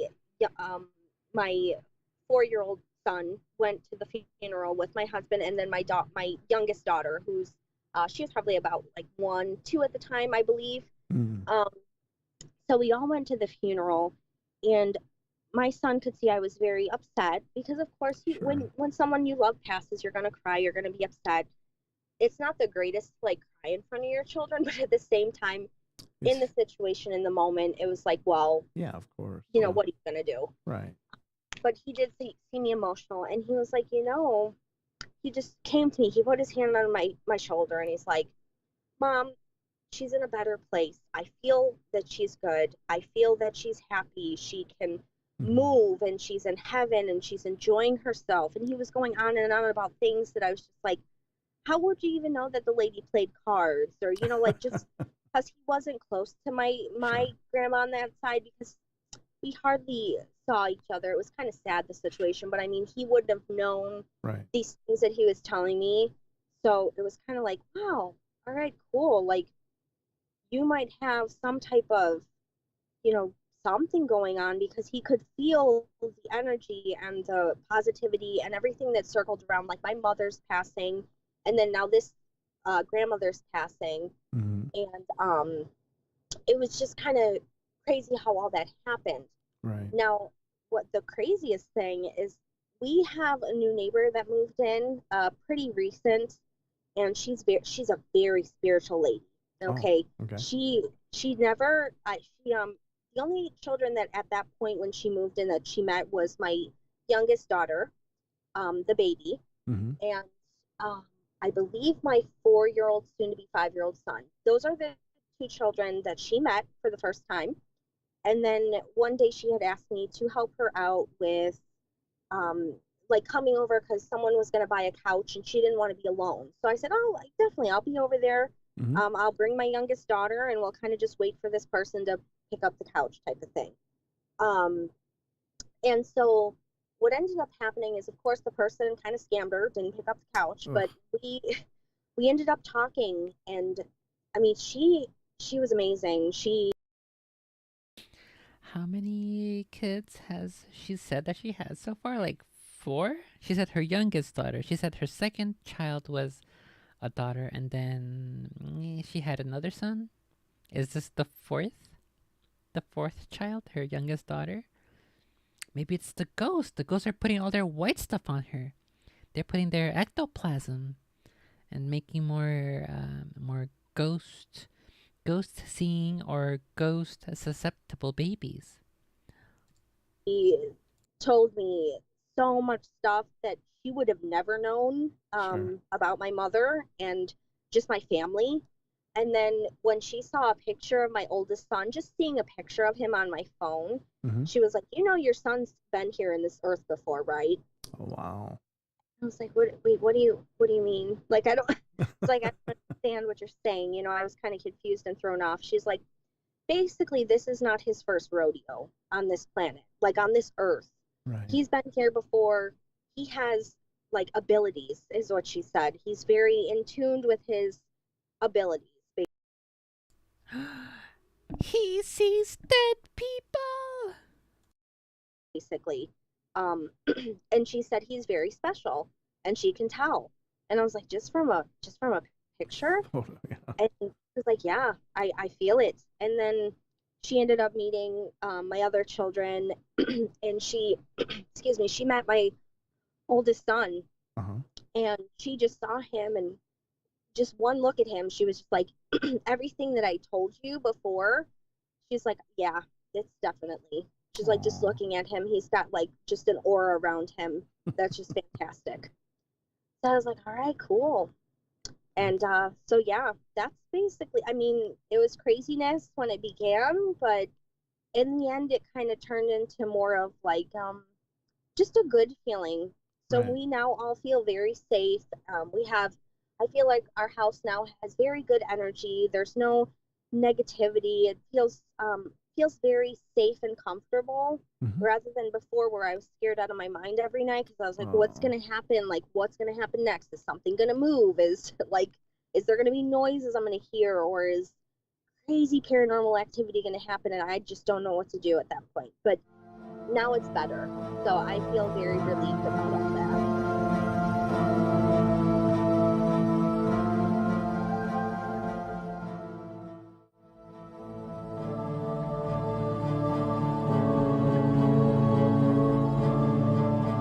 You know, it's really crazy.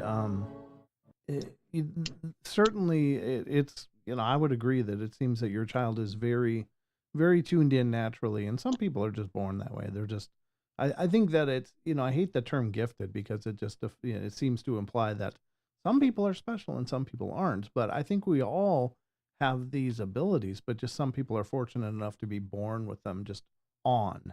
And I think that it's real common that those children that are burning so brightly just serve as beacons to, because I think we're swimming in a world of spirits, and they probably want to talk or hear, you know, tell their story, kind of like the movie The Sixth Sense, and that kept flashing in my mind as I was talking to you. It's like, wow, you guys are like the Sixth Sense for real, you know. And Exactly. I never thought of it that way, but yeah, I mean, it's wild. And I just thought of something else too, which was crazy. Me and my husband, our youngest daughter, we had a day free where we just, it was just me, him, and her, and we went to an oddities show because we wanted to do something fun because we're kind of like spooky people, I guess. You know, our house kind of looks like a tattoo shop where it's just like there's art everywhere and it's all nice. It's like skulls, and we have just collections of globes that have like Halloweens. It's just crazy. But so we went to an oddity show, and there was a psychic there, and she stopped us with our daughter, and she said the same thing about our daughter. She said, "Do you know that your daughter has been here before?" And we were just thrown away by that because we were like, wait a second, like, because it was just wild. And then she explained about how our daughter doesn't take any like yes, basically, because she's been here and she knows what she's doing. And I was in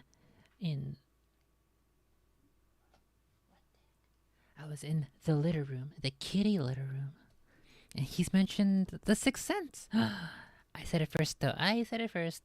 This guy, he didn't know, but I spotted it sooner. That means I know better.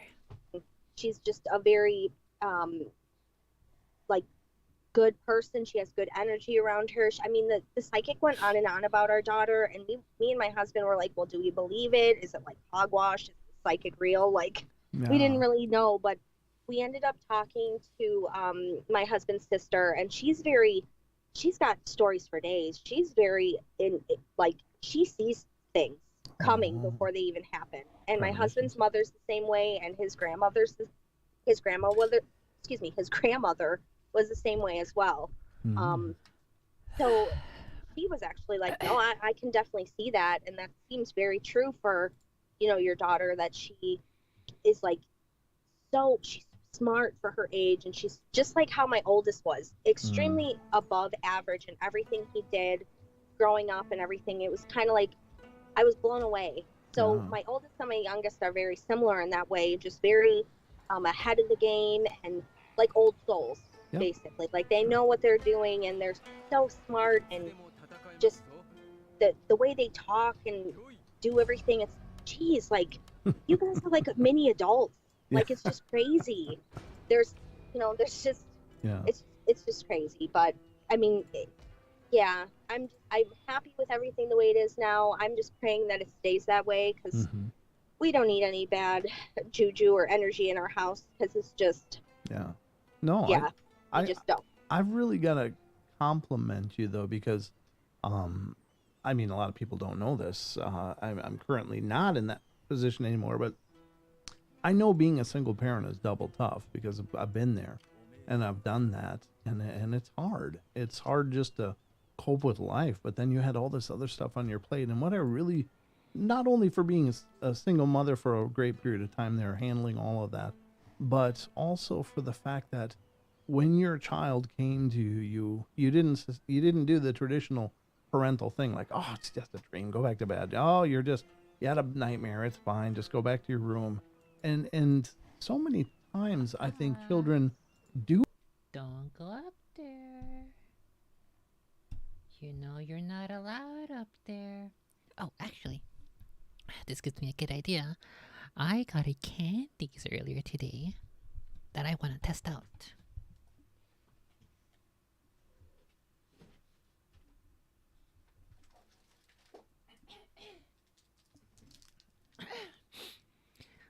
It is a pulparindo hard candy. I suspect it'll basically taste exactly the same, or at least the idea is for it to taste exactly the same as the bar of tamarindo, if it can be called that.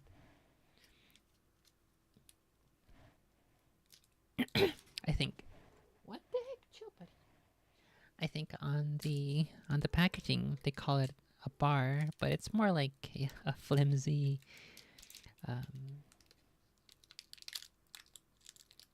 What would it be called? A flimsy. It's kind of like fruit by the foot, or oh no, Patches. You're not allowed. No, I'm gonna lock you outside of the room if you keep doing that. You know you're not allowed up there. Kind of like a fruit by the foot, or a what's the other one? The fruit roll-ups. That's sort of the what it's like to handle it. So I wouldn't call it really a bar. Maybe I guess like a sheet of candy, a sheet of sugar.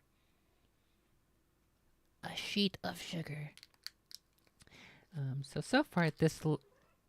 Okay, no, sorry, you lost your access to the room, Patches. I'm sorry, but I can't keep micromanaging you over here. I'm gonna have to go set her up with all her toys out there.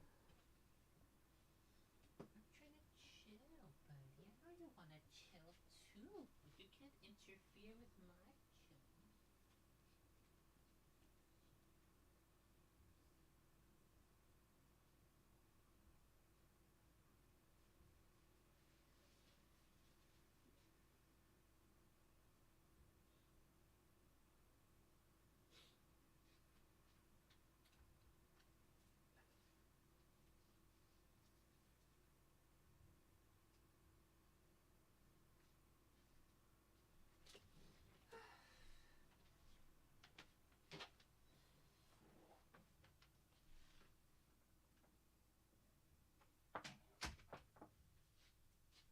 Okay.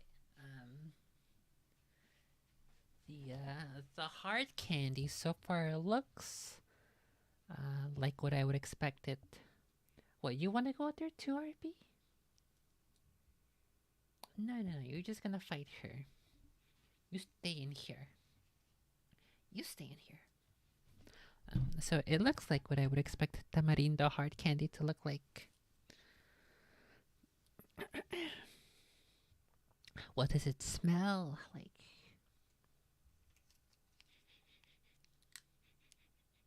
It doesn't really have much of a strong smell at all. It just smells sort of like sugar, like a hard sugar candy, which is what it is. Okay, the first lick. Oh, actually, it tastes a lot like the Jaritos tamarindo flavor. It tastes exactly like that. I actually like this. What the heck? It's okay. There's another candy. I don't remember exactly its name. It's like a tamarind flavored thing, but I think at least it's a darker color than this, and it's got a rougher texture. Maybe like I guess I don't really know any non-Mexican lollipops that have like a rough texture.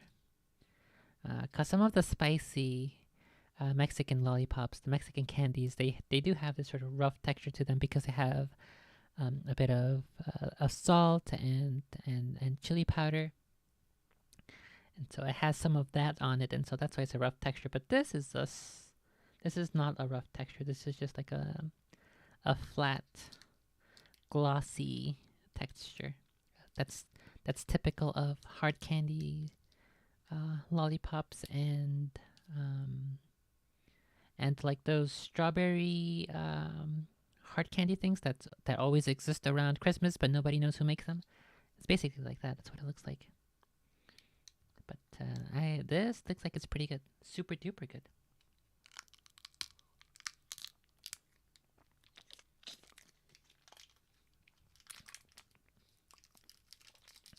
Okay.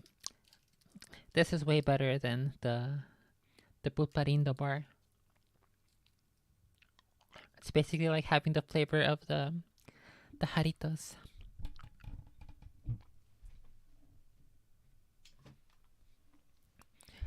Do they have these on Amazon? Let me go have a little peek. A little peeky.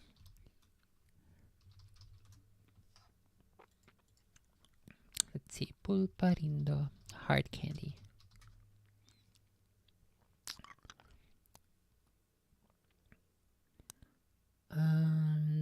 They have a couple of different.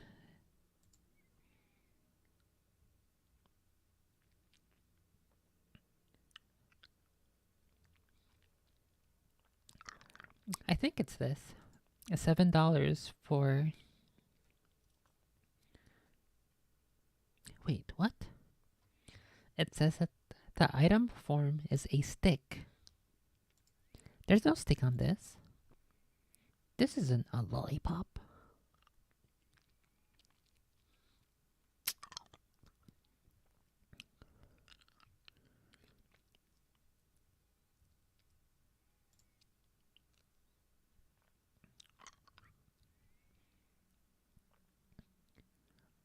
So these here say that they are filled with tamarindo. I have not yet gotten to the center, so these may be those. These may be those. But if this is the same thing, then I'm a little... the packaging for the individual candy looks a little weird, but... or not a little weird. It looks a little different than what I had, but yeah, this looks like it could be it.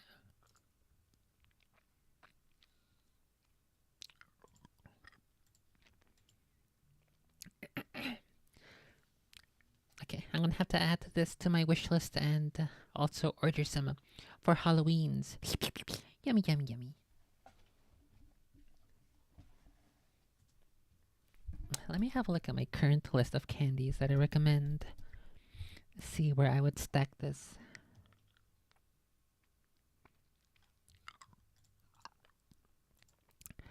Whereabouts is it? Let's see. Let's do lists on my chat for no reason. It's not like you need to look. You know what I hate? I hate when people type in lists, exclamation point lists, and look at my Amazon recommended list and use my affiliate link to buy things. You know what else I also hate? I hate it when people give me donations and when people subscribe. It makes me very angry. Okay, let's see. Give me this. And then give me this.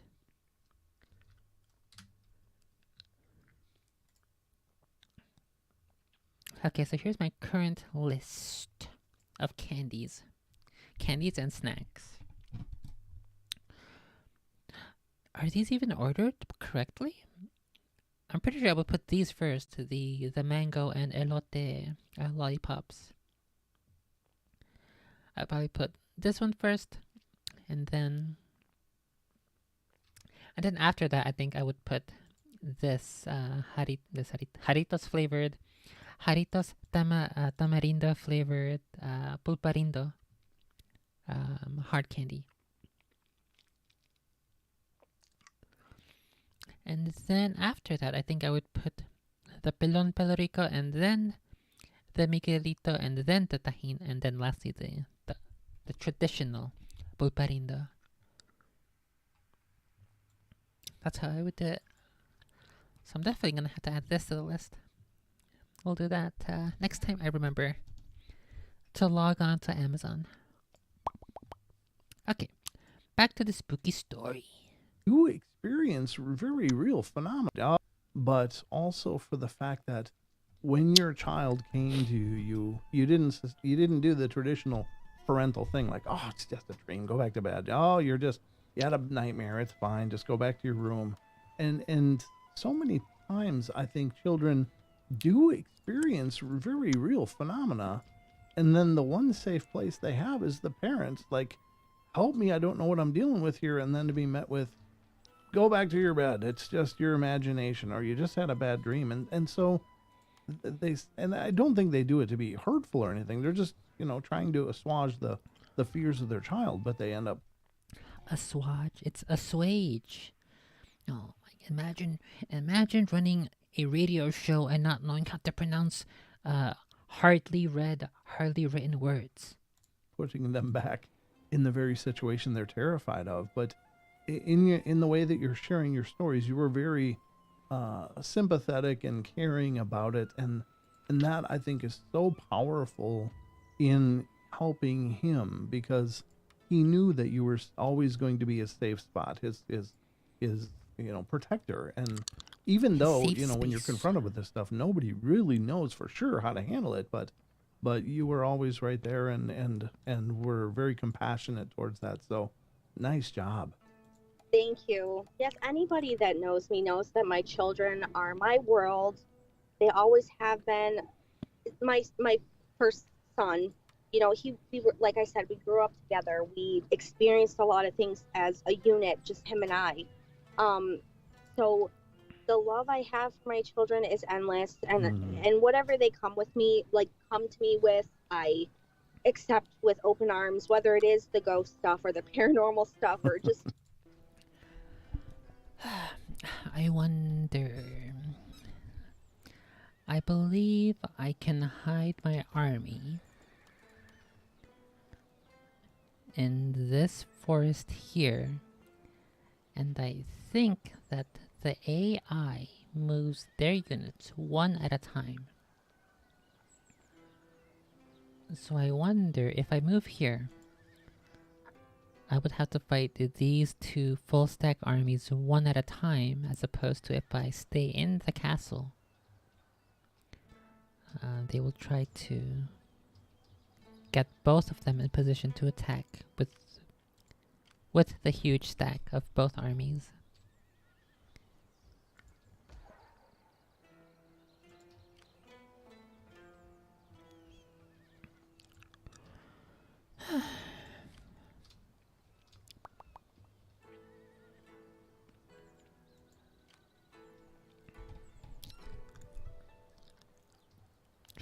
fuck, I don't like what's gonna happen here. Regular daily life, I try to look at it as like, you know, what would I have wanted as a child for my mom to do if I was in that situation? I always look at it that way. And I know my mom was a very caring, amazing lady. She fought. Fuck. He did what I thought he was gonna do. He moved both armies into position first. Well, I'm probably gonna lose this one.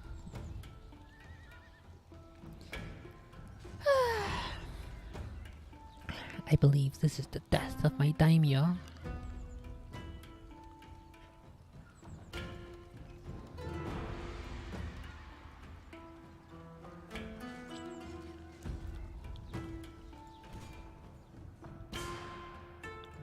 For me, for multiple things in my life. I mean, she was just always there. And when I was younger, I did have, like I had mentioned to you prior to this, you know, I did have experiences myself that kind of scared me. And she was always there for me. She never shut the ideas down. She never made me go back to my room. It was more like, My lord, the gates are broken. The damage was not repaired. わしは戦の前に2つのことをする。クソと刀の手入れじゃ。幾多の経験をしてきた上で言うのじゃ。お主らもわしを見習え。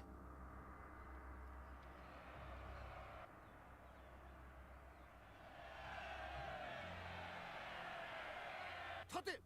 死に物狂いでお家と領地を守るのじゃ。わしとて敗走するぐらいなら名誉の討ち死にを望む。武田の武者どもは飛躍に富んでかつ剛健。何代も続く山武者の家柄だ。相手の力を敬ってしかるのちよく戦うべし。ここは実にすごいよの。大屋島広しといえどこれにかなう城はないじゃろう。我が軍の力が加わらばその凄さが増すというものじゃ。よいか。相手が生き延びて己が死ぬのはたわけ者じゃ。わしの配下にいるのはたわけ者ではない。侍じゃ。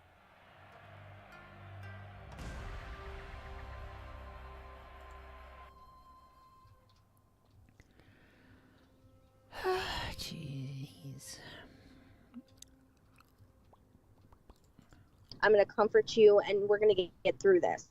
Right. So that's kind of where I got that mentality, I guess you would say, for my children now. So yeah, and I was going to ask you if there was activity at the dad's house too for your son, but you've already answered that. But was that the only incident while he was spending time there, or he didn't really go there that much anyway, or what was the situation? It was very rare that he would go there, Okay. but yeah, I mean, that stuff did happen. It seems like as if the activity followed him wherever he went. Sure. Yeah. It wasn't just like specifically in my house. It did happen at his dad/grandma's house. Okay. I mean, it would happen, like I said, when he was younger, at like my friends' houses. It kind of like followed him wherever he went. And Okay, so this fight is a definite death.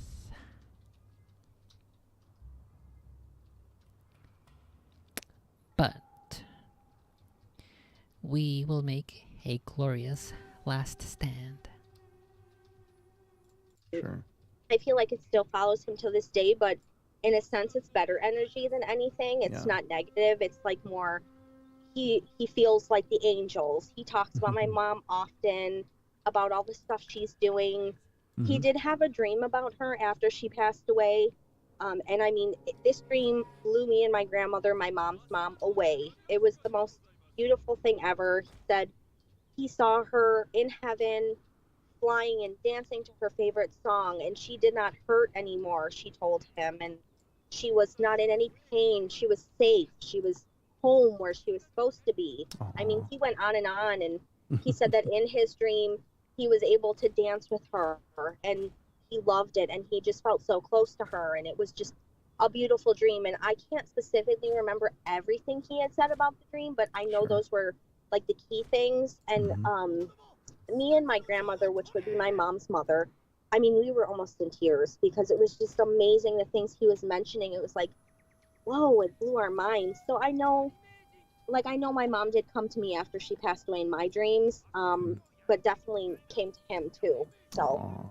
Yeah, I've experienced that as well. And those incredibly, and they're beyond lucid. They're just realer than real, realer than me sitting here talking to you, where I had an experience where my dad came through, and it was just a beautiful healing moment. Now, the skeptics might say, well, look, that's just your brain trying to cope with these things, because there was a lot of things left unsaid between my father and I, and he passed when I was, yeah, and he passed when I was so far away.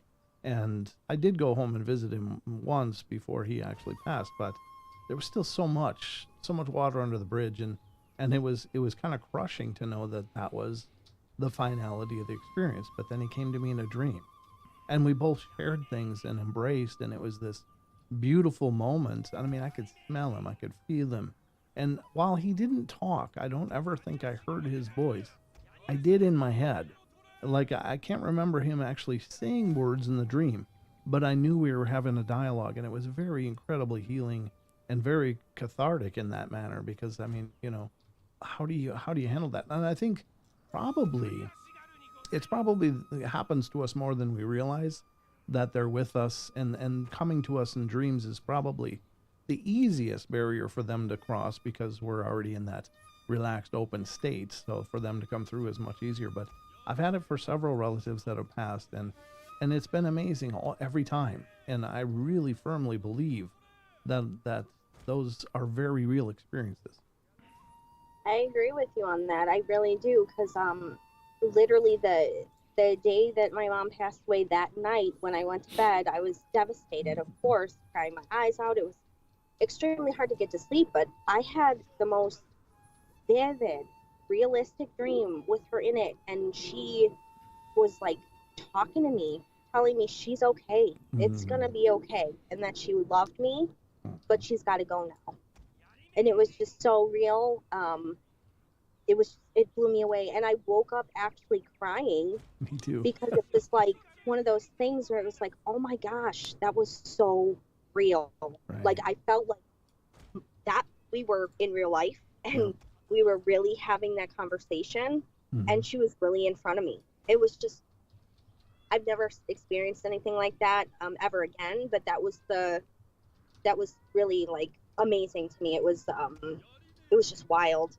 Right. I don't know if I can explain it other than that. No, I completely understand, having been through it myself. But yeah, I think oftentimes we dismiss dreams because it's just, we're told it's just us processing stuff subconsciously, but not those dreams. Those are so different and very powerful. But I do agree with you. I think that your mom probably has become his protector and his barrier and his shield, and is probably working really hard to keep him away. But you had mentioned that you think things followed him. I don't know if they always followed him, or as much as he's such a bright light that they would find him no matter where. And and that's powerful. But I'm so glad that he sounds like he's very well adjusted, and he's got incredible support and love on both sides of the veil, and that he's doing well. That's great news. But what a journey for that guy, huh? I know. Wow. I just think of a 5-year-old. Yeah, a 5-year-old stuck with a vision of somebody hanging themselves. I mean, what a horrible thing to have to carry with you. And I don't know why it could be just that, the presence is still there, but he just picked up on that imprint, or it was displayed for him. I don't know which, but if it was displayed, what a crappy thing to do to a little kid, I know. Part of me wonders if maybe he was just so sensitive to like the spiritual world that maybe he just saw like a reenactment of like something, like he sees like reels. How do I like I'm trying to say, like maybe he's seeing these things as like they were they're happening again, seeing how it actually happened. Sure. I don't know. Like I said, I can't explain the little boy with no eyes and no mouth. Sure. I can't explain the robe guys that were chanting. I can't explain. Well, I can kind of understand the hanging man. Yeah. Because I know that actually did happen. Yeah. But everything else, it was just kind of like, whoa, like I couldn't explain it. So part of me was kind of wondering, like maybe he is a sensitive, like he sure can he is. See these things, and maybe they were just coming to him to give him a message or try and pass on a message or something, but maybe he was just so young that he couldn't really process anything, so it really truly scared him. Yeah, and rightfully so. I think adults likewise wouldn't be wanting to sleep in that room. No. You know, I know I wouldn't, for what it's worth. I would go there and I would have to like spend time with him in that room. It just was so off and creepy. I was like, I don't even want to be in here myself. That's amazing. Well, Andrea, you've been awesome, and thank you so much for taking time to come and share your experiences and your son's experiences. It's been an absolutely wonderful conversation. I really appreciate it. Of course, I appreciate you for having me. This was amazing. Oh, thank you so much.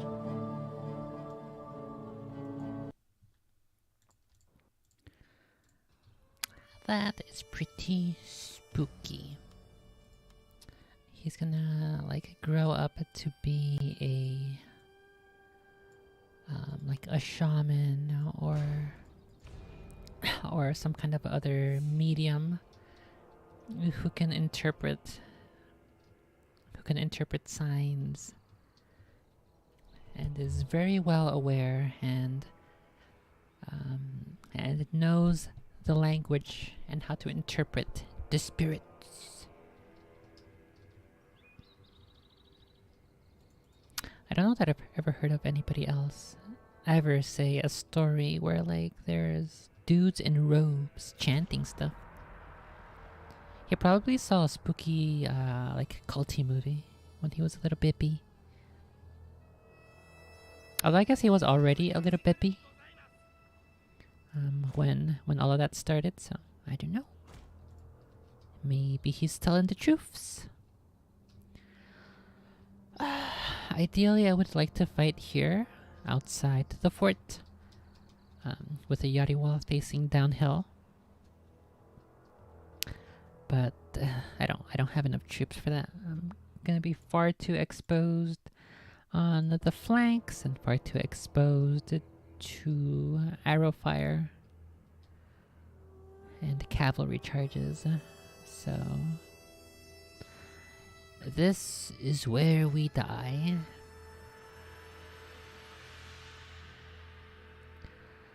Okay, here we go. A bow. I have bows over here on this side.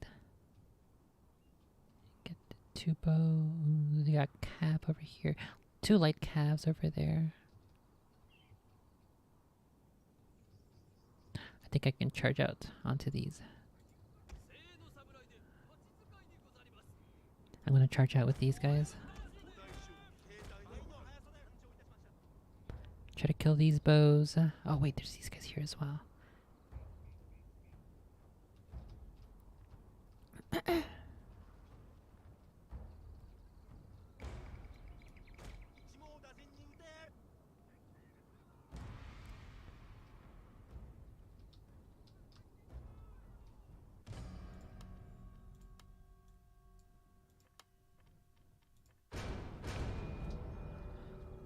Jeez. There's all this open area. Oh my god, there's the reinforcements over there. Oh wait, he's got dudes over here as well. He's got his general. Maybe I can kill him, but I don't think so. These guys are way too close. The Yari Ashigaru.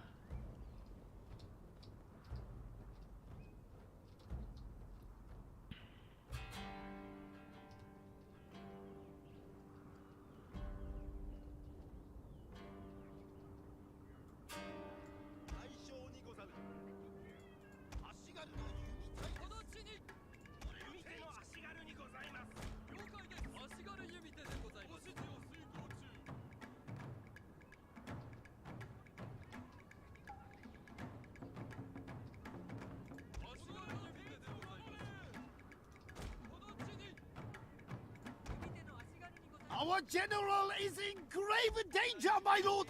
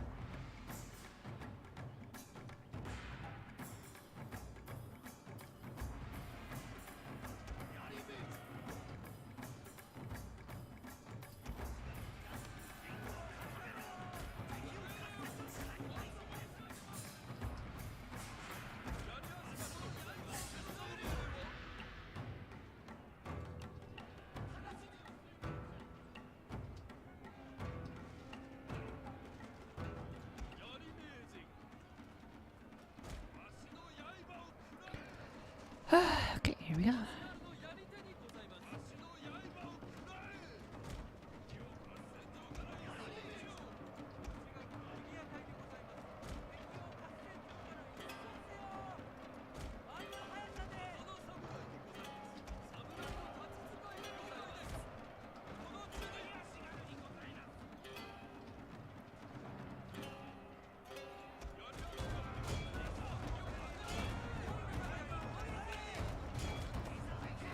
Okay, here we go. Massive engage.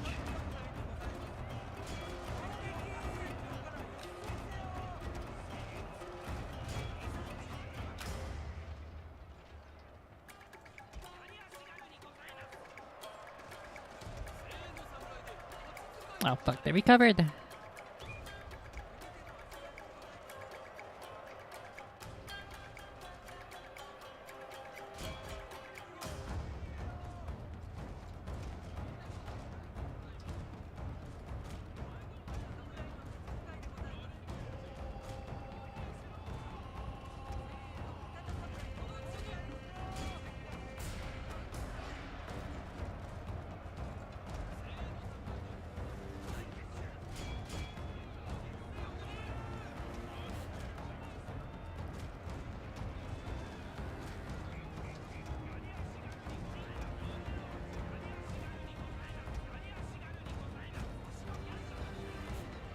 Our entire unit has perished, my lord. Well, they're fighting to the death. That's okay.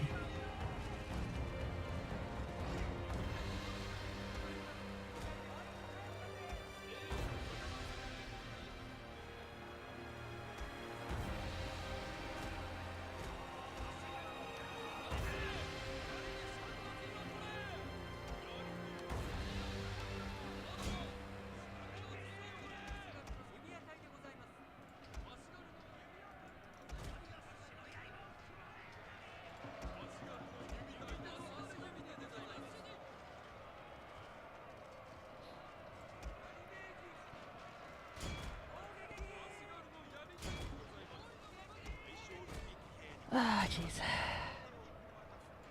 Well, we are routing quite a couple of them, but I don't think we're routing enough.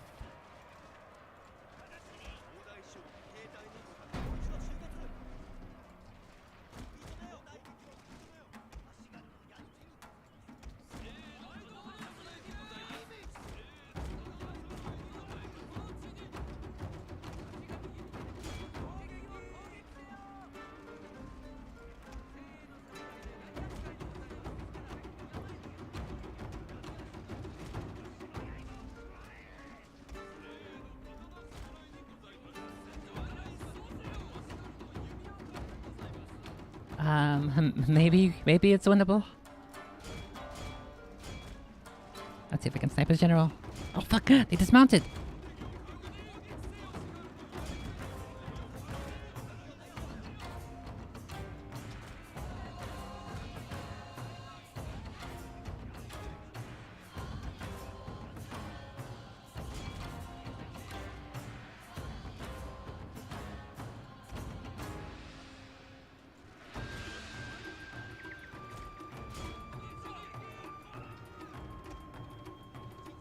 Where the heck are these guys? What the heck? Are we out here?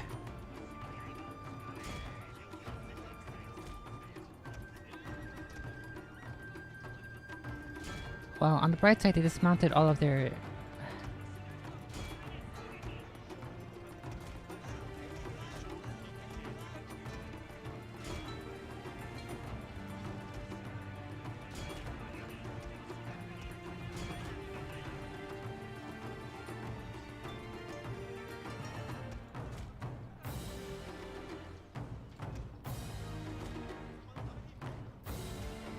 I desperately need some, like, katana samurai. No!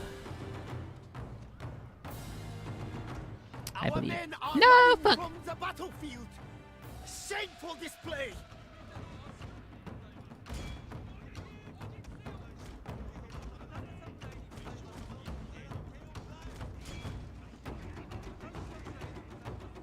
Where's this fucking general dude?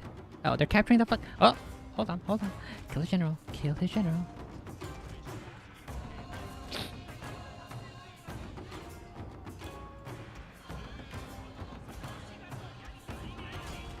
one of our units has used all its ammunition, my lord.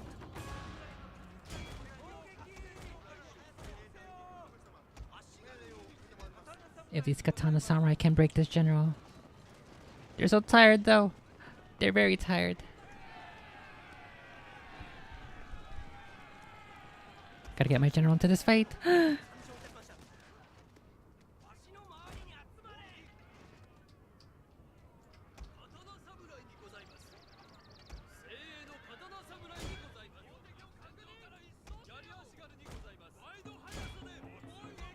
My lord, their general has fallen. Okay, okay. Cutting blow. Okay, that's good. But I don't think I don't think I have enough.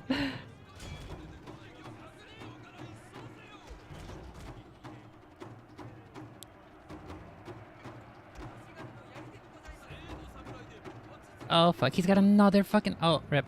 Never mind, never mind. I was too overzealous. I thought that everything Our men are running from the battlefield. Shame for display. I thought everything on the screen was everything they had left, but it was not. They had way more dudes. Unlucky.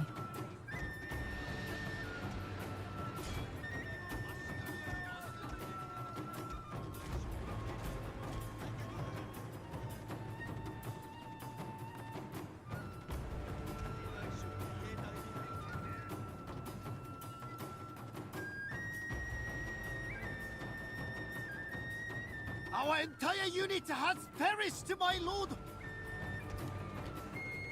Jeez, okay. Well, we're all tired. Let's just walk.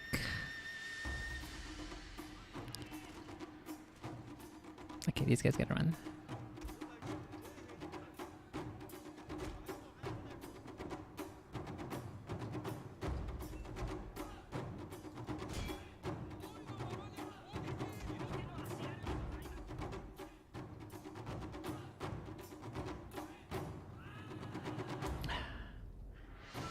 Much of what they have left are just archers, but they have a lot of archers.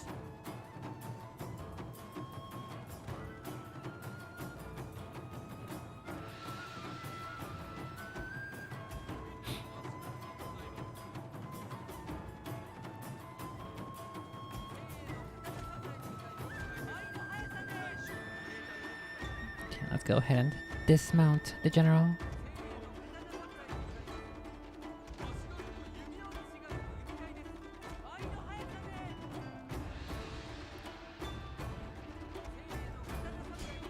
Okay, let's do our samurai counter charge. Get him! Fuck him up!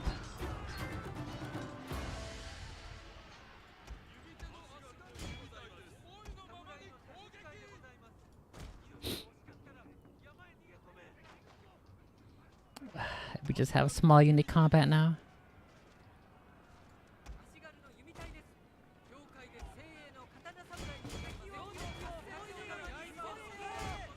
Get him!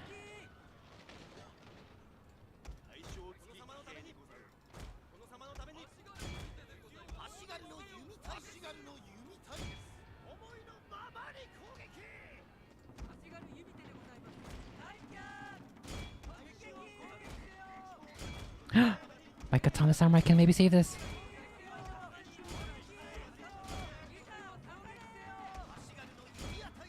Break this guy, break this guy.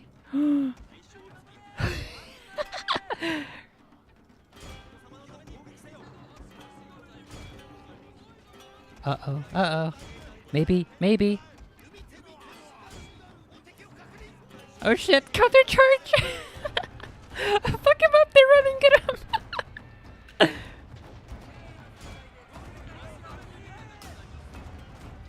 I've still got archers. All of their archers are in melee. My archers can still fire. Oh my goodness, no. Okay.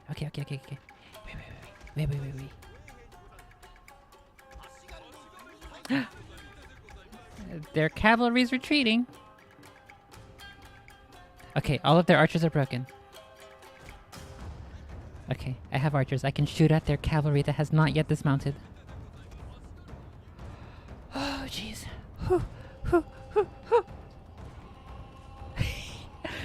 entire army is dead. My general is still alive. My daimyo lives.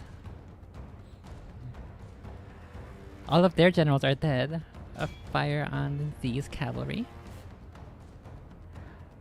Oh my goodness. Oh my goodness.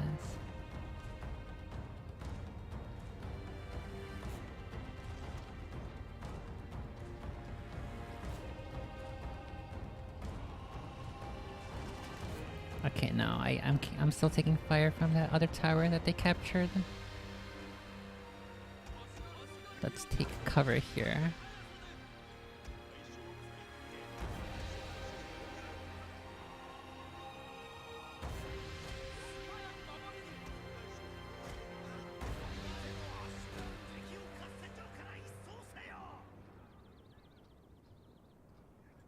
Okay, no, we gotta go over this way.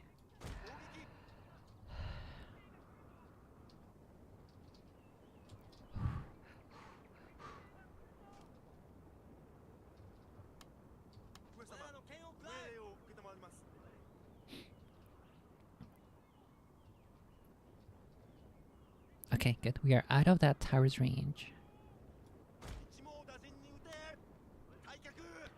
Oh my goodness.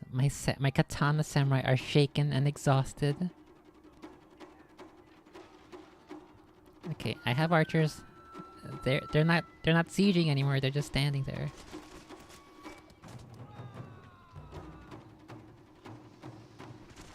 Wait, they have a general. Target that general. One of our units has used all its ammunition, my lord. No, only have like 4 or 5 volleys left. Okay, if I can snipe that general, I have a little bit of ammo left. Which one's the general? Is it this guy here?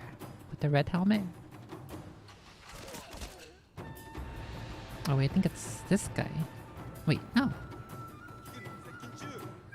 Oh, it's this guy without the balloon. Fuck, I'm out of arrows. Our men are running from the battlefield. Shame for this play.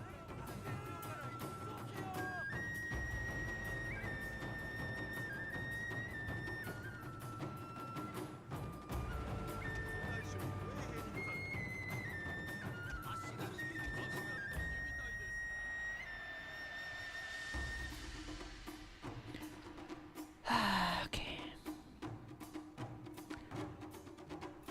The best way to resecure this tower.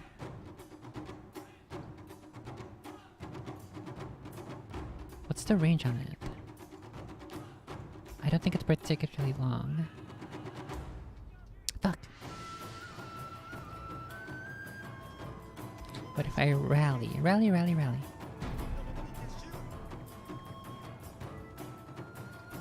Light cab of 24.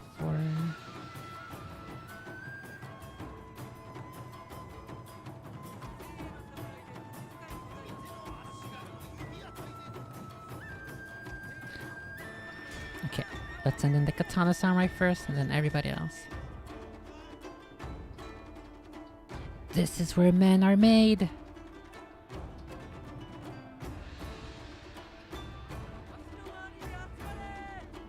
Get him! Our men are running from the battlefield.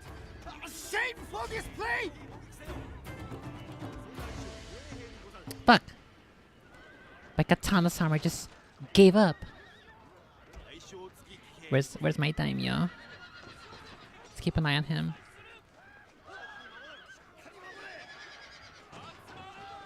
Oh, he's way up in the front lines.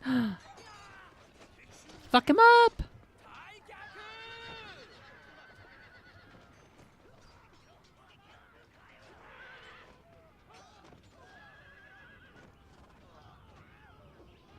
Our entire unit has perished, my lord. Oh, come on, we can win. No! Too many of my dudes ran away. Fuck.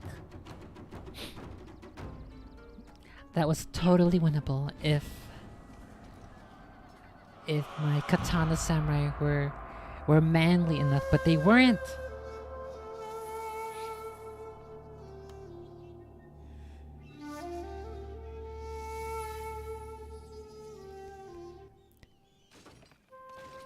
Every single one of my guys is dead. I deployed 1,340 dudes and I lost 1,340 dudes.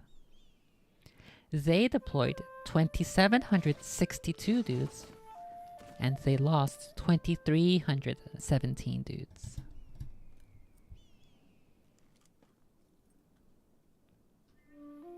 That was totally winnable.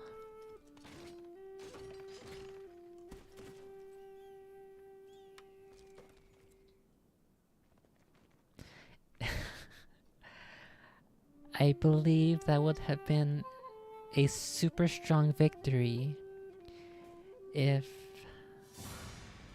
I had the previous turn repaired the gates.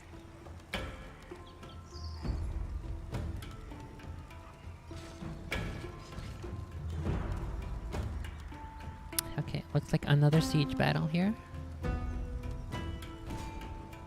This will be the last fight. The last of Total War for today. And then we will start reading.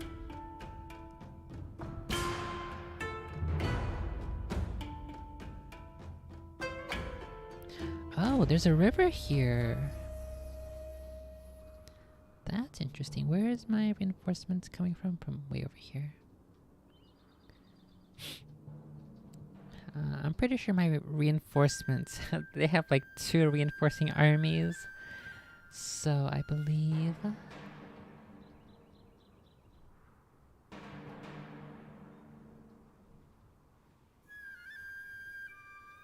I think they can cross this river here, right?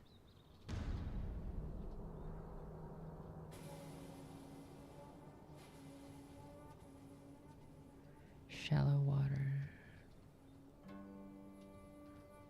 Oh, okay. Yeah, there's parts of this river are shallow water. I see. So this is not shallow water, but this is the lighter. That's way too much crossable terrain, walkable terrain on the water. Unfortunately.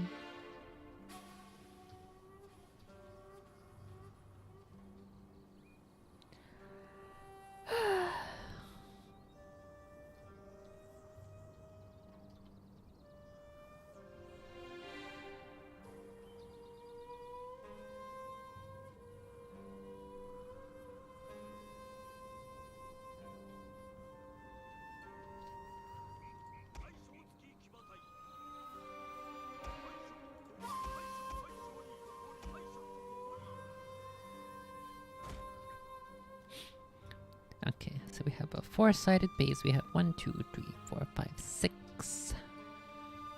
6 archers.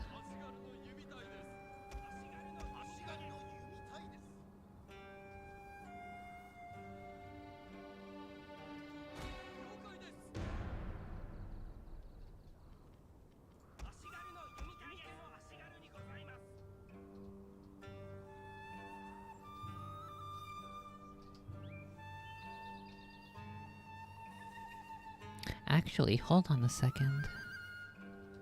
This looks like a very steep incline here, a very steep hill. If I can yari wall here, that could actually be to my benefit. And same thing here.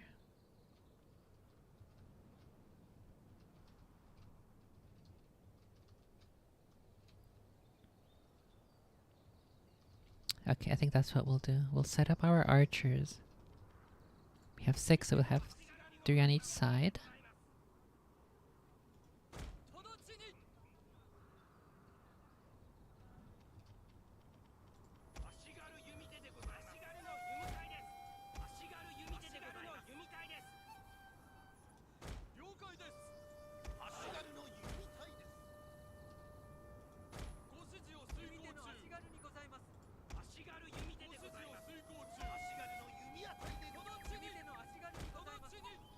Okay, so those three there. We're also gonna be fighting next, basically right on the gates.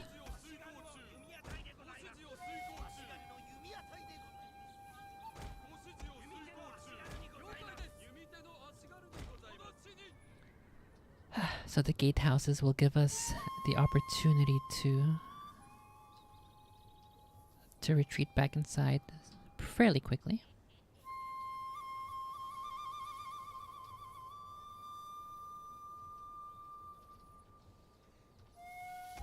Let's grab 1, 2, 3.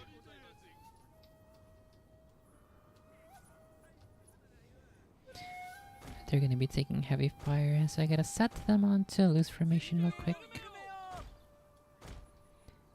These 3, that's group 1. Oh, I only have 3. Okay, let's do only 2.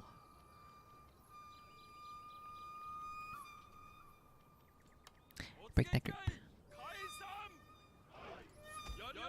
So these 2, bring this guy back in.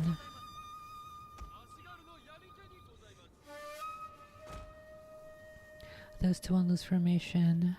We group 1. Group 2 will be this guy. We'll just do this guy, I think.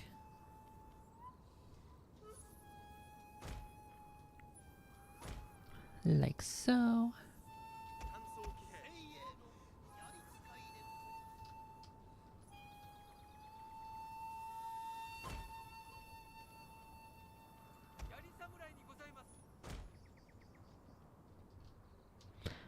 And then with the rest of these guys, we'll hold the fort for the time being. I think that's everyone.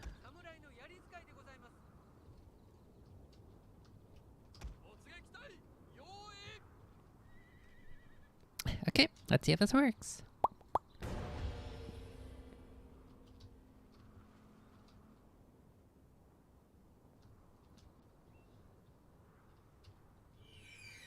I do have reinforcements as well. Keep an eye out for those guys when they get here.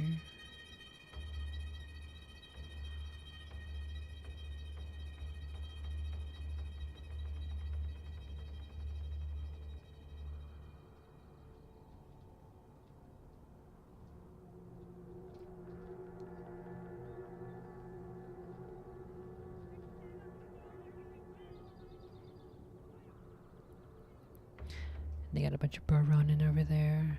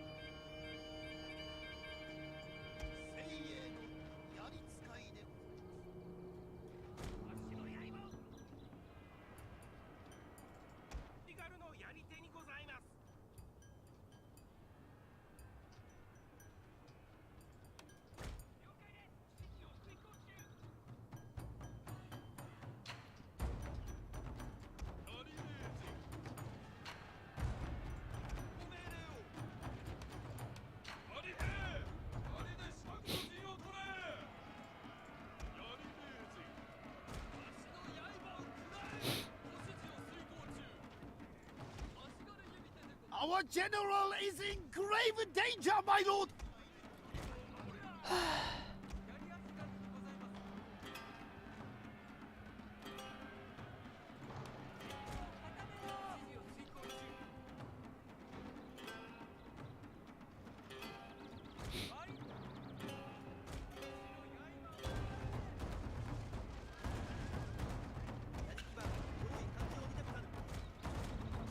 What the Christ?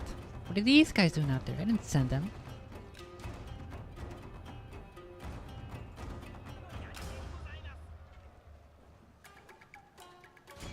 Our men are running from the battlefield. Shameful display.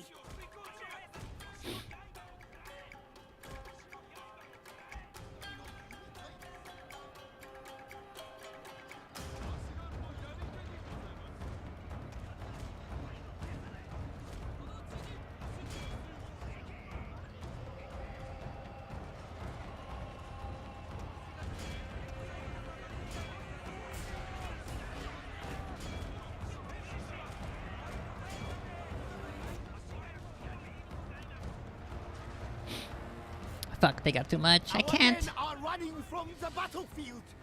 Shameful display. I can't really keep an eye on that. Look at all this shit over here.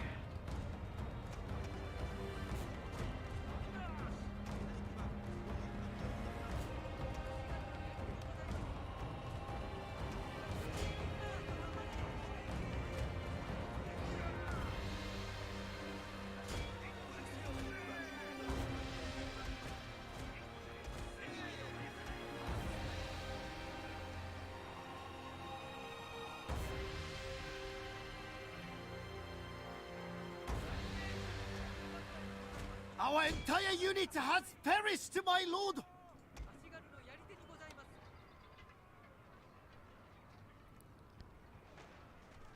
Oh, way too many angles to keep an eye on here.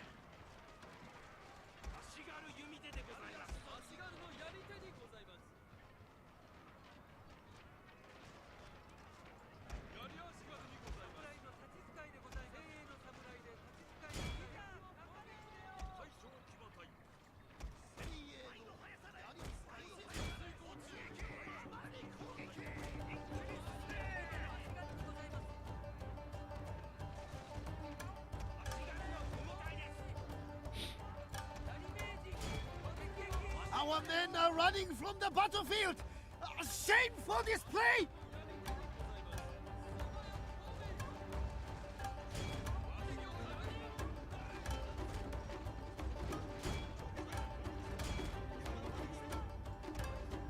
Where are my katana retainers, my samurai retainers?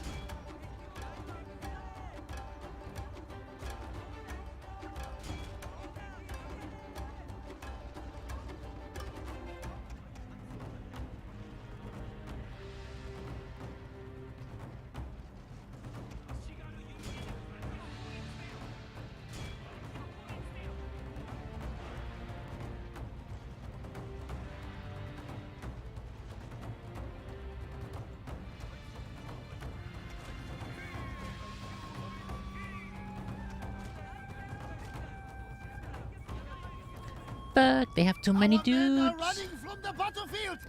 Shameful display. Truly the unluckiest.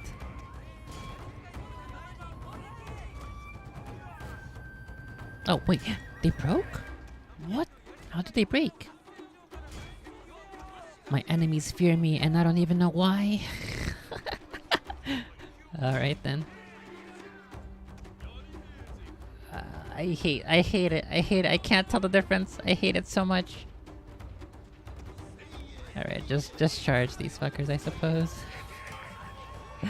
I suppose. Why not? You know what? Fuck it. Just charge out. Fuck him up. Just fuck him up. They all look the same from a distance.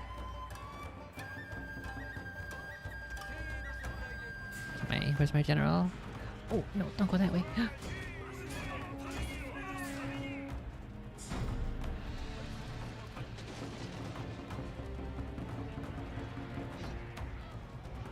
Fuck him up! Okay, well, at least I silenced their bows on this side. That's good enough. But they got too many dudes on my walls.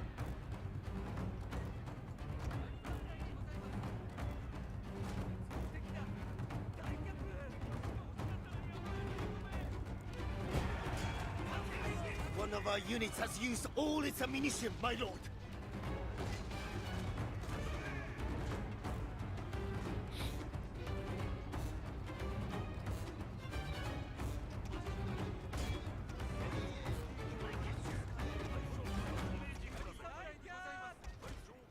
Oh, fuck, I want to get this cab over here, but I don't know if I can.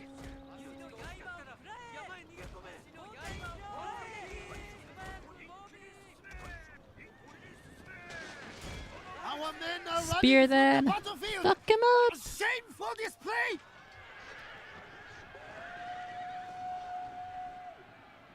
Literally cannot tell who is who.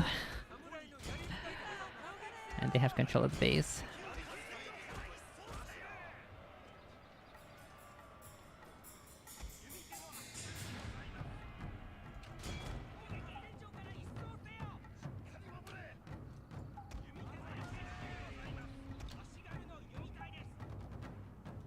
Our men are running from the battlefield. Shameful display! Well, my general is still alive, I think.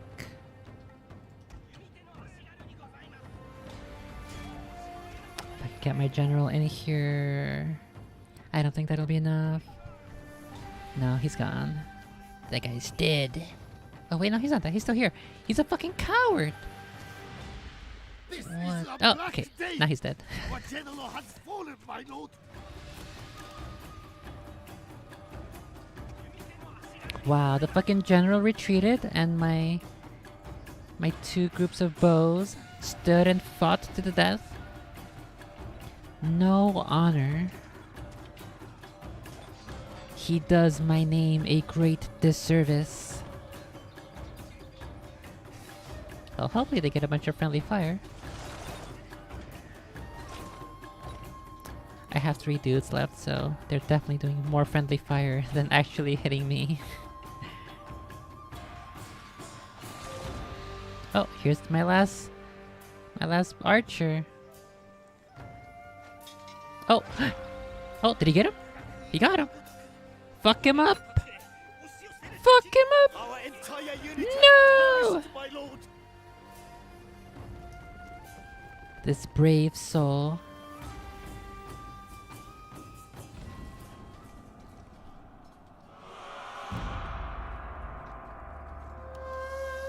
Okay, so in both instances, I basically lost because they had superior numbers of archers.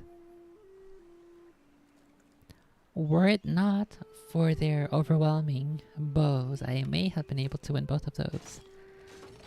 Both of those sieges. Well, so I technically have a son left, but he's 14 years old. He's not yet old enough to assume command.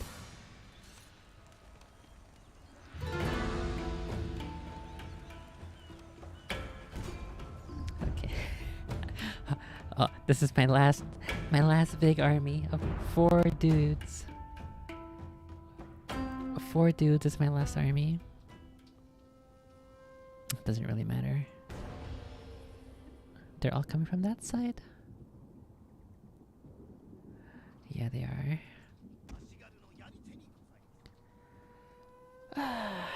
What can I do? What can I do? They do have quite a bit of bows. I think I do. Oh, wait, I don't have any bows at all, though. Okay. Not even gonna fight in the base. What I'm gonna do, I'm gonna take this angle here with Yari Wall. They're gonna have to fight me at an angle uphill, and then I will charge them with my samurai retainers.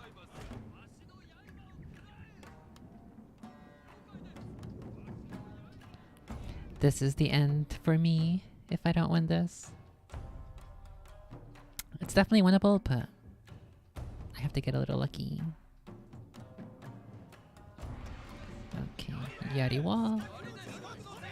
Stack up, stack up, stack up, stack up. Okay, so the goal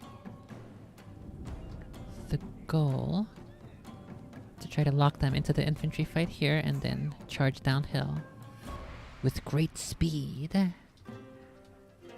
And it's the sharpest of katanas downhill.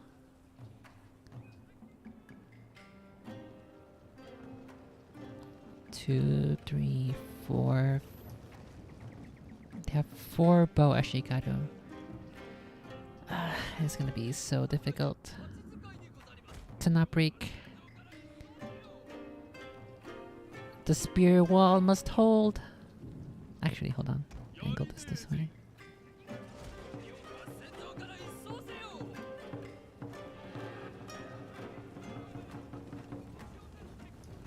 Hold the line. Our general is in grave danger, my lord.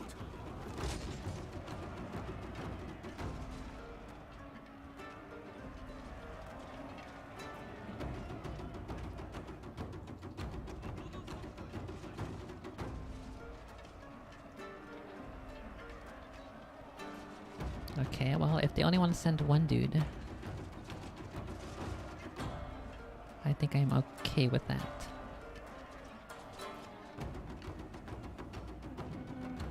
Okay, General's going in. Let's follow him. All hope is failing, my lord. The battle is almost done. Maybe I should have turned that Yari wall. Fuck!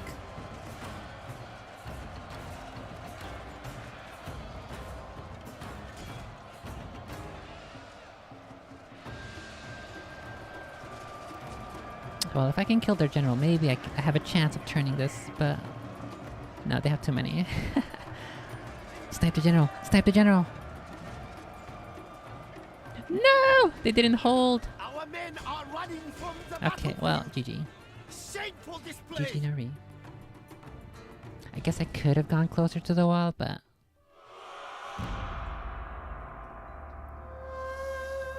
My entire nation is scattered. Oh no, I lost 3 provinces. I lost, oh my god. I lost everything. I think I have like no military right now even. Oh, I have one group of bows. 1 archer unit, that's everything I have. And my son is 15. And my wife is currently in charge until my son comes of age. But anyway, like I said, that was going to be the end of the run here. Swap ogre to some halos.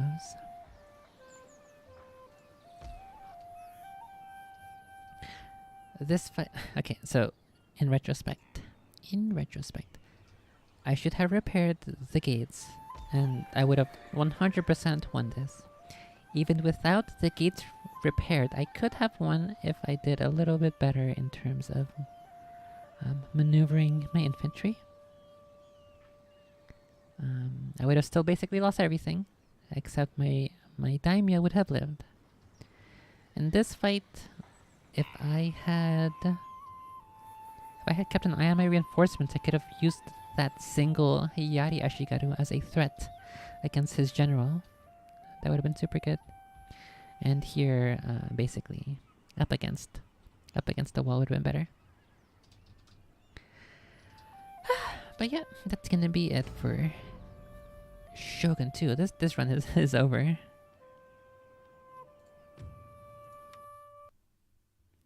So that's that. I'm gonna swap Ogre to Halo. Easy peasy. Let me just set it up. Let me make sure everything is okay. And then we'll bring the screen back. Give me 1 second. And in the meantime, I will play a super cool music.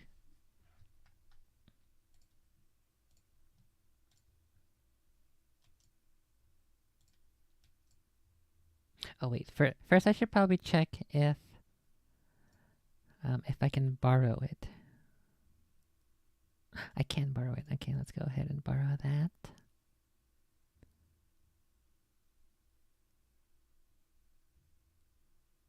Okay, perfect. Perfect. Now to do my musics.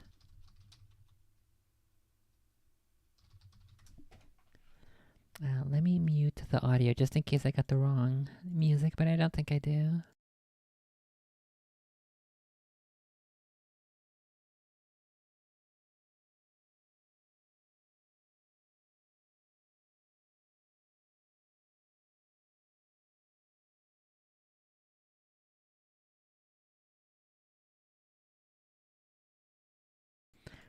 Okay, here is a super cool music to get you in the mood. I'm doing pretty okay. How are you?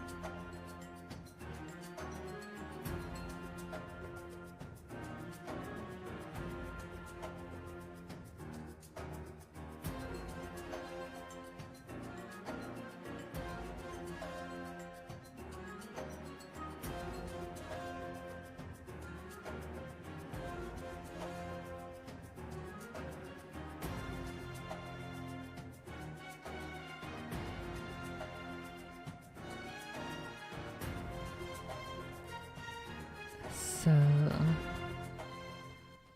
this is apparently the definitive edition of The Fall of Reach. And I'm not sure what that entails, so let me go look it up. Let's see, Halo The Fall of Reach. Definitive edition.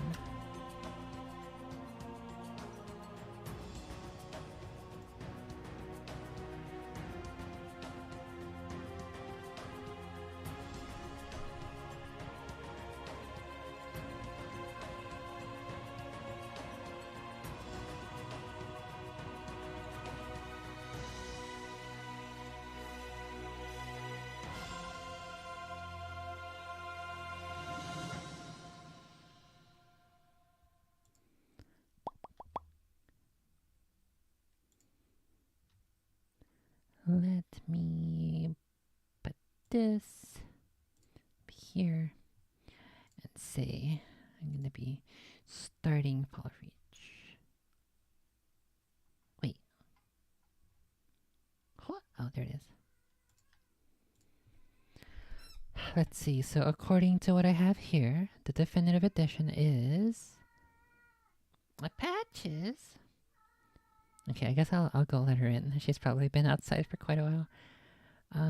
It's mainly lore changes and revisions. Plenty of mistakes fixed, like the fact they listed the wrong year for the majority of the book. What the heck? Fall of Reach actually got a third revision as well. Here is the wiki.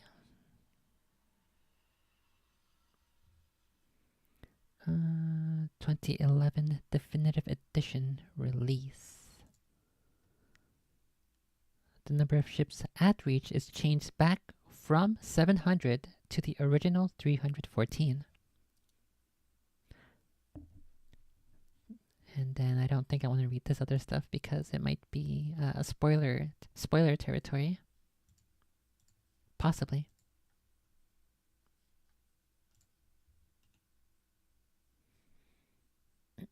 Okay, let me go let patches in.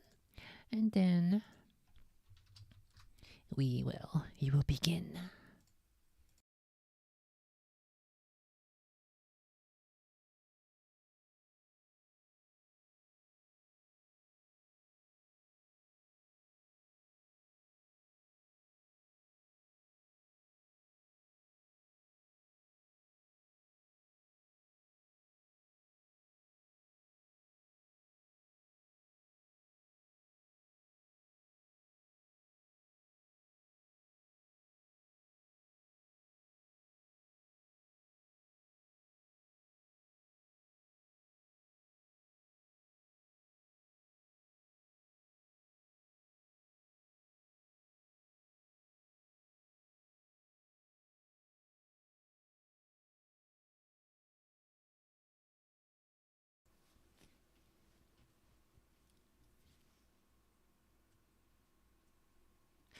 I wish there were a way that I could get Patches to just fall asleepings.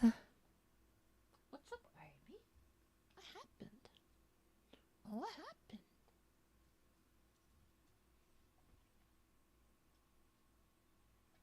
What's down there? Jump, buddy. Jump, buddy. Phew. Okay, let me go ahead and type starting Fall of Reach.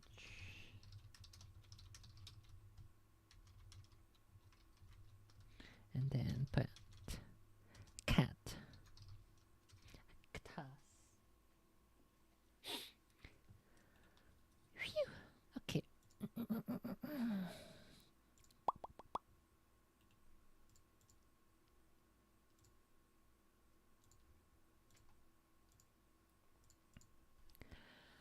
Okay, here we go.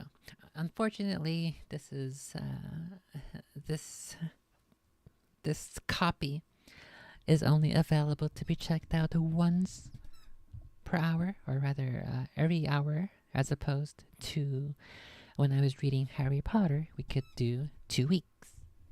And for this case, we're gonna have to continually, continually check it out every hour. So I might have to take a little bit of a pause after each hour of reading in order to reload the page.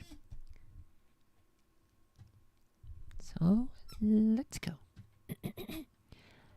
Gotta do the Yahoo! Let's go! Halo, The Fall of Reach by Eric Nyland. And I do believe that there is an explanation for what the definitive edition is. What's it taking so long to load the pages? What? It's like it's loading from top to bottom, like if it's 1992 and you have 56 kilobits upload and download. Let's see, acknowledgements to the 2010 edition, which is this. This would be possible without Microsoft staffers, named here Frank O'Connor, nor without the efforts of the staff at Torbooks. 343 Industries would like to thank Bungie Studios. And then these other names, including Eric Nyland. Bonnie Ross Ziegler's here as well. Phil Spencer. And I don't know any of these other names. This edition features early drafts of the new cover art, which have been included periodically throughout the book. These images give a small insight into the process of creating the new cover from artists within 343 Industries. Cool. I guess we'll read the foreword. That sounds pretty cool. What happened? I guess if Patches is meowing while I'm reading, well, if it's quiet enough, we'll leave it in. World. When Bungie, Eric Nyland, and Microsoft teamed up to create the novel Halo, The Fall of Reach, it was one of those things. An interesting and sudden opportunity. The kind of thing where you simply don't think about what's coming next. I think I have a very good experience as to what that might mean. What that means, the kind of thing where you don't think about what's coming next. You react. Eric cranked that thing out in record time and sit back, or rather move on to other business. We were launching and supporting not only a game, but an entire business, a console that would go on to be the home base for Halo for another 10 years. The Fall of Reach wasn't the first novelization of a video game. There had been several, in fact, before that. All had differing layers and measures of success. But Fall of Reach did something unexpected. What the heck chill, guys. I'm trying to read my stories. I won't bother talking about sales or success as it relates to dollars and numbers or bestsellers lists, but it reached a level of success that was unprecedented and would continue for years to come, with Eric and other authors thriving in this new space. What happened? Why, you wanna lay down here while I ASMR read to you Halo, The Fall of Reach? I guess I gotta put on patches on the kitty cat. Whoa, wait. No, not the keyboard.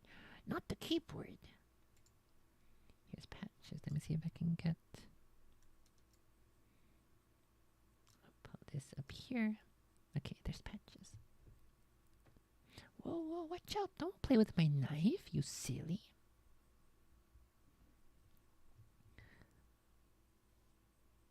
Why do you want to lay right where I put the mouse?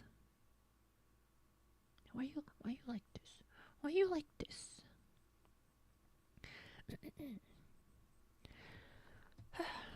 You better not spill my water.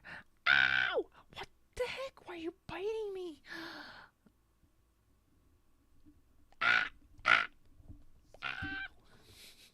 Stop. Stop. Dude, what the heck?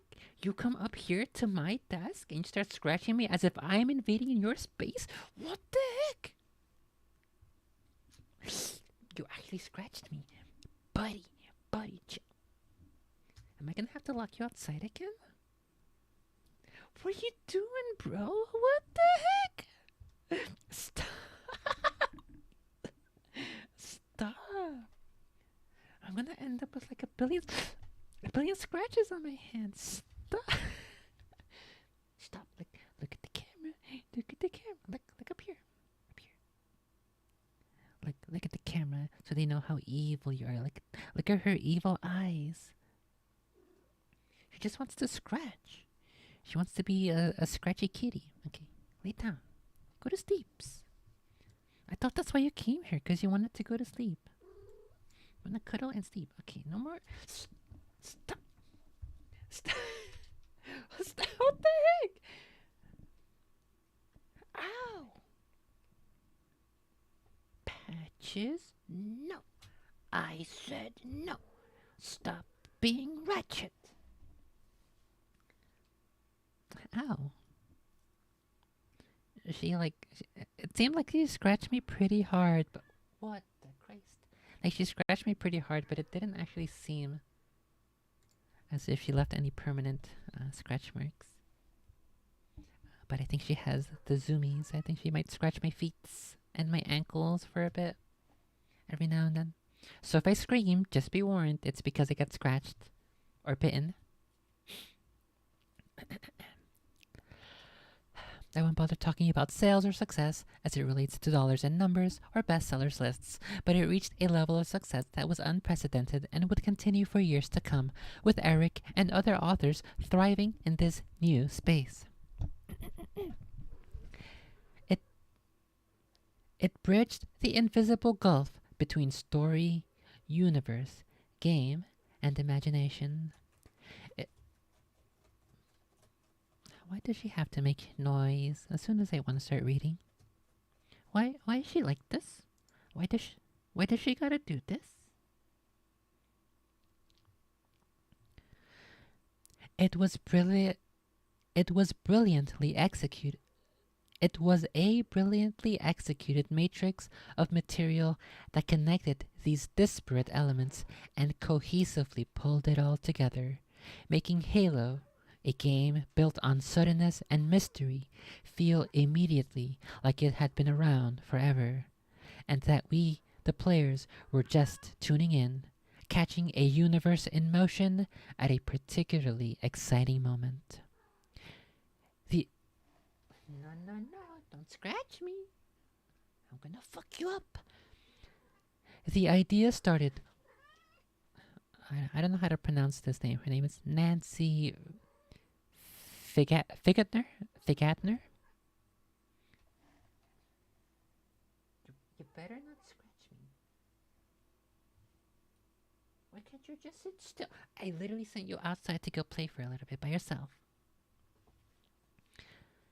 The idea started when Nancy Figgetner, then part of the Halo franchise team, and Jordan Wiseman, founder of Shadowrun creators FASA, among other things, decided that book public.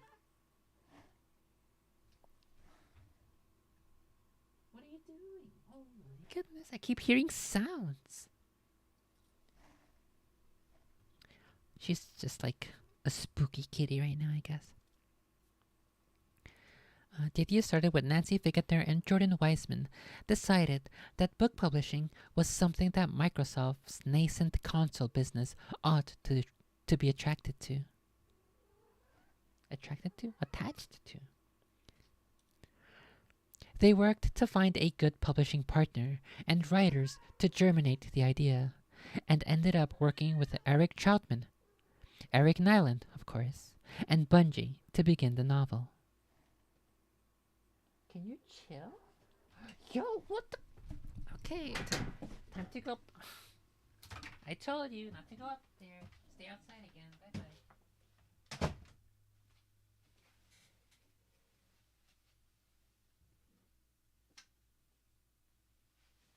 Just mixed up all my stuff. Why she gotta be like this? She threw stuff under the bed too. Oh, goodness.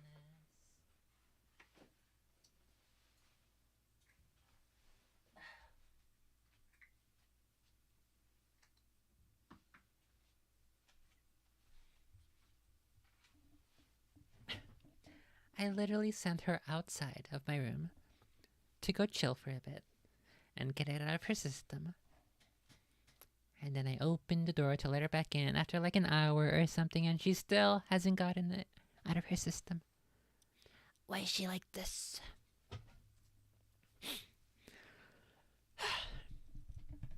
Okay, so we ended up teaming with Eric Troutman, Eric Nyland, and of course, Bungie to begin the novel. Eric did something remarkable. He fleshed out, in just a few short weeks, a nascent universe that we've continued to build on, and continued to connect the dots between those disparate stars, some of which were planted in the Halo firmament in the fall of Reach. Reach wasn't just a piece of deliberate universe building, but a careful exercise in crisis avoidance. Eric had the challenge of not only creating believable characters with history and impact, but ensuring they didn't step on the toes of a story that's still in motion.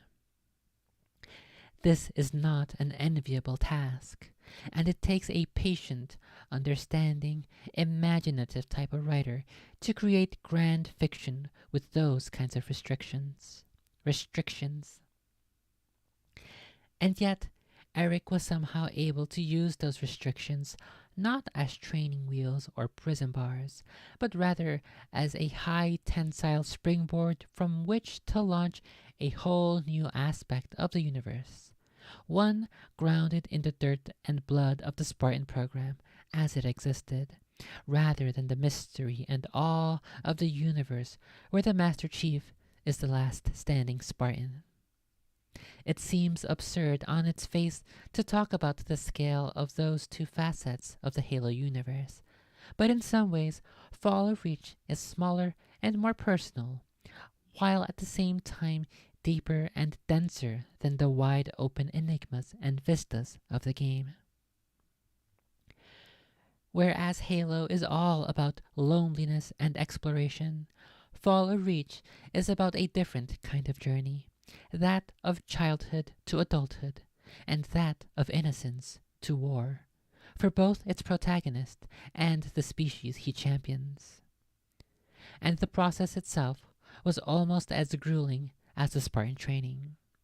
Eric had very limited access to Bungie, hard at work finishing the game, and basically had to rely on a large drop of information, the seeds of which fabled Story Bible from Jason Jones and Bungie, while his writing partner and co-heavy lifter at the time, Eric Troutman, consolidated feedback and information from the team, and filtered it to and with Eric Nyland. And again, all this in a hyper-compressed timeline to take advantage of a narrow window of opportunity. The book went from conception to final print in a staggering 4 months. It was a collaborative effort, but often blindly so. In the riot of noise for the launch of the game, the book took a backseat, but only for a short drive. As the game exploded in popularity, people became curious about the backstory of this deliberately obfuscated protagonist. Putting yourself in the Master Chief's Mjolnir boots was probably one of the most satisfying experiences gamers ever had. But curiosity about a universe you're inserted into, literally mid-battle, propelled sales of the novel. And it just continued to sell.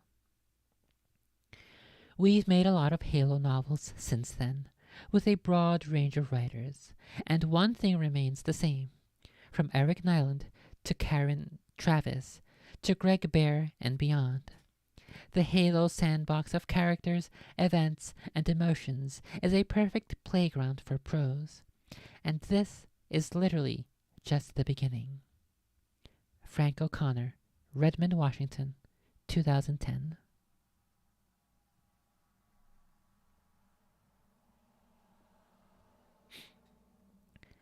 Halo, The Fall of Reach.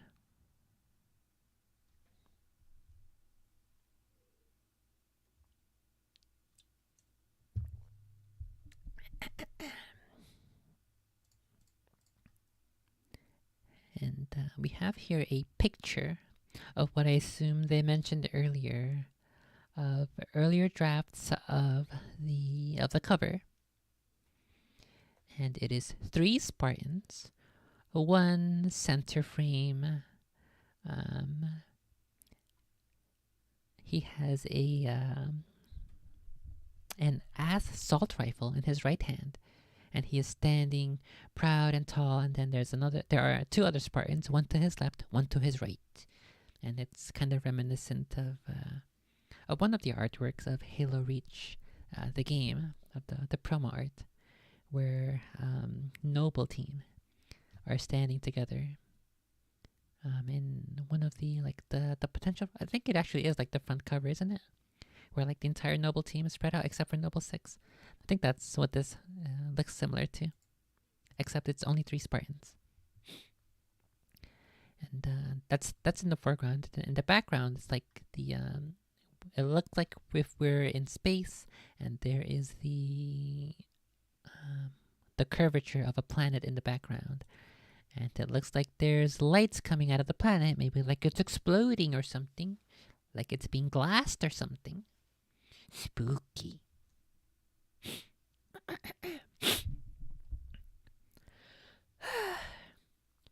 Prologue.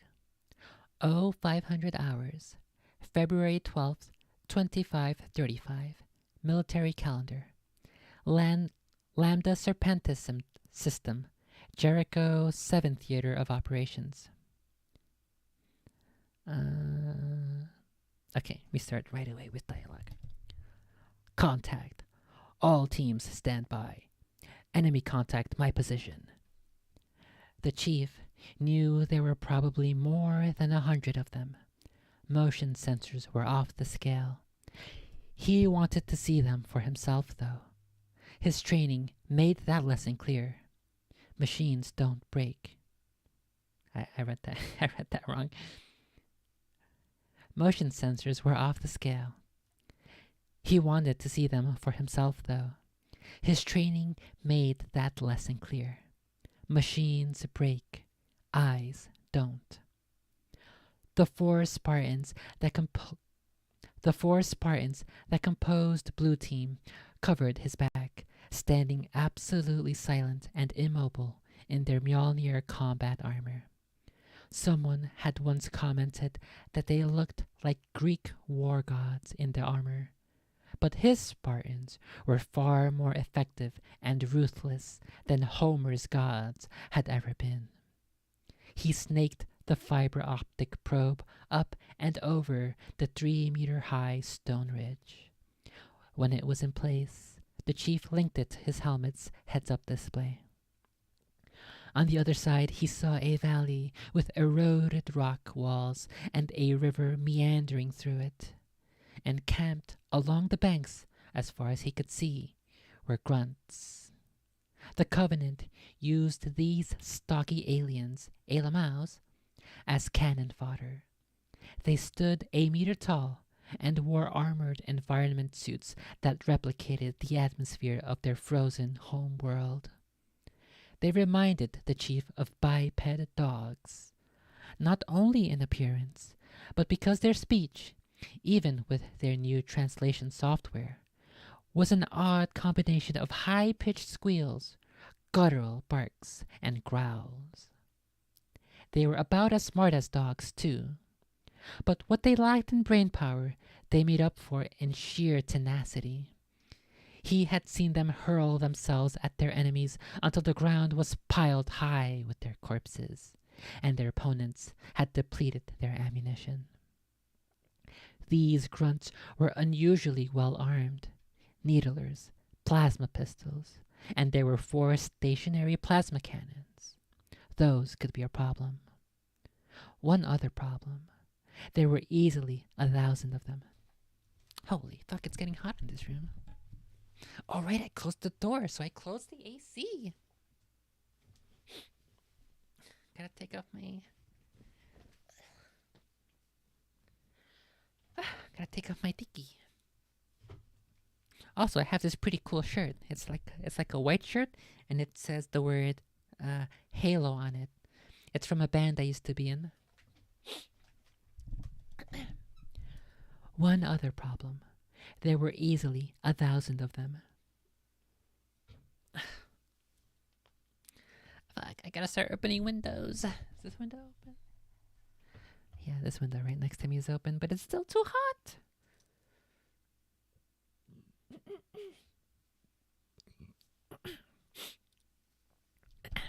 Okay, let's read that one last time.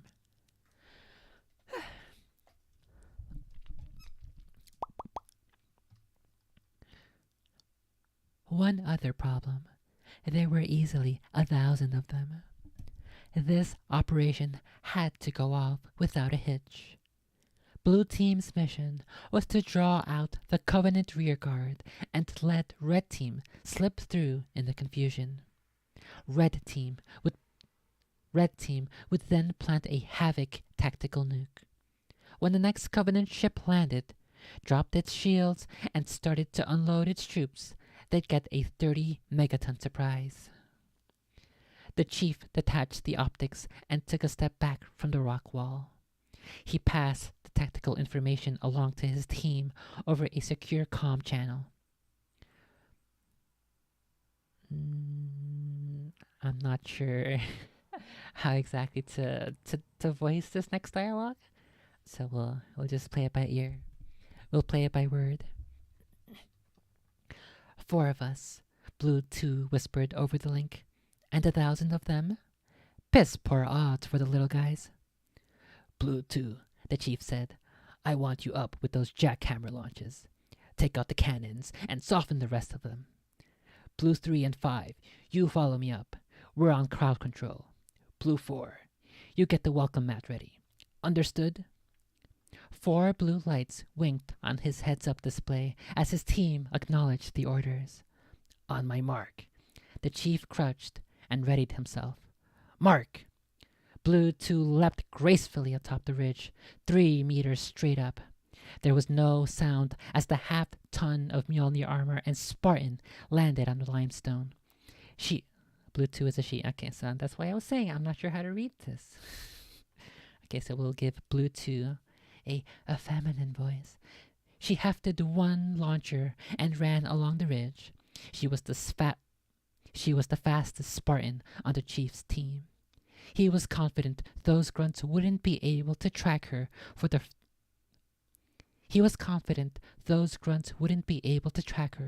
3 seconds she'd be exposed. Exposed, huh? I wish she was exposed to me. In quick succession, Blue 2 emptied both of the jackhammer's tubes, dropped one launcher, and then fired the other rockets just as fast. The shells streaked into the Grunts' formation and detonated. One of the stationary guns flipped over, engulfed in the blast, and the gunner was flung to the ground.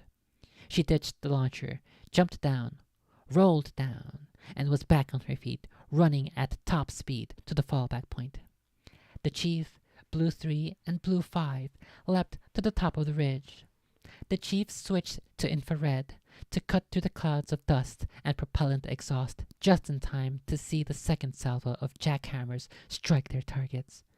2 consecutive blossoms of flash, fire, and thunder decimated the front ranks of the Grunt guards and, most importantly, turned the last of the plasma cannons into smoldering wreckage. The Chief and the others opened fire with their MA-5B assault rifles, a full automatic spray of 15 rounds per second. Armor-piercing bullets tore into the aliens, breaching their environment suits and sparking the methane tanks they carried. Gouts of flame traced wild arcs as the wounded grunts ran in confusion and pain. What's the sound they make when they scream? They're just like, I don't think I could actually do an accurate grunt scream. But I'm sure you know what it sounds like. Maybe it sounds like Flick as he's running away. Gouts of flame traced wild arcs as the wounded grunts ran in confusion and pain. Finally, the grunts realized what was happening and where this attack was coming from. They regrouped and charged en masse.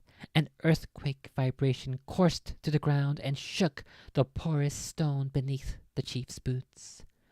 The 3 Spartans exhausted their AP clips and then, in unison, switched to shredder rounds. They fired into the tide of creatures as they surged forward. Line after line of them dropped. Scores more just trampled their fallen comrades. Explosive needles bounced off the Chief's armor, detonating as they hit the ground. He saw the flash of a plasma bolt, sidestepped, and heard the air crackle where he had stood a split second before. Inbound Covenant air support, Blue 4 repeated over the comlink. ETA's 2 minutes, Chief. Roger that, he said. Blue 3 and 5, maintain fire for 5 seconds, then fall back. Mark! Their status lights winked once, acknowledging his order. The grunts were 3 meters from the wall. The Chief tossed 2 grenades.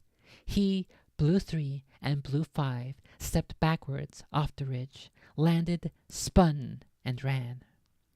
2 dull thumps reverberated through the ground. The squeals and barks of the incoming grunts, however, drowned out the noise of the exploding grenades. The Chief and his team sprinted up the half-kilometer sandstone slope in 32 seconds flat.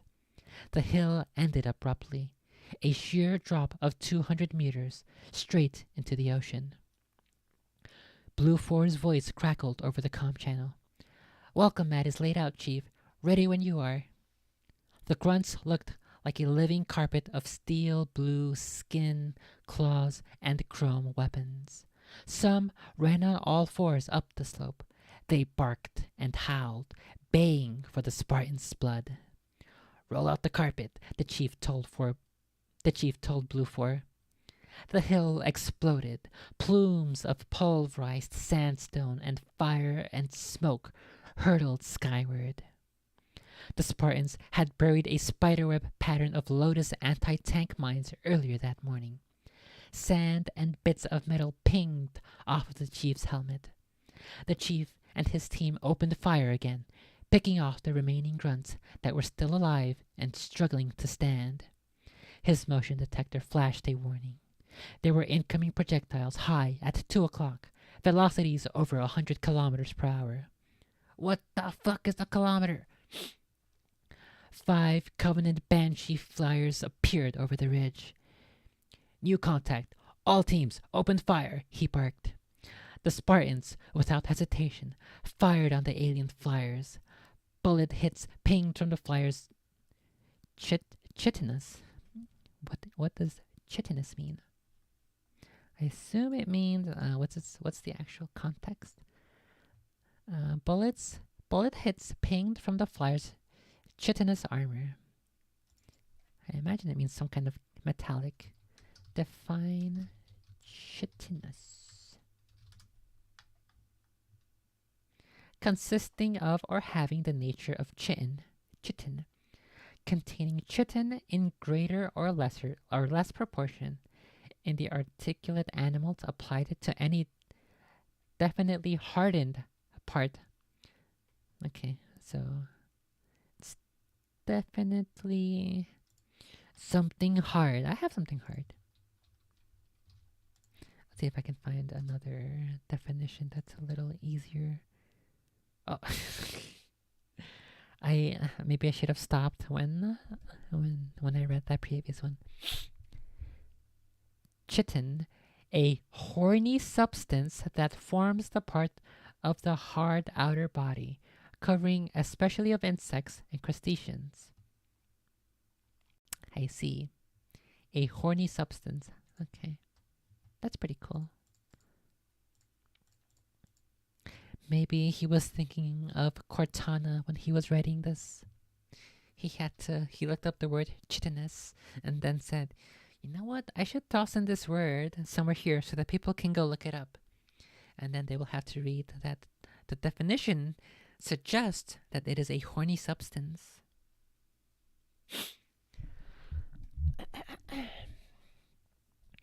New contacts. All teams, open fire, he barked. The Spartans, without hesitation, fired on the alien flyers. Bullet hits pinged from the flyers' chitinous armor.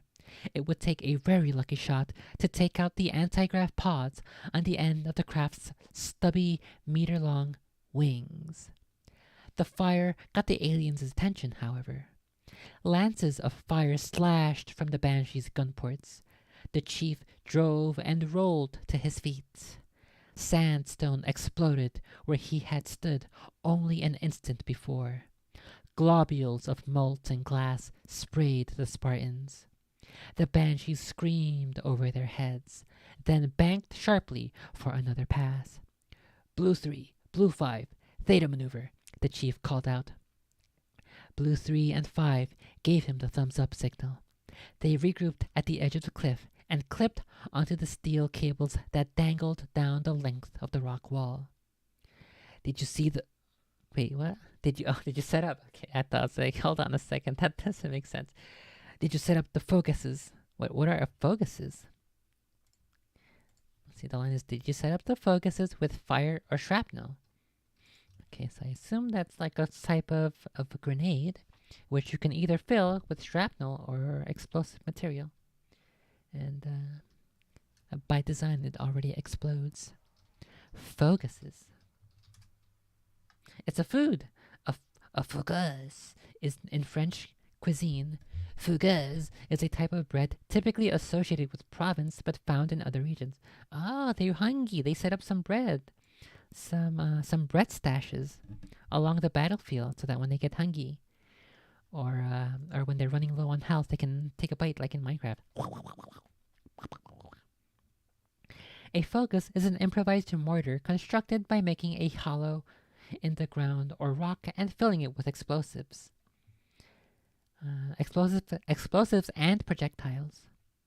Okay, so they were horny and then they put holes into the rock wall. They put holes into the rock wall so that they could explode inside the holes.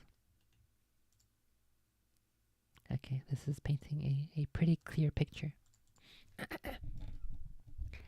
Did you set up the focuses with fire or shrapnel? The chief asked. Both, Blue 3 replied. Good. The chief grabbed the detonators. Cover me. The focuses were never meant to take down flying targets. The Spartans had put them there to mop up the grunts. In the field, though, you had to improvise. Another tenet of their training. Adapt or die. The Banshees formed into a flying V and swooped toward them, almost brushing the ground. The Spartans opened fire. Bolts of superheated plasma from the Banshees punctuated the air. I thought for a second it said punctured the air, but no. Bolts of superheated plasma from the Banshees punctuated the air. The chief dodged to the right, then to the left. He ducked. Their aim was getting better. The Banshees were 100 meters away, then 50 meters. Their plasma weapons might recycle fast enough to get another shot, and at this range, the chief wouldn't be dodging. The Spartans jumped backward off the cliff, guns still blazing. The chief jumped too and hit the detonators. The 10 focuses, each a steel barrel filled with napalm and spent AP and shredder casings, had been buried a few meters from the edge of the cliff, their mouths angled up at 30 degrees. When the grenades at the bottom of the barrels exploded, it made one hell of a barbecue out of anything that got in their way. The Spartans slammed into the side of the cliff. The steel cables they were attached to twanged taut. Wait, thwanged? No, twanged. The steel cables they were attached to twanged taut. A wave of heat and pressure washed over them. A heartbeat later, 5 flaming Banshees hurtled over their heads, leaving thick trails of black smoke as they arced into the water. They splashed down, then vanished beneath the emerald waves. The Spartans hung there a moment, waiting and watching with their assault rifles trained on the water. No survivors surfaced. They rappelled down to the beach and rendezvoused with Blue 2 and 4.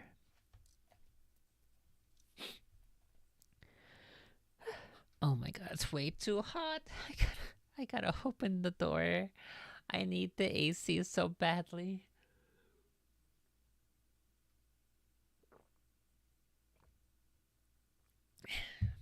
Okay, let's see if Patches wants to be well behaved.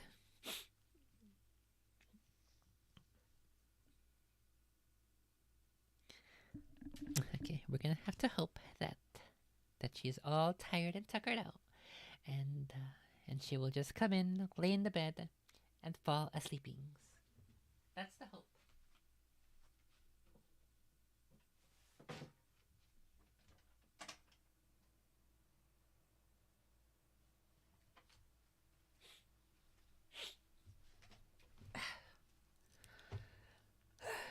Okay, she was laying on the couch looking at me as soon as I opened the door, so she will probably come in here.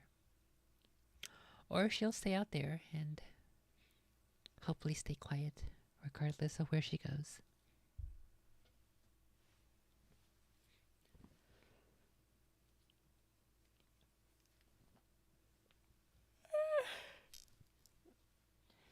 Me sleepy tired.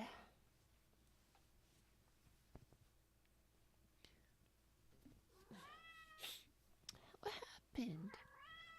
What happened? Come lay down and sleep. You gotta be chill. If you can chill, you can stay in here, okay?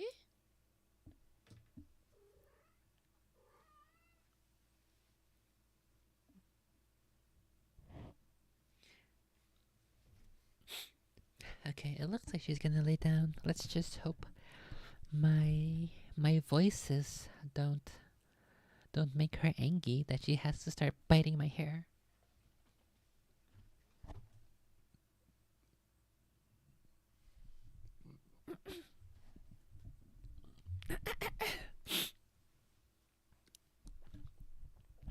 Okay, let's go back and reread that part where we left off.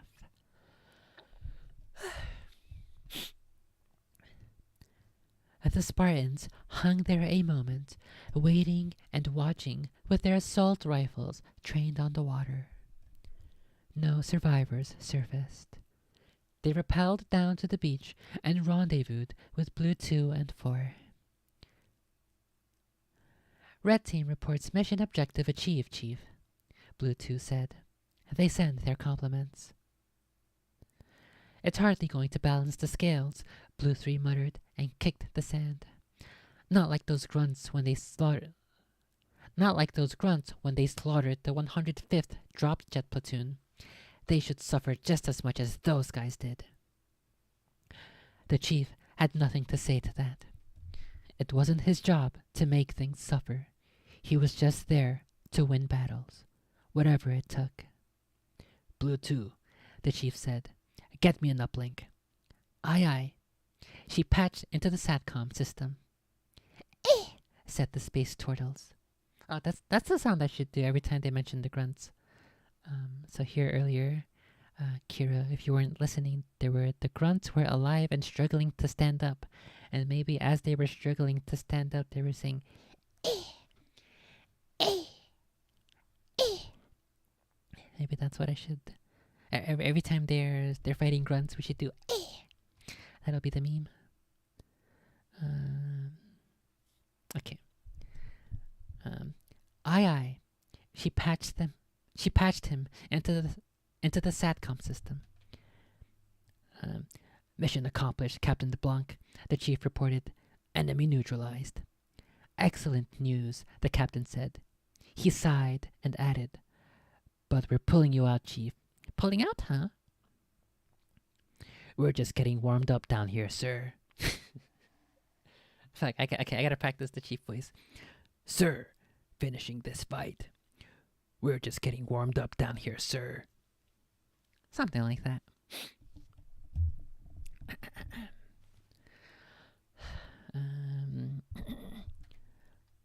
We're just getting warmed up down here, sir. Well, it's a different story up here. Move out for pickup ASAP. Understood, sir. The chief killed the uplink. He told his team, the party's over, Spartans. Dust off in 15. They jogged double quick up the 10 kilometers of the beach and returned to their dropship, a Pelican, scuffed and dented from 3 days' hard fighting. They boarded and the ship's engines whined to life. Blue 2 took off her helmet and scratched the stubble of her brown hair. Brown hair? Sounds kind of like another Spartan that I know. It's a shame to leave this place, she said, and leaned against the porthole. There are so few left. The chief stood by her and glanced out as they lifted into the air. There were wide rolling plains of palm grass, the green expanse of ocean, a wispy band of clouds in the sky, and setting red suns. There will be other places to fight for, he said. Will there? She whispered. The Pelican ascended rapidly through the atmosphere. The sky darkened, and soon only stars surrounded them. In orbit, there were dozens of frigates, destroyers, and 2 massive carriers. Every ship had carbon scoring and holes peppered their hulls. Wait, what? Oh my goodness. I read that so wrong. Every ship had carbon scoring and holes peppering their hulls. They were all maneuvering to break orbit. They docked in the port bay of the UNSC destroyer Resolute. Despite being surrounded by 2 meters of titanium A battle plate and an array of modern weapons, the chief preferred to have his feet on the ground, with real gravity and real atmosphere to breathe. A place where he was in control, and where his life wasn't held in the hands of anonymous pilots. A ship just wasn't home. The battlefield was. The chief rode the elevator to the bridge to make his report, taking advantage of the momentary respite to read Red Team's after-action report in his display. As predicted, the Spartans of Red, Blue, and Grey Teams, augmenting 3 divisions of battle-hardened UNSC Marines, had stalled a Covenant ground advance. Casualty figures were still coming in, but, on the ground at least, the alien forces had been completely stonewalled. The Elamau forces had been completely stonewalled. Is there a Stonewall Jackson who is a Spartan in this one? We'll have to see. A moment later, the lift doors parted, and he stepped on the rubberized deck. He snapped a crisp salute to Captain DeBlanc. "Sir, reporting as ordered." The junior bridge officers took a step back from the chief. They weren't used to seeing a Spartan in full Mjolnir up close. Most line troops had never even seen a Spartan. The ghostly iridescent green of the armor plates and the matte black layers underneath made him look part gladiator, part machine. Or perhaps, to the bridge crew, he looked as alien as the Covenant. The view screens showed stars and Jericho 7's 4 silver moons. At extreme range, a small constellation of stars drifted closer. The captain waved the chief closer as he stared at the cluster of stars, the rest of the battle group. It's happening again. I don't know what kind of a voice I should give this captain. I don't know if it's a someone with an innie or an outie. But I assume it's a dude. Because people in power, especially in the armies, they are very big, strong men who have no emotions, like Master Chief. The captain waved the chief closer as he stared at that cluster of stars, the rest of the battle group. It's happening again. "Request permission to remain on the bridge, sir," the chief said. "I want to see it this time, sir." The captain hung his head, looking weary. He glanced at the Master Chief with haunting eyes. "Very well, Chief. After all you've been through to save..." Okay, I guess that's... I've never seen a sentence like this, or I've never seen "through" used as a verb here in the way that it's used here, but it's a little weird. Or I guess technically I did read this book before several times, but it's been quite a while, so I very rarely, I should say, see "you've been through to save" as a verb.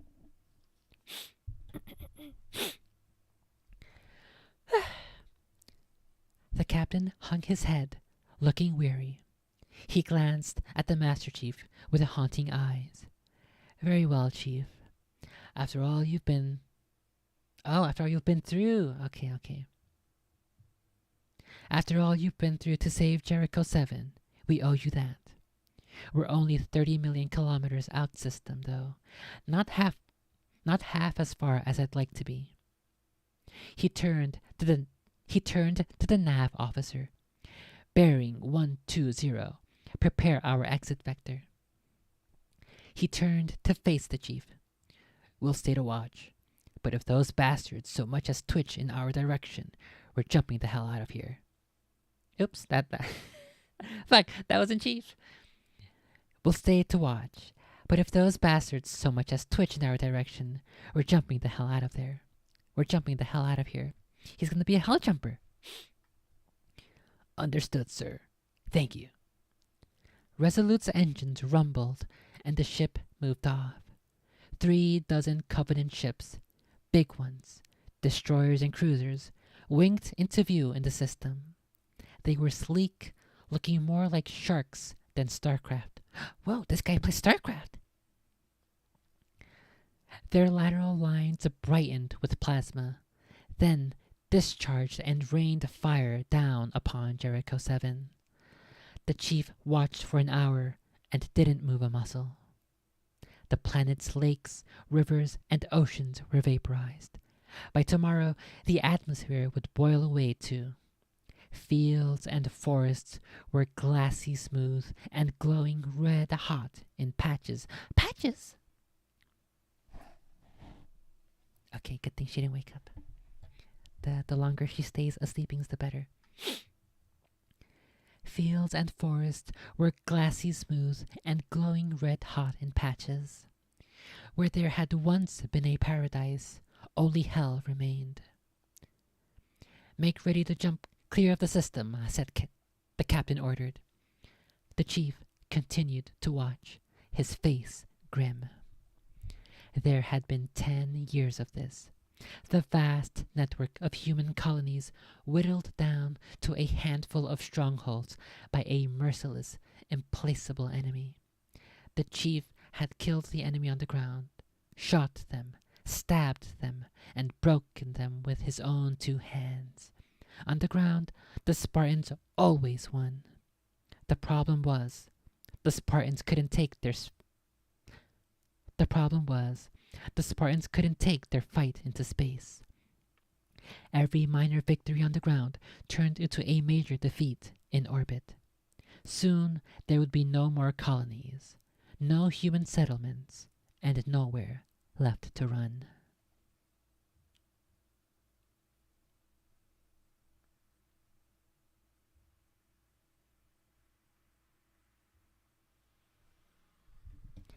Section 1, Reveille.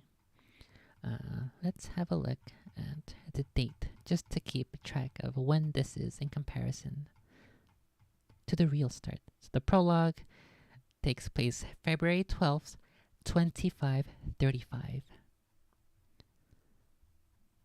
Okay, 2535, and then here in section 1, 2517. So it's about 15 years. 15 years earlier. Section 1, Reveille. And then we have a picture with the first one was Triumph. This one is Vigilance. And this one looks a bit more like, it kind of reminds me of the cover of Halo 3 a little bit. Except Chief has, or the Spartan at the front, in the foreground, has his assault rifle in both hands. And he's sort of aiming downward. And it looks like there's another Spartan. Maybe there's another 2 Spartans. I think this one over here is also supposed to be a Spartan, but he's very like abstract. Kind of like to suggest that he's in smoke or something. That's the one on the bottom right, and then on the bottom left there's a slightly more detailed Spartan than that guy. And this one's also similar to the previous one in that regard. However, the major difference is that this one, they are on... Behind them there's a silhouette of buildings, tall buildings and skyscrapers. And then above them there are these spooky floating aircrafts, and one of those aircrafts has like this light beam coming from the aircraft down onto the ground. What could that possibly be? And then, oh, also I didn't notice this, above the Spartan, I'm just gonna call him Chief, above the Chief in the center, behind him there's also another one of these rays of light coming from the sky, but we can't see the source of it. And it's a beam of light coming from the sky down to Earth. And it is behind him, and it looks as if it were hitting his head. If they were on the same axis. But it's definitely behind him. So this one is titled Vigilance. Chapter 1. 430 hours. August 17th, 2517. Military calendar. Slipstream space. Unknown coordinates. Near Eridanus star system. Lieutenant Junior Grade Jacob Keyes awoke. Dull red light filled his blurry vision, and he choked on the slime in his lungs and throat. "Sit up, Lieutenant Keyes," a disembodied male voice said. "Sit. Take a deep breath and cough, sir. You need to clear the bronchial suffocant." Suffocant? Surfactant. What is surfactant? I'm assuming it's like a, because they're in slip space, some kind of a thingy that they drink. And then there is this residue left over. Surfactant. Oh, not surfactant, surfactant. Surfactant, also called surface active agent.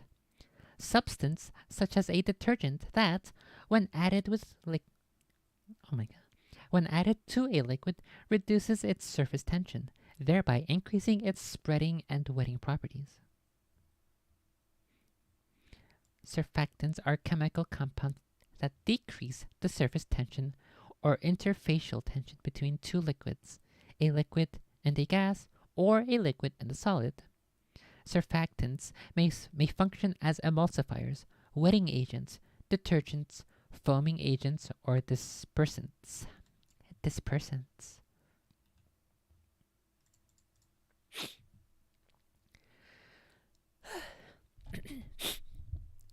Sit up, Lieutenant Keyes, a disembodied male voice said. Sit. Take a deep breath and cough, sir. You need to clear the bronchial surfactant. Lieutenant Keyes pushed himself up, peeling his back off the form-fitting gel bed. Wisps of fog overflowed from the cryogenic tube as he clumsily climbed out. He sat on a nearby bench, tried to inhale, and doubled over coughing until a long string of clear fluid flowed from his open mouth. He sat up and drew his first full breath in 2 weeks. He tasted his lips and almost gagged. The cryo-inhalant was specifically designed to be regurgitated and swallowed, replacing nutrients lost in the deep sleep. What the heck? I have some surfactant in my throat right now. What the heck?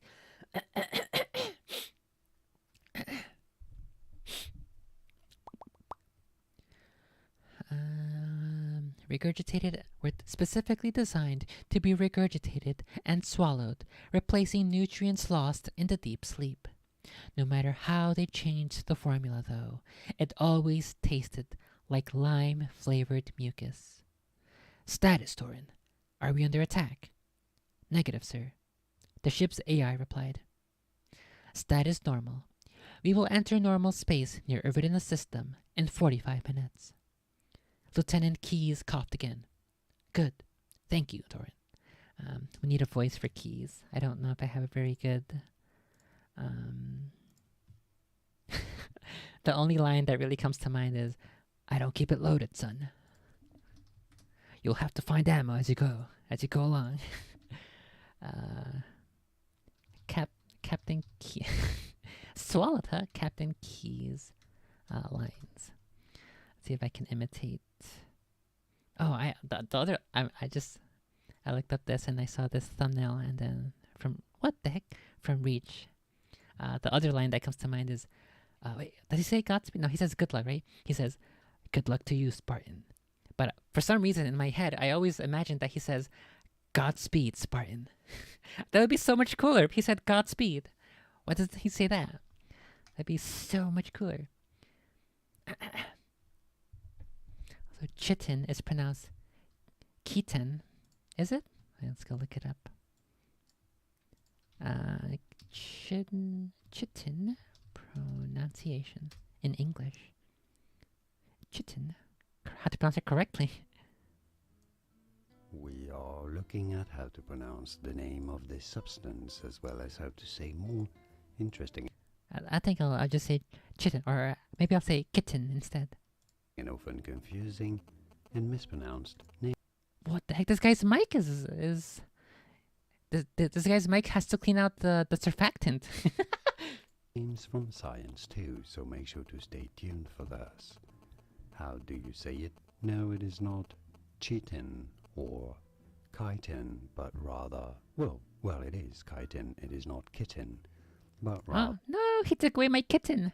The chitin, a major constituent of. Okay, chitin.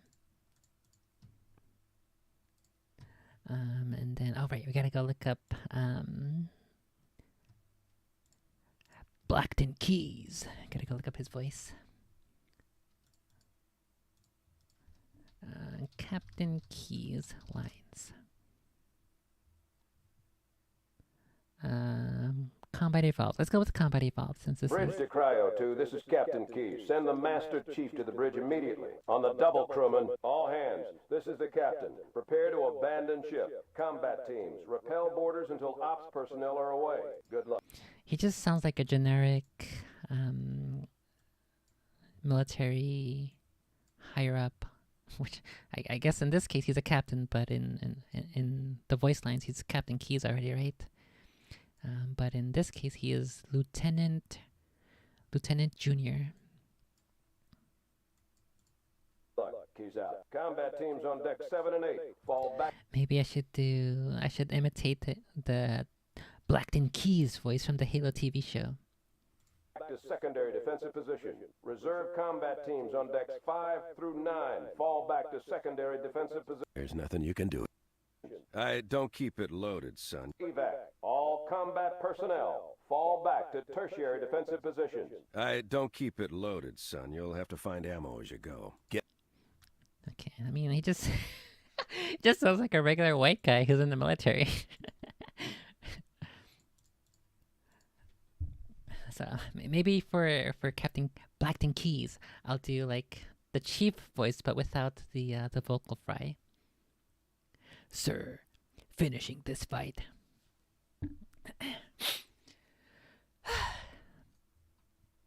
I don't know. We'll play around with it a little bit and see what we can come up with.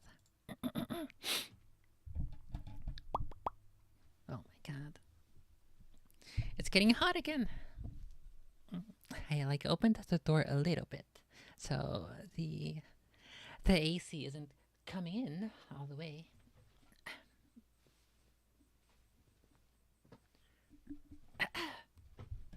Okay. Status, Torin. Are we under attack? Negative, sir. The ship's AI replied. Status normal. We will enter normal space near the Eridanus system in 45 minutes. Lieutenant Keyes coughed. Good. Thank you. Oops. I forgot the Torin. Good. Thank you, Torin. You're welcome, Lieutenant. Eridanus was on the border of the outer colonies.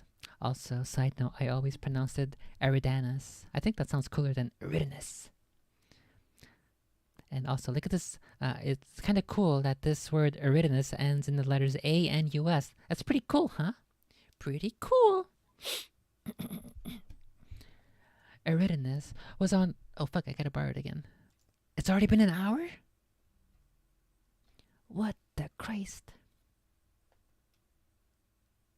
I'm getting kind of hungry, too. Maybe I should go get a yummy snacks.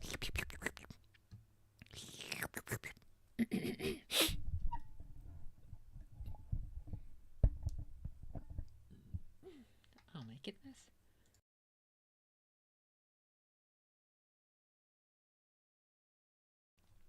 I think that spaghetti is coming back up. It wants me to burp.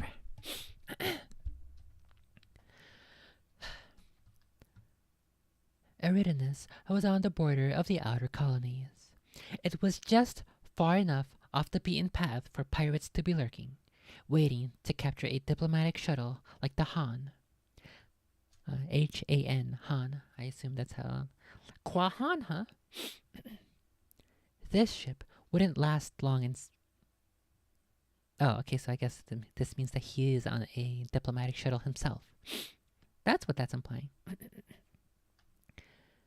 It was just far enough off the beaten path for pirates to be lurking, waiting to capture a diplomatic shuttle like the Han. This ship wouldn't last long in a space action. They should have an escort.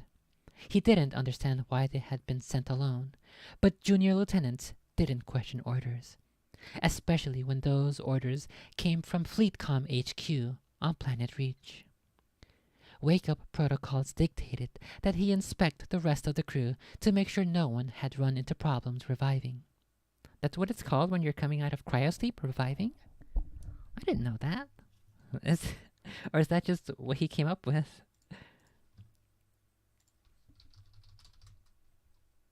I guess technically it makes sense because you're asleepings. Revive means technically alive. In Spanish it's vivir. So to to re-alive. What is it called when you come out of cryo sleepings? Cryo sleepings.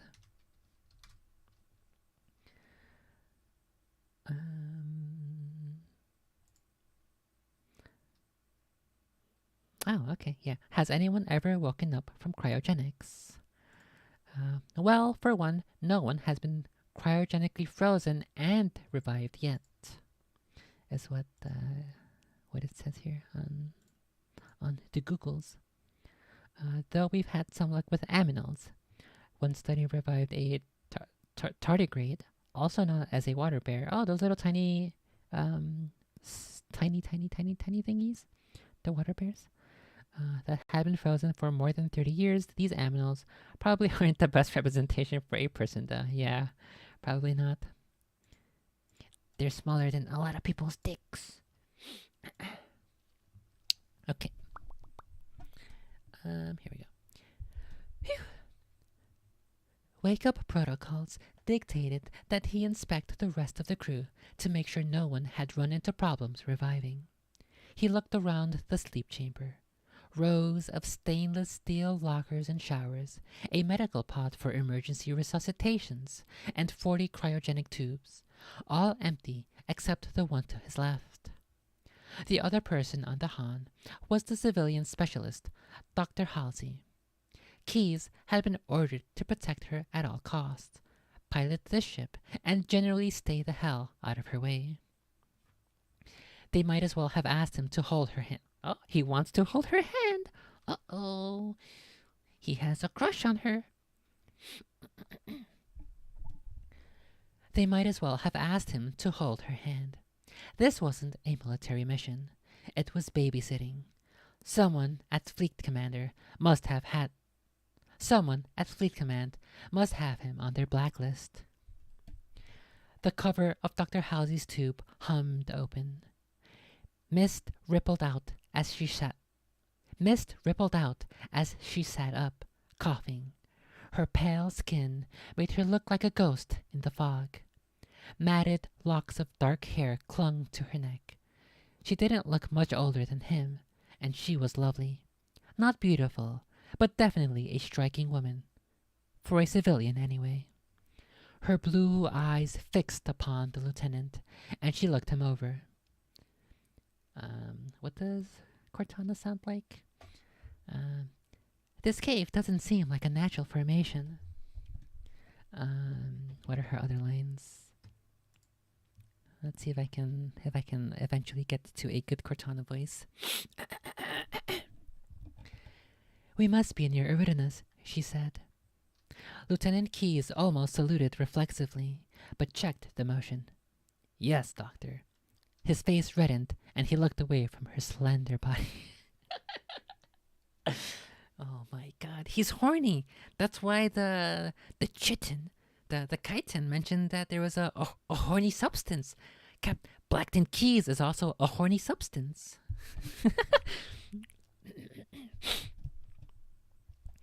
Yes, Doctor. His face reddened, and he looked away from her slender body. He had drilled in cryogenic recovery 12 times at the academy. He'd seen his fellow officers naked before, men and women. But Dr. Halsey was a civilian. He didn't know what the protocols applied.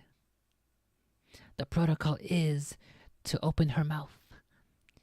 Lieutenant Keyes got up and went to her. Can I help you? She swung her arms out of the tube and climbed out. I'm fine, Lieutenant. Get cleaned up and dressed. She brushed past him and strode to the showers. Hurry, we have important work to do. Lieutenant Keyes stood straighter. Something about him is standing straighter. Uh-oh. Lieutenant Keyes stood straighter. I think that's a euphemism. I'm gonna use that from now on. I'm gonna stand straighter. Lieutenant Keyes stood straighter. Aye, aye, ma'am. With that brief encounter, their roles and the rules of conduct crystallized. That's not all that crystallized. Civilian or not, like it or not, Lieutenant Keyes understood that Dr. Halsey was in charge. Ah, she's a dummy, mommy. She's the one who holds the, who controls the reins. I don't know, that's pretty hot, bruh. Pretty hot. I can see where Miranda Keyes gets it from. The bridge of the Han had an abundance of space for a vessel of its size. Yeah, I guess the vessel of Captain Keyes is pretty big for its size right now. The bridge of the Han had an abundance of space for a vessel of its size. That is, it had all the maneuvering room of a walk-in closet. A freshly showered, shaved, and uniformed Lieutenant Keyes pulled himself into the room and sealed the pressure door behind him. Every surface of the bridge was covered with monitors and screens. I was assuming it would say it's covered with dust or something, or like a sticky, greasy substance. But no, just monitors. Every surface of the bridge was covered with monitors and screens. The wall on his left was a single large semi-curved view screen, dark for the moment because there was nothing in the visible spectrum to see in subspace. Behind him was the Han's spinning center section, containing the mess, the rec room, and the sleep chambers. That's where I would spend most of my time with Dr. Halsey, in the sleeping chambers. There was no gravity on the bridge, however. The diplomatic shuttle had been dressed for the comfort of its passengers, not the crew. It didn't seem to bother Dr. Halsey. Strapped into the navigator's couch, she wore a white jumpsuit that matched her pale skin, and had tied her dark hair into a simple, elegant knot. I thought she was supposed to have blonde hair. What the heck? The game's lied to me. Wow, they had to turn her into a white blonde woman? Her fingers danced across 4 keypads, tapping in commands. "Welcome, Lieutenant," she said without looking up. "Please, have a seat at the communication station and monitor the channels when we enter normal space. If there's so much as a squeak on non-standard frequencies, I want to know instantly." He drifted to the communication station and strapped himself down.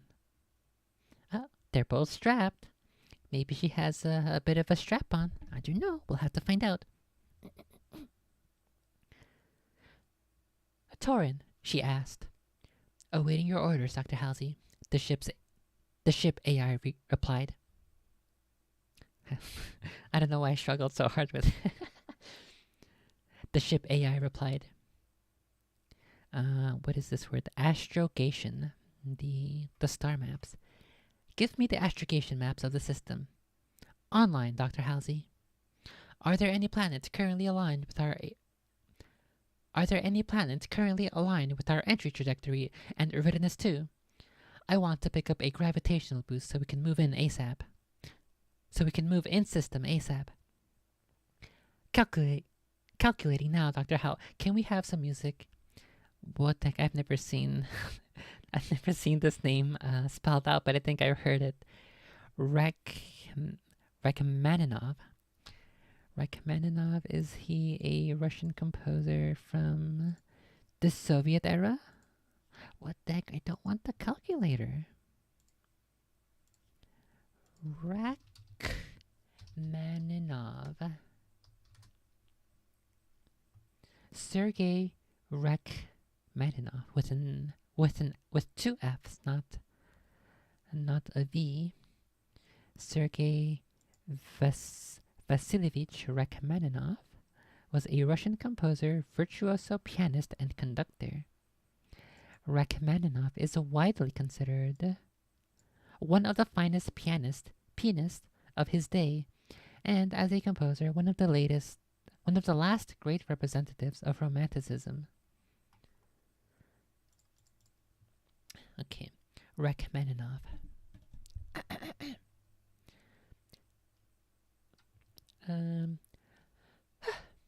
Are there any planets currently aligned with our entry trajectory and Eridanus 2? I want to pick up a gravitational boost so we can move in system ASAP. Calculating now, Dr. Hal, and can we have some music? Rachmaninoff's Piano Concerto No. 3, I think. Understood, Doctor, and start a pre-burn warm-up cycle for the fusion engines.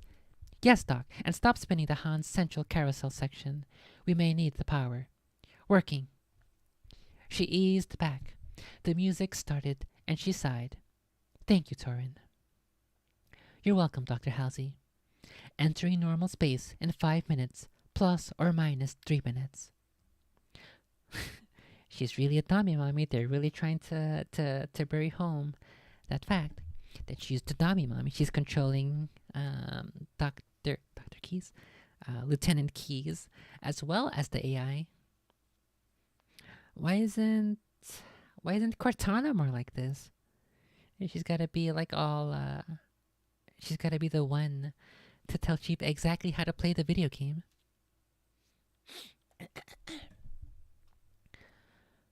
Oh my goodness, now it's getting cold again. Why? Why is my body so retarded?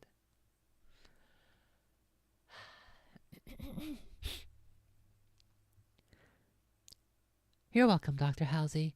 Entering normal space in 5 minutes, plus or minus 3 minutes. Lieutenant Keys shot the doctor an admiring glance. He was impressed. Few people could put a shipboard AI through its paces so rigorously as to cause a detectable pause. She turned to face him. Yes, Lieutenant, you have a question? He composed himself and pulled his uniform jacket taut. I was curious about our mission, ma'am. I assume we are to reconnoiter? Reconnoiter? How's that supposed to be pronounced? Reconnoiter? I'm assuming it's a version. Reconnoiter? No. Reconnoiter. I'm assuming it's similar to recon. To make a preliminary examination, an area or a group, for example, usually by moving around and observing in order to gather information, especially for military purposes. To make a reconnaissance or preliminary examination. Yes. Reconnoiter. Where is the emphasis on this word? On the recon? The reconnoiter? I think it's that way. I was curious about our mission, ma'am. I assume you are to reconnoiter something in the system. But why send a shuttle rather than a prowler or a corvette? And why just the two of us? She blinked and smiled. A fairly accurate assumption and analysis, Lieutenant. This is a reconnaissance mission of sorts. We are here to observe a child. The first of many, I hope. A child. A 6-year-old male, to be precise. She waved her hand. It may help if you think of this purely as UNSC-funded purely as a UNSC-funded psychological study. Every trace of a smile evaporated from her lips, which is precisely what you are to tell anyone who asks. Is that understood, Lieutenant? Yes, Doctor. Keyes frowned, retrieved his grandfather's pipe from his pocket, and turned it over, and turned it end over end. He couldn't smoke the thing. Igniting a combustible on the flight deck was against every major regulation on a UNSC space vehicle. But sometimes he just fiddled with it, or chewed on the tip, which helped him think. He stuck it back into his pocket, and decided to push the issue and find out more. With all due respect, Dr. Halsey, this sector of space is dangerous. With a sudden deceleration, they entered normal space. The main view screen flickered, and a million stars snapped into focus. The Han drove toward a cloud-swirled gas giant dead ahead. Stand by for burn-in, Dr. Halsey announced. On my mark, Torin. Lieutenant Keyes tightened his harness. 3, 2, 1. Mark. The ship rumbled and sped faster toward the gas giant. The pull of the harness increased around the lieutenant's chest, making breathing difficult. I can't breathe! They accelerated for 67 seconds. The storms of the gas giant grew larger on the view screen. Then the Han arced up and away from its surface. Eridanus drifted into the center of the screen and filled the bridge with warm orange light. Gravity boost complete, Torin chimed. ETA to Eridanus is 42 minutes, 3 seconds. Well done, Dr. Halsey said. She unlocked her harness and floated free, stretching. I hate cryosleep, she said. It leaves one so cramped. Oh, she's kind of cramped. She needs a back massage. She needs a foot rub. Uh-oh. I hate sand. That's kind of like the vibes I'm getting from this. I hate sand. It gets everywhere. I hate cryosleep, she said. It leaves one so cramped. As I was saying before, Doctor, this system is dangerous. She gracefully spun to face him, halting her movement with a hand on the bulkhead. Oh yes, I know how dangerous this system is. It has a colorful history. A rebel insurrection in 24... Oh, that's not even a rebel. It's just rebel. It has a colorful history. Rebel insurrection in 2494, beaten down by the UNSC 2 years later at the cost of 4 destroyers. She thought a moment, then added, I don't believe the Office of Naval Intelligence ever found their base in the asteroid field. And since there have been organized raids and scattered pirate activity nearby, one might conclude, as Oni clearly has, that the remnants of the original rebel faction are still active. Is that what you were worried about? Yes, the lieutenant replied. He swallowed, his mouth suddenly dry, but he refused to be cowed by the doctor, by a civilian. Okay, had to figure out who was speaking. Yes, the lieutenant replied. He swallowed, his mouth suddenly dry. He swallowed, huh? He swallowed, his mouth suddenly dry, but he refused to be cowed by the doctor, by a civilian. I need hardly remind you that it's my job to worry about our security. She knew more than he did, much more, about the Eridanus system, and she obviously had contacts in the intelligence community. Keyes had never seen an Oni spook. She's a spooker. Keyes had never seen an Oni spook, to the best of his knowledge anyway. Mainline Navy personnel had elevated such agents to near mythological status. Whatever else he thought of Dr. Halsey, he would assume from now on that she knew what she was doing. Dr. Halsey stretched once more and then strapped herself back onto the oh my goodness. I need a drink of water.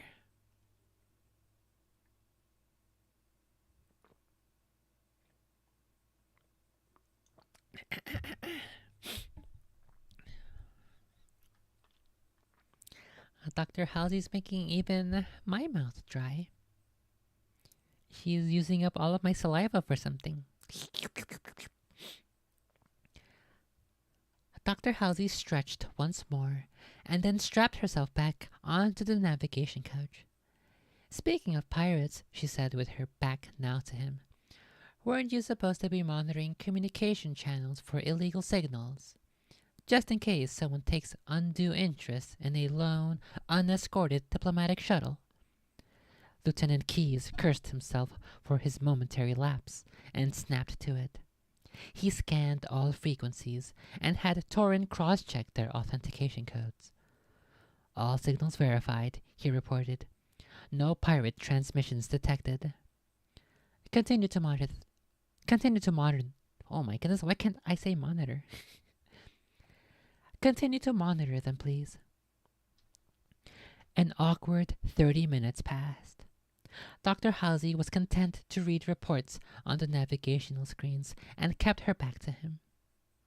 Why is she so much cooler and badass and and hot as fuck here compared to the fucking TV show. Oh my goodness, they fucked her up so hard, dude. I feel like in the TV show they made her. It must.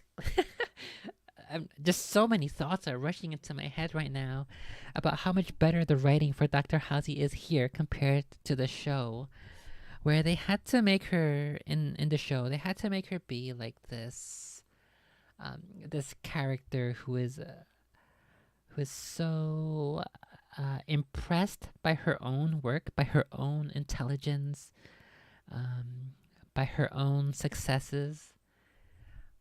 And then here she's a fucking badass. She has like immense confidence. She she looks down at Lieutenant Keyes as just her bodyguard that she probably doesn't even want there. And then in the show she's like, we are fighting for the future and it is my duty. Here it doesn't seem, so far at least, as if she would say that aloud. She would like sort of internalize that and recognize that, and she would act that out. She would act out that she believes herself to be the sole scientific savior of mankind, and her program is the one that deserves this funding with her no bullshit behavior. And then in the show she has this fucking this simpy scientist who who I don't even think she would want to have him around. He would just be like, or maybe she would have him around just like as someone to have in her pocket forever, but I feel like she would be so much more distant emotionally, and she would treat him way lower and way worse than she's treating Keyes right here. I don't know. It's so sad. Like, why? They should have hired Eric Nyland as the writer. The sole writer, not even the multiple writers that they had at Paramount. Oh my god, so depressing. We literally have the template right here. I'm not even that far into it. 1, 2, 3, 4, 5, 6, 7 pages into the relationship between Keyes and Halsey, and it's already so much better than the entirety of the first season. Oh my goodness. What are we to do about the dog shit writers? I hope this writer strike ends where none of the writers get any pay increase, and then we have this this totally scorched earth decimation of Hollywood writers, and then when we rebuild and rehire writers, most of the dog shit ones, most of the awful writers are found out and they're continued to be paid dog shit, and then hopefully the good writers are discovered and they're paid handsomely and they're paid generously for their actual skill and craft and ability to express relationships between characters and illustrate how much disdain or reluctance a character is to be working with others, or just these little tiny details that's already so heavily packed in fucking 7 pages. Oh my goodness. It's literally making me angry. I guess the one good thing that I will say about the Halo TV show is that they are very good at wasting money.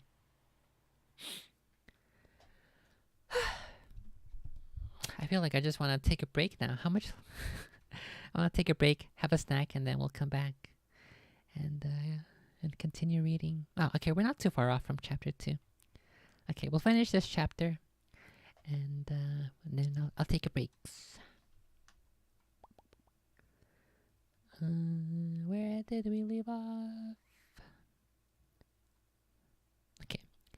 Whatever else he thought of Dr. Halsey, he would assume from now on that she knew what she was doing.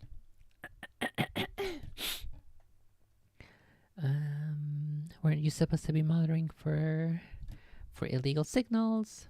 Captain Keyes cursed himself, and then he had Torin cross-check.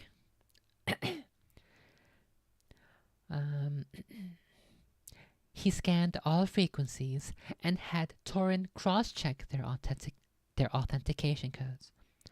All signals verified, he reported. No pirate transmissions detected. Maybe I should make him sound more like a robot. All signals verified, he reported. No pirate transmissions detected. But that might be a bit annoying. Ogre time.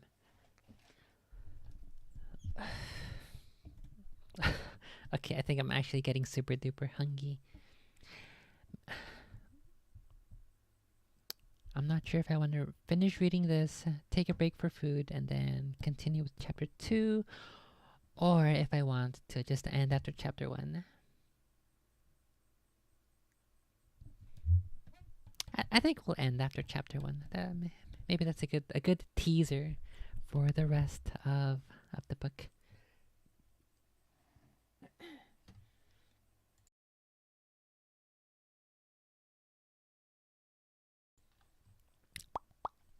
Fuck, I'm burping and I can still taste the tamarindo candy trying to fill my mouth with the flavor and the scent of the tamarindo.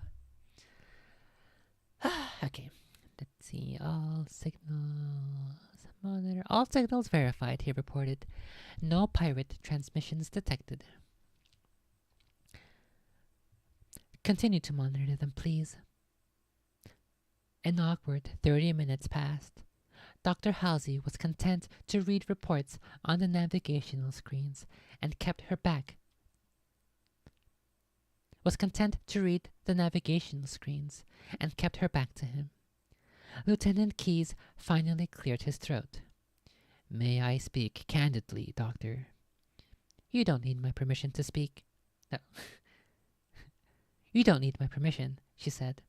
By all means, speak candidly, Lieutenant. You've been doing a fine job so far.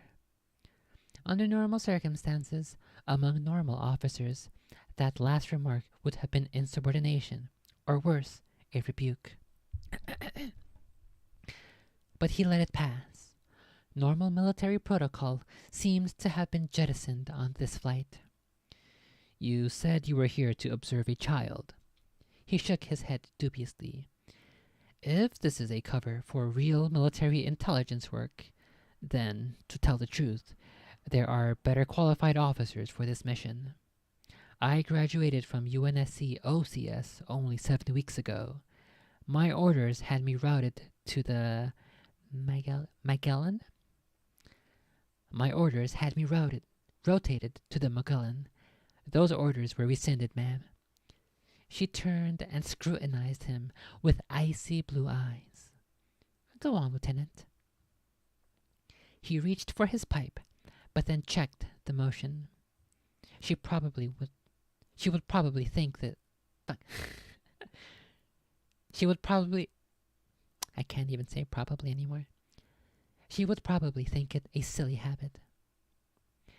If this is an intel op, he said, then I don't understand why I'm here at all. She leaned forward. Then, Lieutenant, I shall be equally candid. Something deep inside Lieutenant Keyes told him he would regret hearing whatever Dr. Halsey had to say. He ignored the feeling. He wanted to know the truth. Go ahead, Doctor. Her slight smile returned. You are here because Vice Admiral Stanforth, head of Section 3 of UNSC Military Intelligence Division, refused to lend me this shuttle without at least one UNSC officer aboard. Even though he knows damn well that I can pilot this bucket by myself. So, I picked one UNSC officer. You. She tapped her lower lip thoughtfully and added, You see, I read your file, Lieutenant. All of it. I don't know. You do know what I'm talking about. She rolled her eyes. You don't lie well. Don't insult me by trying again. Lieutenant Keyes swallowed. I would swallow in the presence of Dr. Halsey, too. You don't lie well. Don't insult me by trying again. Lieutenant Keyes swallowed. Then why me? Especially if you've seen my record. I chose you precisely because of your record. Because of the incident in your second year at OCS. 14 ensigns killed. You were wounded and spent 2 months in rehabilitation. Plasma burns are particularly painful, I understand. He rubbed his hands together. Yes. Okay. The lieutenant responsible was your CO on that training mission.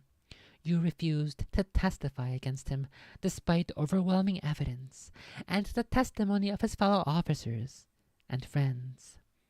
Yes. They told the Board of Review the secret the lieutenant had entrusted to you all, that he was going to test his new theory to make slip space jump more accurate. He was wrong, and you all paid for his eagerness and poor mathematics. Lieutenant Keyes studied his hands and had the feeling of falling inward. Dr. Halsey's voice sounded distant. Yes. Despite continuing pressure, you never testified. They threatened to demote you, charge you with insubordination, and refusing a direct order, even discharge you from the Navy. Your fellow officer candidates testified, though. The review board had all the evidence they needed to court-martial your CO. They put you on report and dropped all further disciplinary actions. He said nothing. His head hung low. That is why you are here, Lieutenant. Because you have an ability that is exceedingly rare in the military. You can keep a secret. She drew a long breath and added, You may have to keep many secrets after this mission is over. Maybe the secret is that she has a pee-pee. That'd be pretty cool. That'd be pretty cool if she showed it to him and then he had to keep it a secret. I hope that's what it is. Let's see. You may have to keep many secrets after this mission is over. He glanced up. There was a strange look in her eyes. Pity? That caught him off guard, and he looked away again. But he felt better than he had since OCS. Someone trusted him again. I think, she said, that you would rather be on the Magellan, fighting and dying on the frontier. No, He caught the lie as he said it, stopped, then corrected himself. Yes, the UNSC needs every man and woman patrolling the outer colonies. Between the raiders and insurrectionists, it's a wonder it all hasn't fallen apart. Indeed, Lieutenant. Ever since we left Earth's gravity well together. Indeed, Lieutenant. Ever since we left Earth's gravity well, we've been fighting one another for every cubic centimeter of vacuum. From Mars to the Jovian moons to the Hydra system massacres, and on to the 100 bushfire wars in the outer colonies. It has always been on the brink of falling apart. That's why we're here. To observe one child, he said. What difference could a child make? One of her eyebrows arched. This child could be more useful to the UNSC than a fleet of destroyers, 1,000 junior grade lieutenants, or even me. In the end, the child may be the only thing that makes any difference. Approaching Eridanus 2, Torin informed. I think I liked the robot voice. It's kind of funny. Approaching Eridanus 2, Torin informed them. Plot an atmospheric vector for the Luxor spaceport, Dr. Halsey ordered.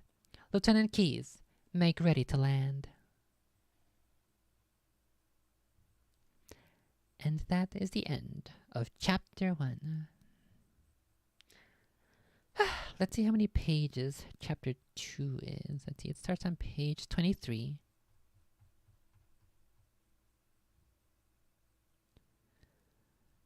"28, 29, 29, 23 to 29. So 6 pages. It's not too bad. These chapters are actually fairly short from what I recall too. I really want to keep reading, but I also want to eat.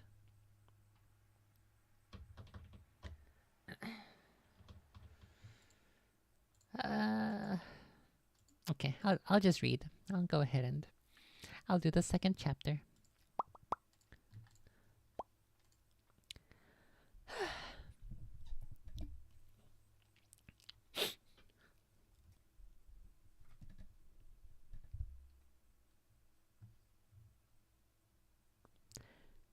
Chapter 2, 1130. Is that how it's said?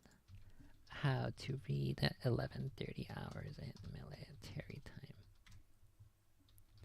If I'm gonna read it, I'm gonna read it correctly.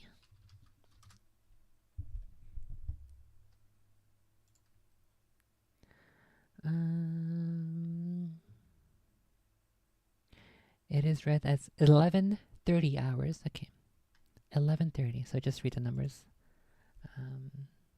Except I guess if it starts with a 0, then you start with the O.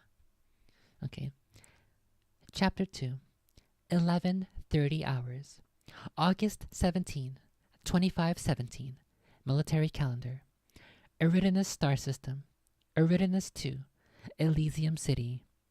Why didn't they make it Eridanus 2 City or Reach City? What the heck? That's not lore accurate. Eridanus 2, Elysium City. The orange sun cast a fiery glow on the playground of Elysium City Primary Education Facility number 119. Dr. Halsey and Lieutenant Keyes stood in the semi-shade of a canvas awning and watched children as they screamed and chased one another and climbed on steel lattices and skimmed graph balls across the repulsor courts. Lieutenant Keyes looked extremely uncomfortable in civilian clothes.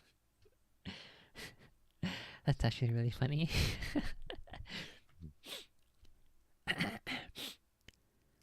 Lieutenant Keyes looked extremely uncomfortable in civilian clothes. He wore a loose gray suit, a white shirt, and no tie. Dr. Halsey found his sudden awkwardness charming. When he had complained the clothes were too loose and sloppy, she had almost laughed. He was pure military to the core. Even out of uniform, the lieutenant stood rigid. Yeah, I would stand rigid if I was next to Dr. Halsey, too.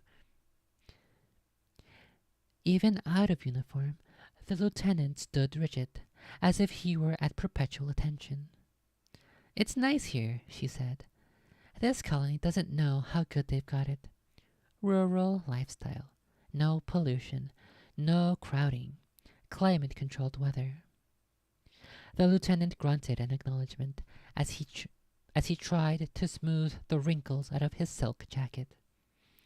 "Relax," she said. "We're supposed to be parents inspecting the school for our little girl."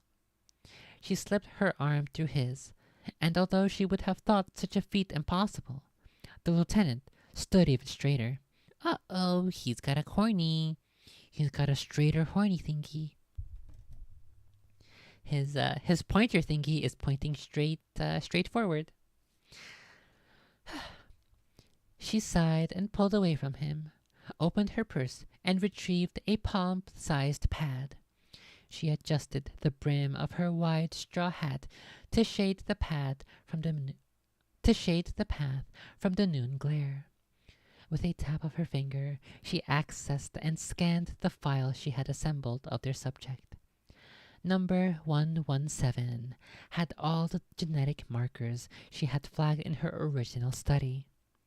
He was as close to a perfect subject for her purposes as science could determine. But Dr. Halsey knew it would take more than theoretical perfection to make this project work. People were more than the sum of their genes. There were environmental factors, mutations, learned ethics, and 100 other factors that could make this candidate unacceptable. The picture in the file showed a typical 6-year-old male. He had tousled brown hair and a sly grin that revealed a gap between his front teeth. A few freckles were scattered across his cheeks. Good. She could match the patterns to confirm his identity. Our subject.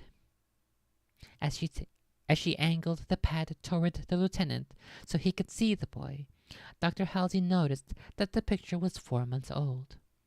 Didn't only realize how fast these children changed. Sloppy. She made a note to request updated pictures on a regular basis until Phase 3 started. "Is that him?" the lieutenant whispered. Dr. Halsey looked up.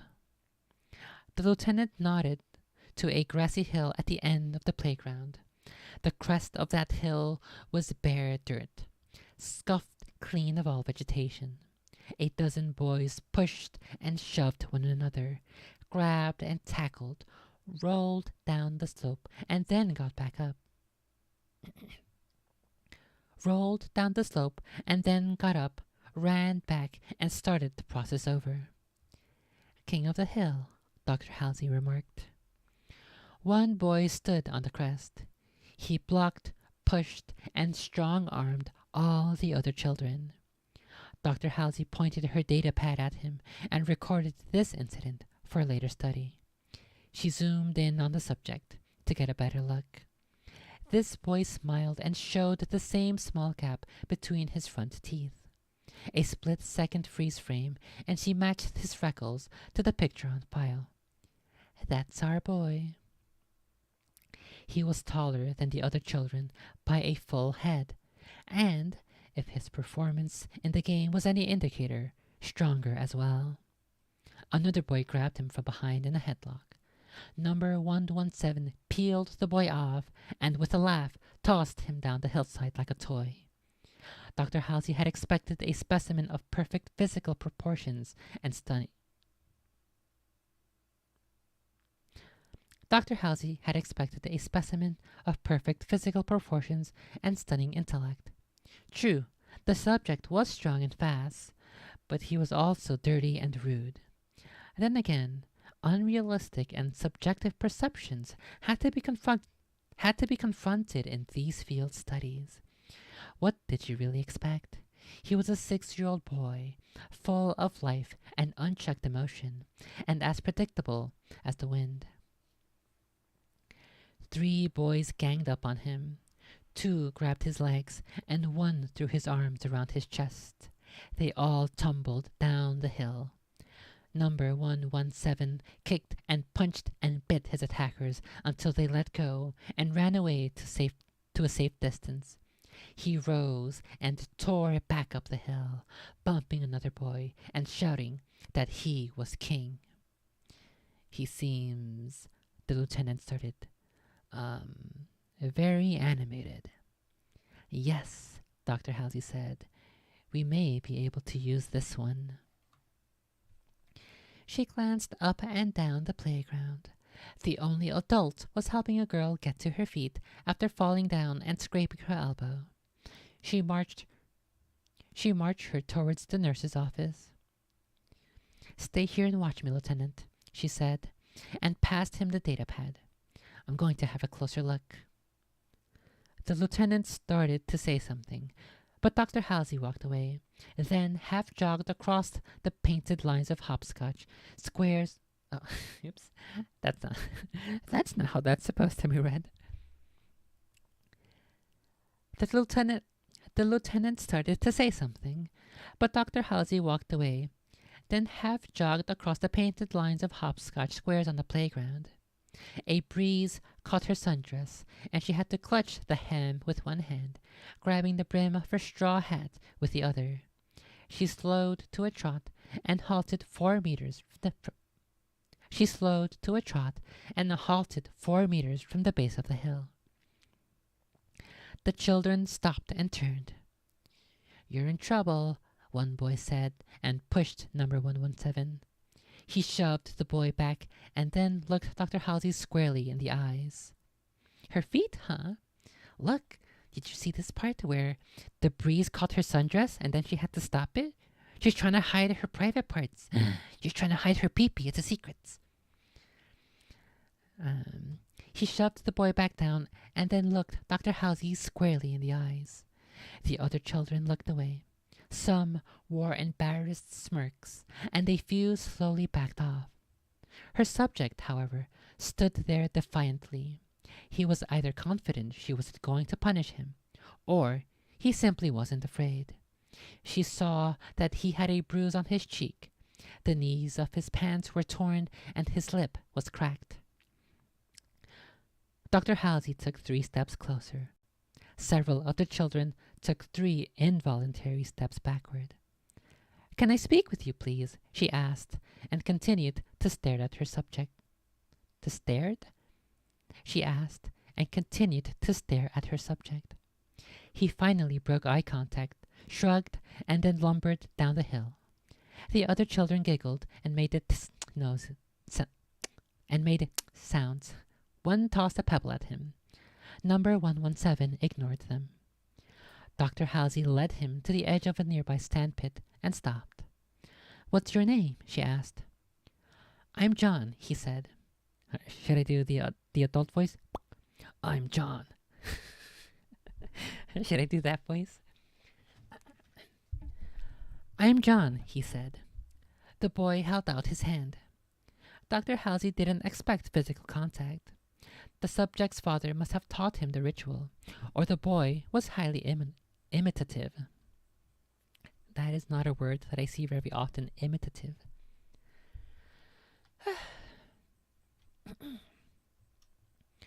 The subject's father must have taught him the ritual, or the boy was highly imitative. She shook his hand and was surprised by the strength in his minuscule grip. It's very nice to meet you. She knelt so she was at his level. I wanted to ask you what you were doing. Winning, he said. Dr. Halsey smiled. He was unafraid of her, and she doubted that he'd have any trouble pushing her off the hill either. What the heck? He wants to push a woman off the hill? Oh my god, he's a misogynist. Based. He's just like me, for real, for real.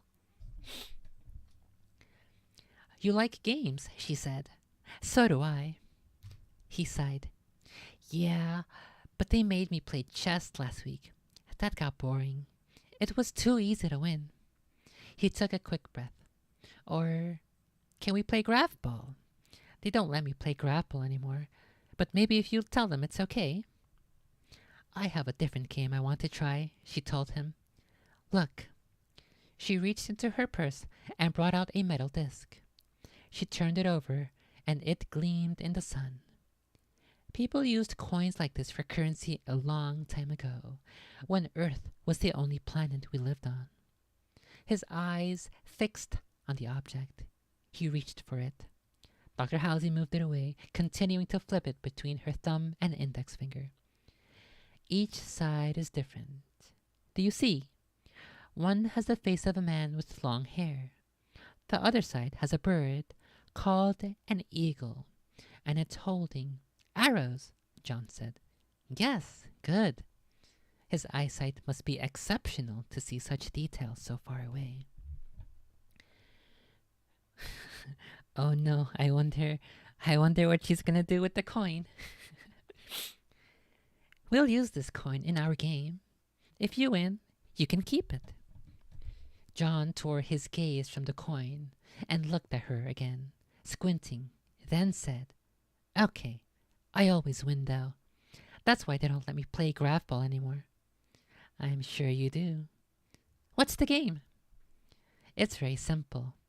I toss this coin, like this. She flicked her wrist, snapped her thumb, and the coin? And the coin arced, spinning into the air, and landed in the sand. Next time, though, before it lands, I want you to tell me if it will... Next time, though, before it lands, I want you to tell me if it will fall with the face of the man showing, or with the eagle holding the arrows. I got it. John tensed his... I got it.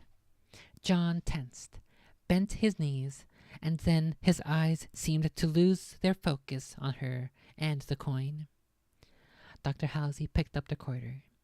Ready? John gave a slight nod. She tossed it, making sure there was plenty of spin. John's eyes watched it with a strange, distant gaze. He tracked it as it went up, and then tracked downward, and then down toward the ground. His hand snapped out and snatched the quarter out of it. Fuck. He tracked it as it went up, and then down toward the ground. His hand snapped out and snatched the quarter out of the air. He held up his closed hand. Eagle, he shouted. She tentatively reached for his hand and peeled open the tiny fist. The quarter lay in his palm, the eagle shining in the orange sun. Was it possible that he saw which side was up when he grabbed it? Or, more improbably, could have picked which side he wanted? She hoped the lieutenant had recorded that. She should have told him to keep the datapad trained on her. John retracted his hand. I get to keep it, right? That's what you said. Yes, you can keep it, John, she smiled at him, then stopped. She shouldn't have used his name. That was a bad sign. She couldn't afford the luxury of liking her test subjects. She mentally stepped away from her feelings. She had to maintain a professional distance. She had to, because in a few months, number 117 might not be alive. Can we play again? Dr. Halsey stood and took a step back. That was the only one I had, I'm afraid. I have to leave now, she told him. Go back and play with your friends. Thanks. He ran back, shouting to the other boys. Look! Dr. Halsey strode to the lieutenant. The sun reflecting off the asphalt felt too hot, and she suddenly didn't want to be outside. She wanted to be back in the ship, where it was cool and dark. She wanted to get off this planet. She stepped under the canvas awning and said to the lieutenant, Tell me you recorded that. He handed her the datapad and looked puzzled. Yes. What was it all about? Dr. Halsey checked the recording and then sent a copy ahead to Torin on the Han. I almost forgot how I pronounced that. And then sent a copy ahead to Torin on the Han. Fuck. Should I pronounce it Han or Han? I think we'll stick with Han. In honor of Kwa Han from the super cool, awesome Halo TV show, which totally got a bunch of viewers, and which will totally receive a bunch of return viewers for seasons 2 through 5.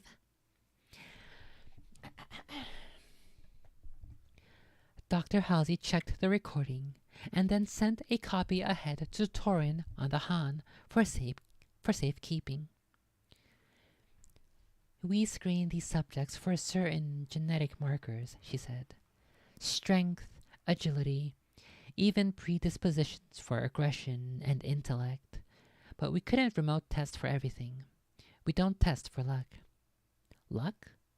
Lieutenant Keyes asked. You believe in luck, Doctor? Of course not, she said with a dismissive wave of her hand. But we have 150 test subjects to consider, and facilities and funding for only half that number. It's a simple mathematical elimination, Lieutenant. That child was one of the lucky ones. Either that, or he is incredibly fast. Either way, he's in. I don't understand, Lieutenant Keyes said, and he started fiddling with the pipe he carried in his pocket. I hope that continues, Lieutenant, Dr. Halsey replied quietly. For your sake, I hope you never understand what we're doing. She looked one last time at number 117, at John. He was having so much fun, running and laughing. For a moment, she envied the boy's innocence. Hers was long dead. Life or death, lucky or not. She was condemning this boy to a great deal of pain and suffering. But it had to be done. And that is the end of chapter 2. And I guess we'll go ahead and leave it there. However, I did see this one thing. I'll go ahead and read the setting. The report of the setting for chapter 3, which says it takes place on Epsilon Eridani system, Reach Military Complex, Planet Reach. I wonder if they're in Reach City. Oh, perfect. It is 1:40 a.m. and my borrow ends at 1:41 a.m. So this is the perfect place to end. We are on page 30. Let me go ahead and write that down. For streaming stuff. A Halo, Fall of Reach, page 30.